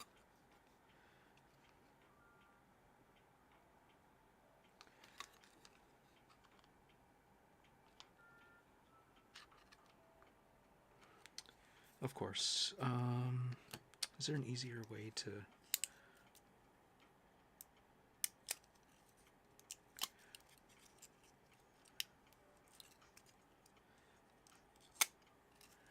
Okay. So I pulled the film. You know what? Let's just... there. So I pulled the film. Okay. So it's supposed to make...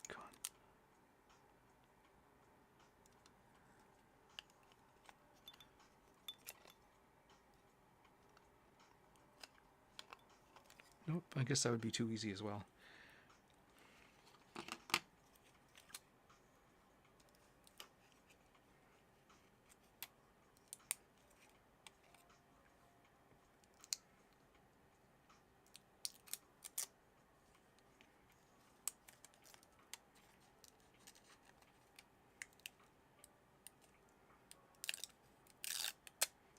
Okay.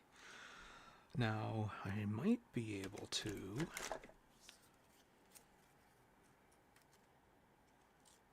Let me think here for a second. Does it...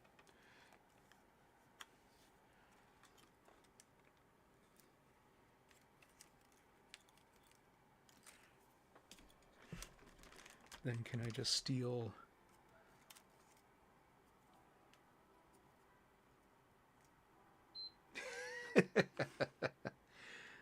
Too funny. Okay. Okay, so the idea here is that there's a weird pulsing going on that's always constant coming out of the left sensor. So is it visible? My question was, is it visible on the... Oh, persistence. Display. There. Okay. My question was, is it visible on a scope? And I think the answer is not at this voltage level.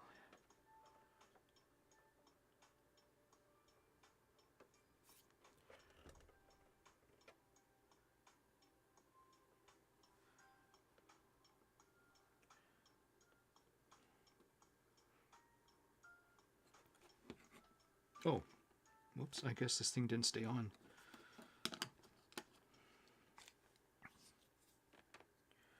Maybe there's a bunch of checks that it does to make sure that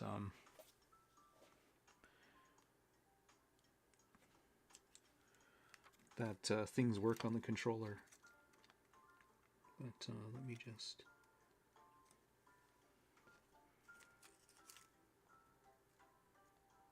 Nope.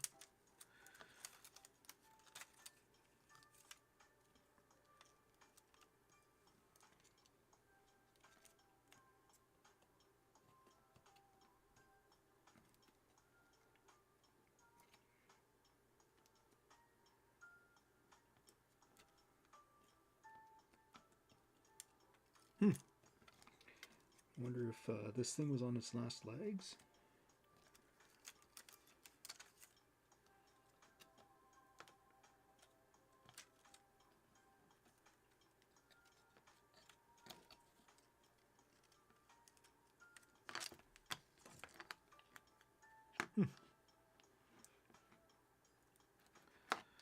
let's just see here. So pull the battery, plug the battery back in. Oh, sticky fingers everywhere.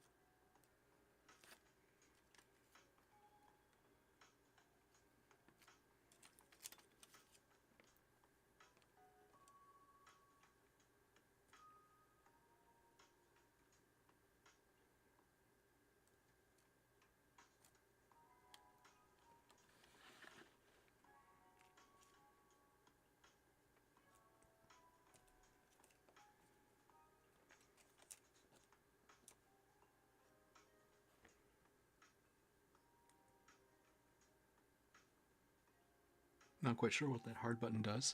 Oh, that's mute. Oh, interesting.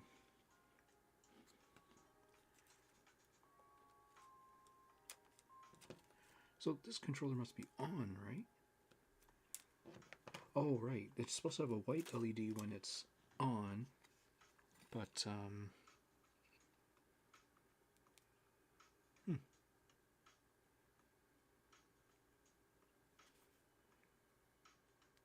where does a white LED come from? It's not secondary to this board, is it? No, it's not there. It can't be the actual touchpad itself, right? Well, let's not worry about it since the controller does seem to be on. Okay, so the idea here was the...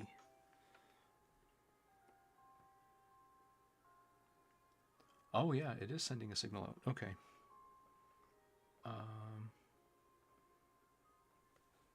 Okay, let's try this scale.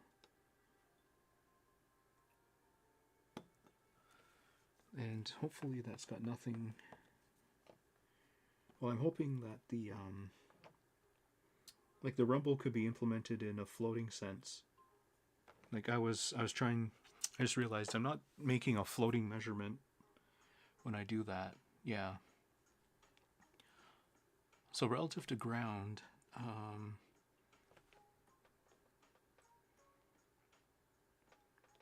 that is strange. Okay, you know what?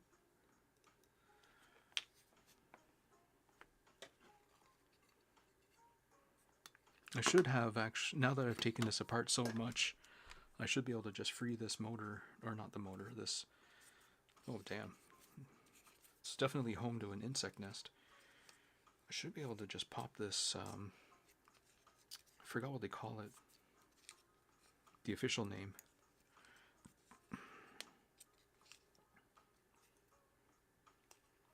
Damn, that's really in there.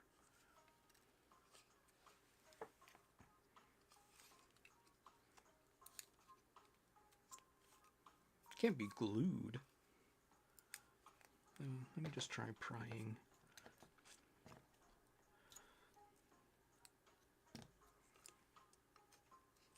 Yeesh. Alright, my bad. I got to talking with my employee and that was fun. Hey Jason, haven't seen you in a while.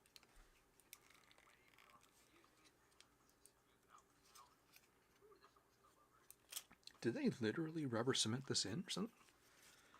I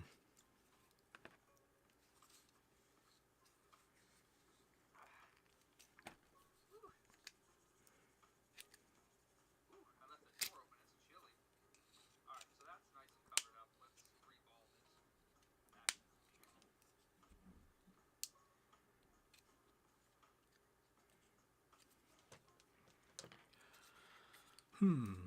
How do I free this? 0.76 on this as well, I'm assuming. I feel like it is way too... Sorry, Ander. He's like, no Xbox. Did Ace finishes?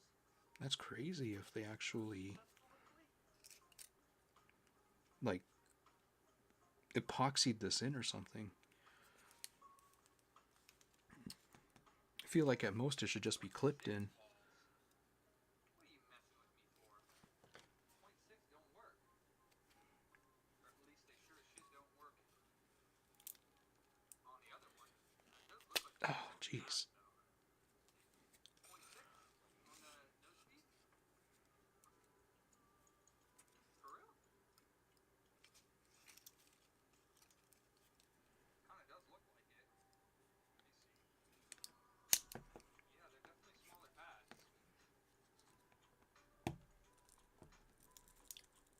Holy shit. No, I hear adhesive being released. Oh my god. It's basically held in by this massive sticker. But, yeah. Okay, so it's... I thought this was made by Foster. Looks like the manufacturer is Minebea? M-I-N-E-B-E-A. But, yeah, essentially it's a big-ass speaker. And I'll just turn this on.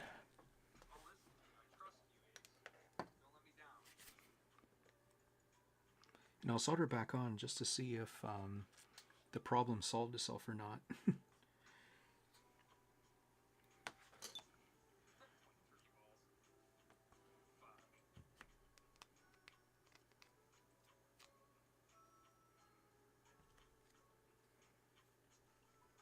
Would be kind of crazy if the problem did solve itself, considering I did nothing.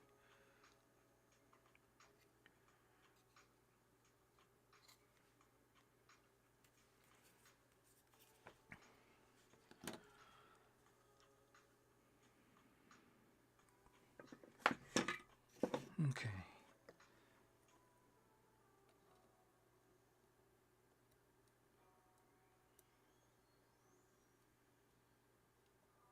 There. Okay.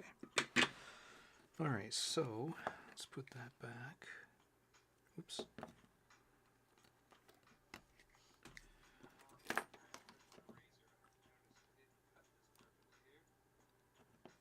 Okay, so then we have to fake out the PS button.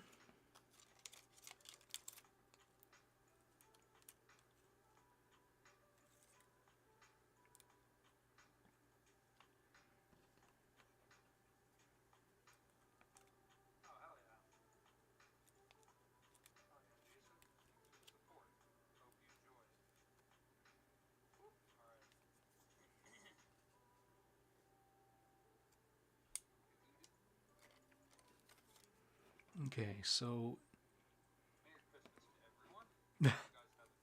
I'm pretty sure this controller's like super fucked because the white LED's not on.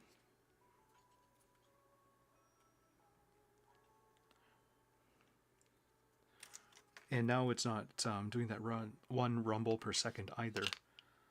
So,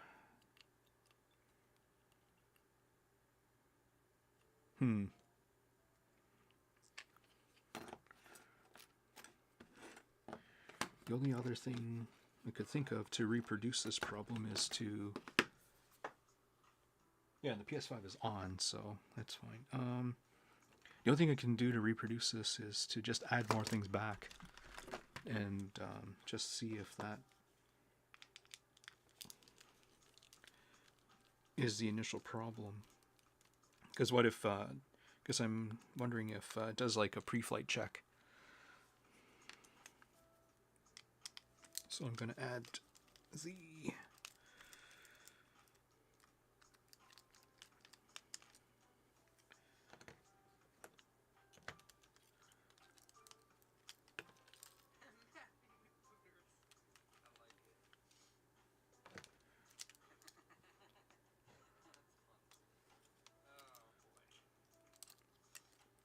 Ooh, another insect nest.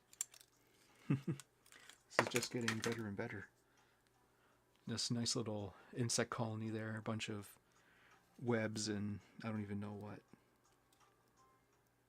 Eggs. Maybe it's spiders.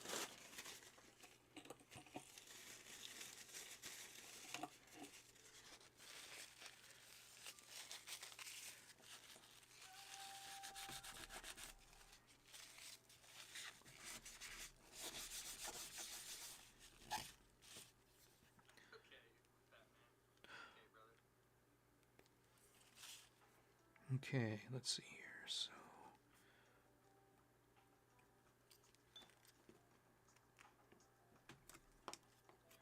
So that plugs into there.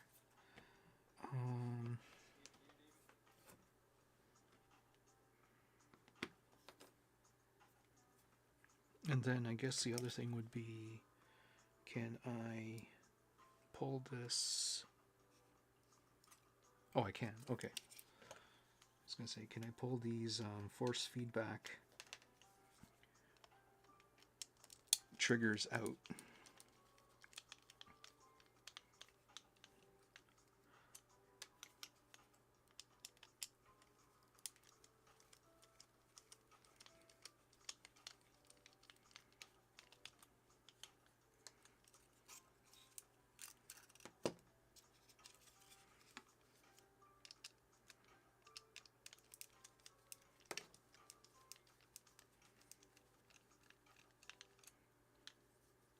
What's up, Nick? You never saw it, Coder?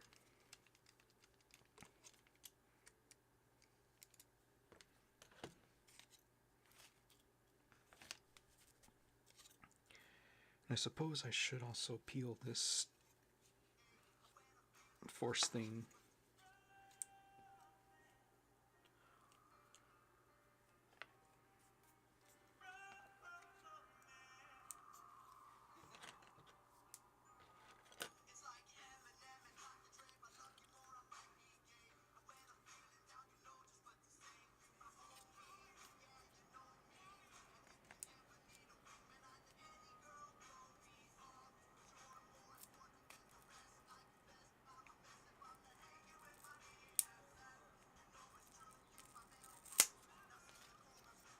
There, okay. These are pretty tough casings. But yeah, anyways.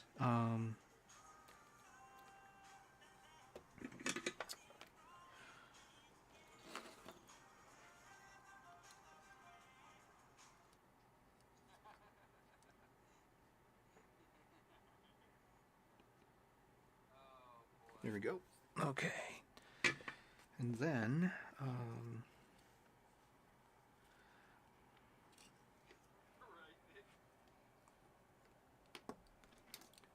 this would go there.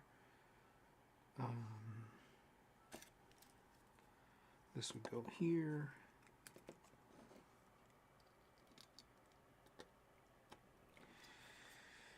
And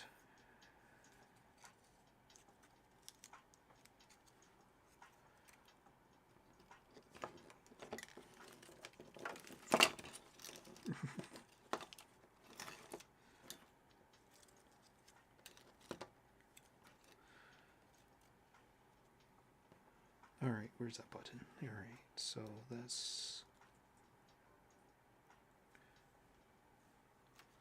would go. Okay, so before I get too far, let's plug this battery back in.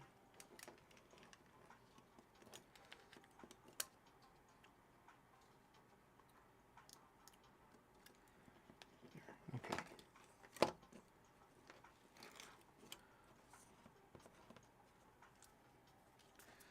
Okay, now the power button.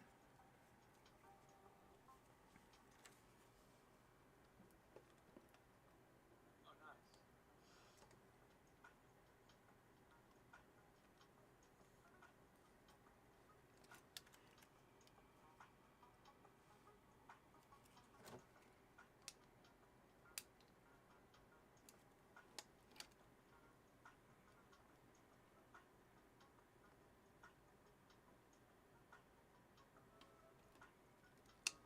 There we go. Ah, that's where the white LED is. It's in the touchpad. Okay. Yeah, and there's a click. Okay. Oh, It's not here. It's here. I don't know if you can see that.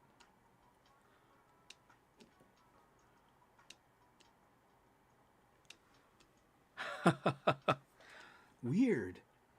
Why on earth would the...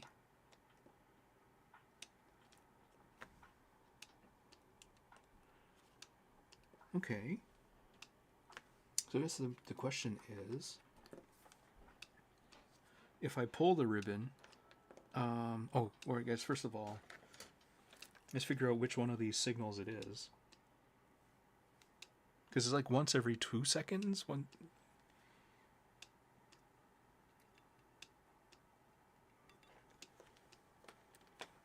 Okay. Oops, excuse me. Okay, so not that one.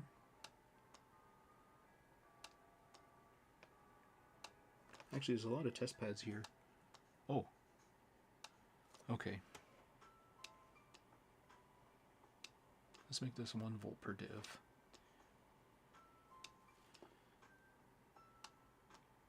Okay, so that's a 1.8 signal.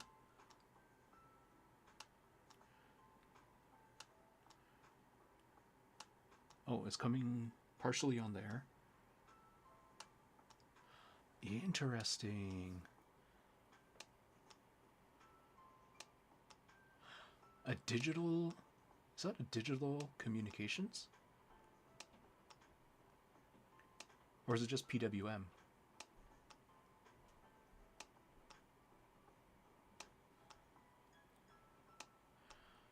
Okay. And it's only the left side that's doing it.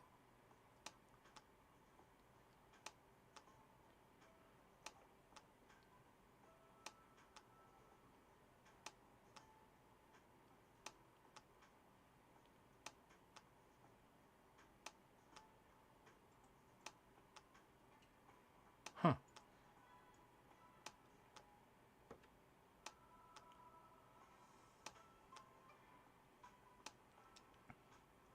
Well, let's just see. Whoops.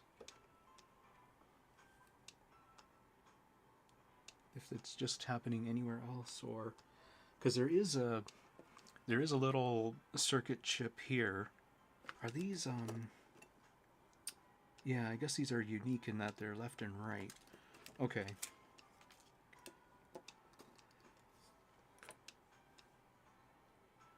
There's no other signals going on here. I kind of wonder, like, did the liquid damage this little chip, and is that why, like, it's just sending out like a near maximum vibration? Because the motor, if I understand correctly, the motor dictates the distance that the travel can be limited by. But what is...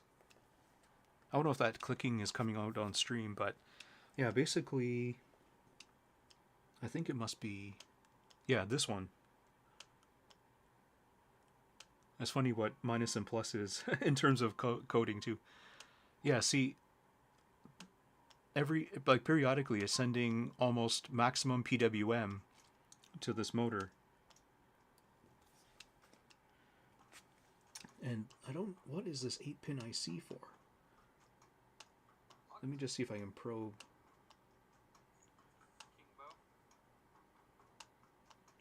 Doesn't seem like there's much...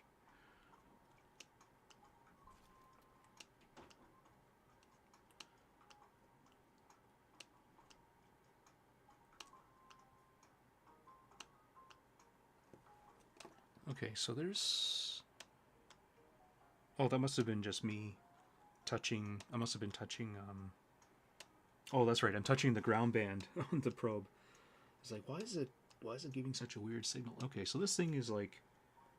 Whatever that chip does, it's kind of dead. I mean, like, it wouldn't be impossible... Like this would probably be like an EEPROM.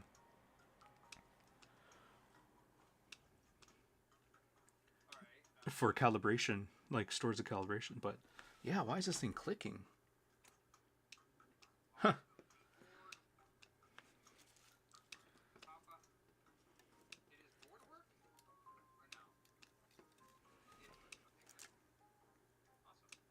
Yeah, this one is definitely not clicking. I'm just curious if it's oh, what? Ah, okay.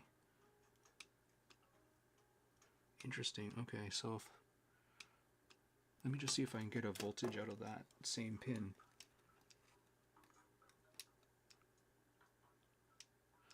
Oop.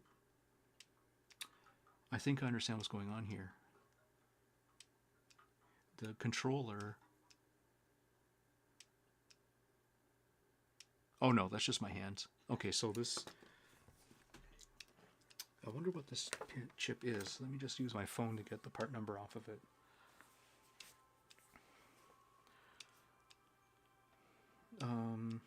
Let's see, where did I put that phone?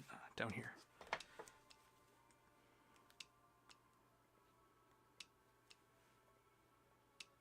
Man, I'm way over time today. This is just so interesting.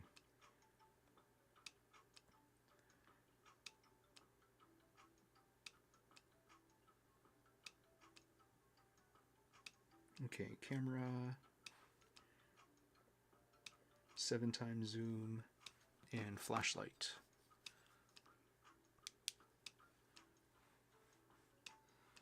Okay, so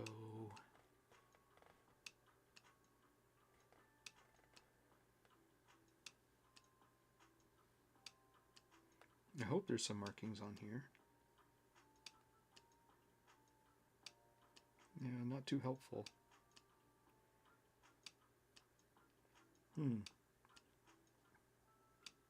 Yeah, I don't see a brand name or anything, so it'll be another one of those fruitless hunts, I think. Oh well. Ooh, I'm getting hungry. Let's see.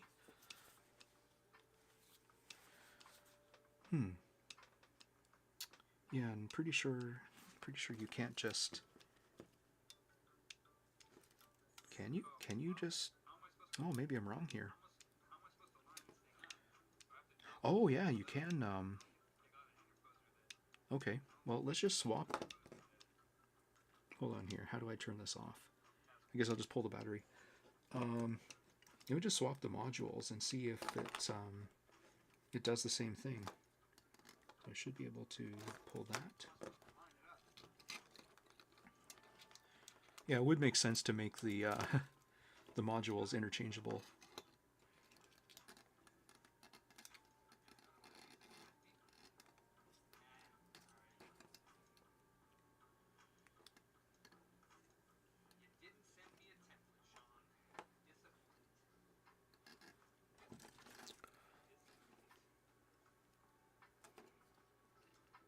It'll be a bit easier if I pull this off, insert it, then put it back on.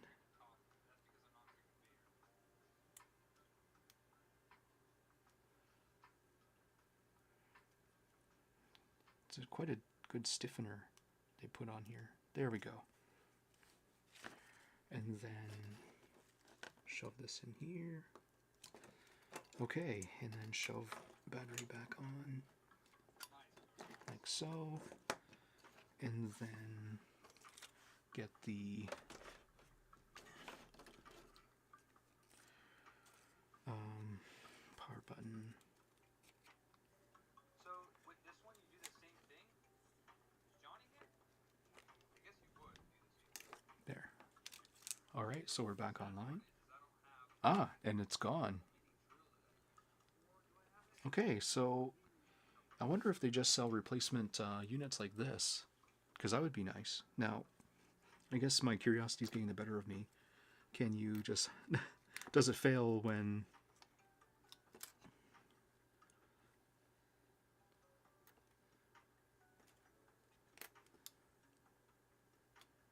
Oh, hold on a second. How do you... I mean, these are identical PCBs, I assume, in terms of function.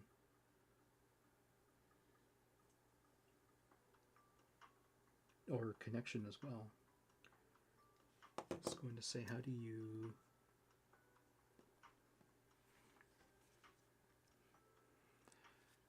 Oops. So this means this has to go here. Oh. No.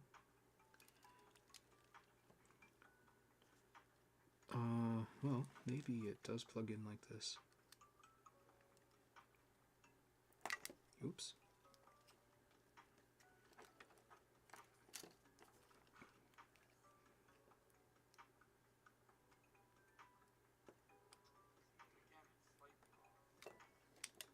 Oh.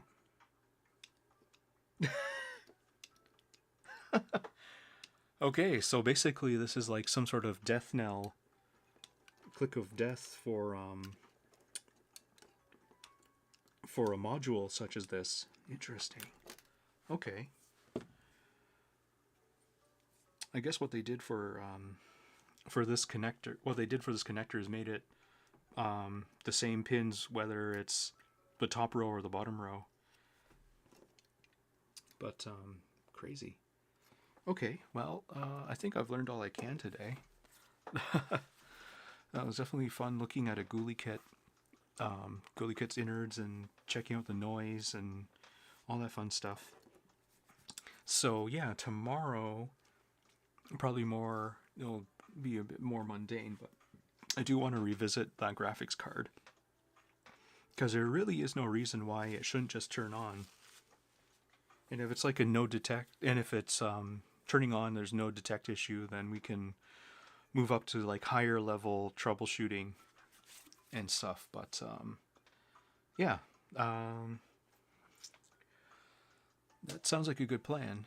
So yes, thanks to everybody who came by a stream today, everybody who chatted and lurked.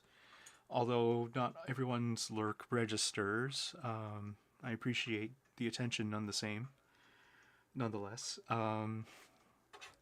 And of course, I post on Twitter, Blue Sky, whenever I'm about to stream, with the stream's topic du jour. If you want updates, I tend to post there too. I don't cancel very often, but I use the cancellation feature of Twitch, which I probably shouldn't be doing. I should be announcing when I cancel. But yeah, see everybody tomorrow. Have a good night.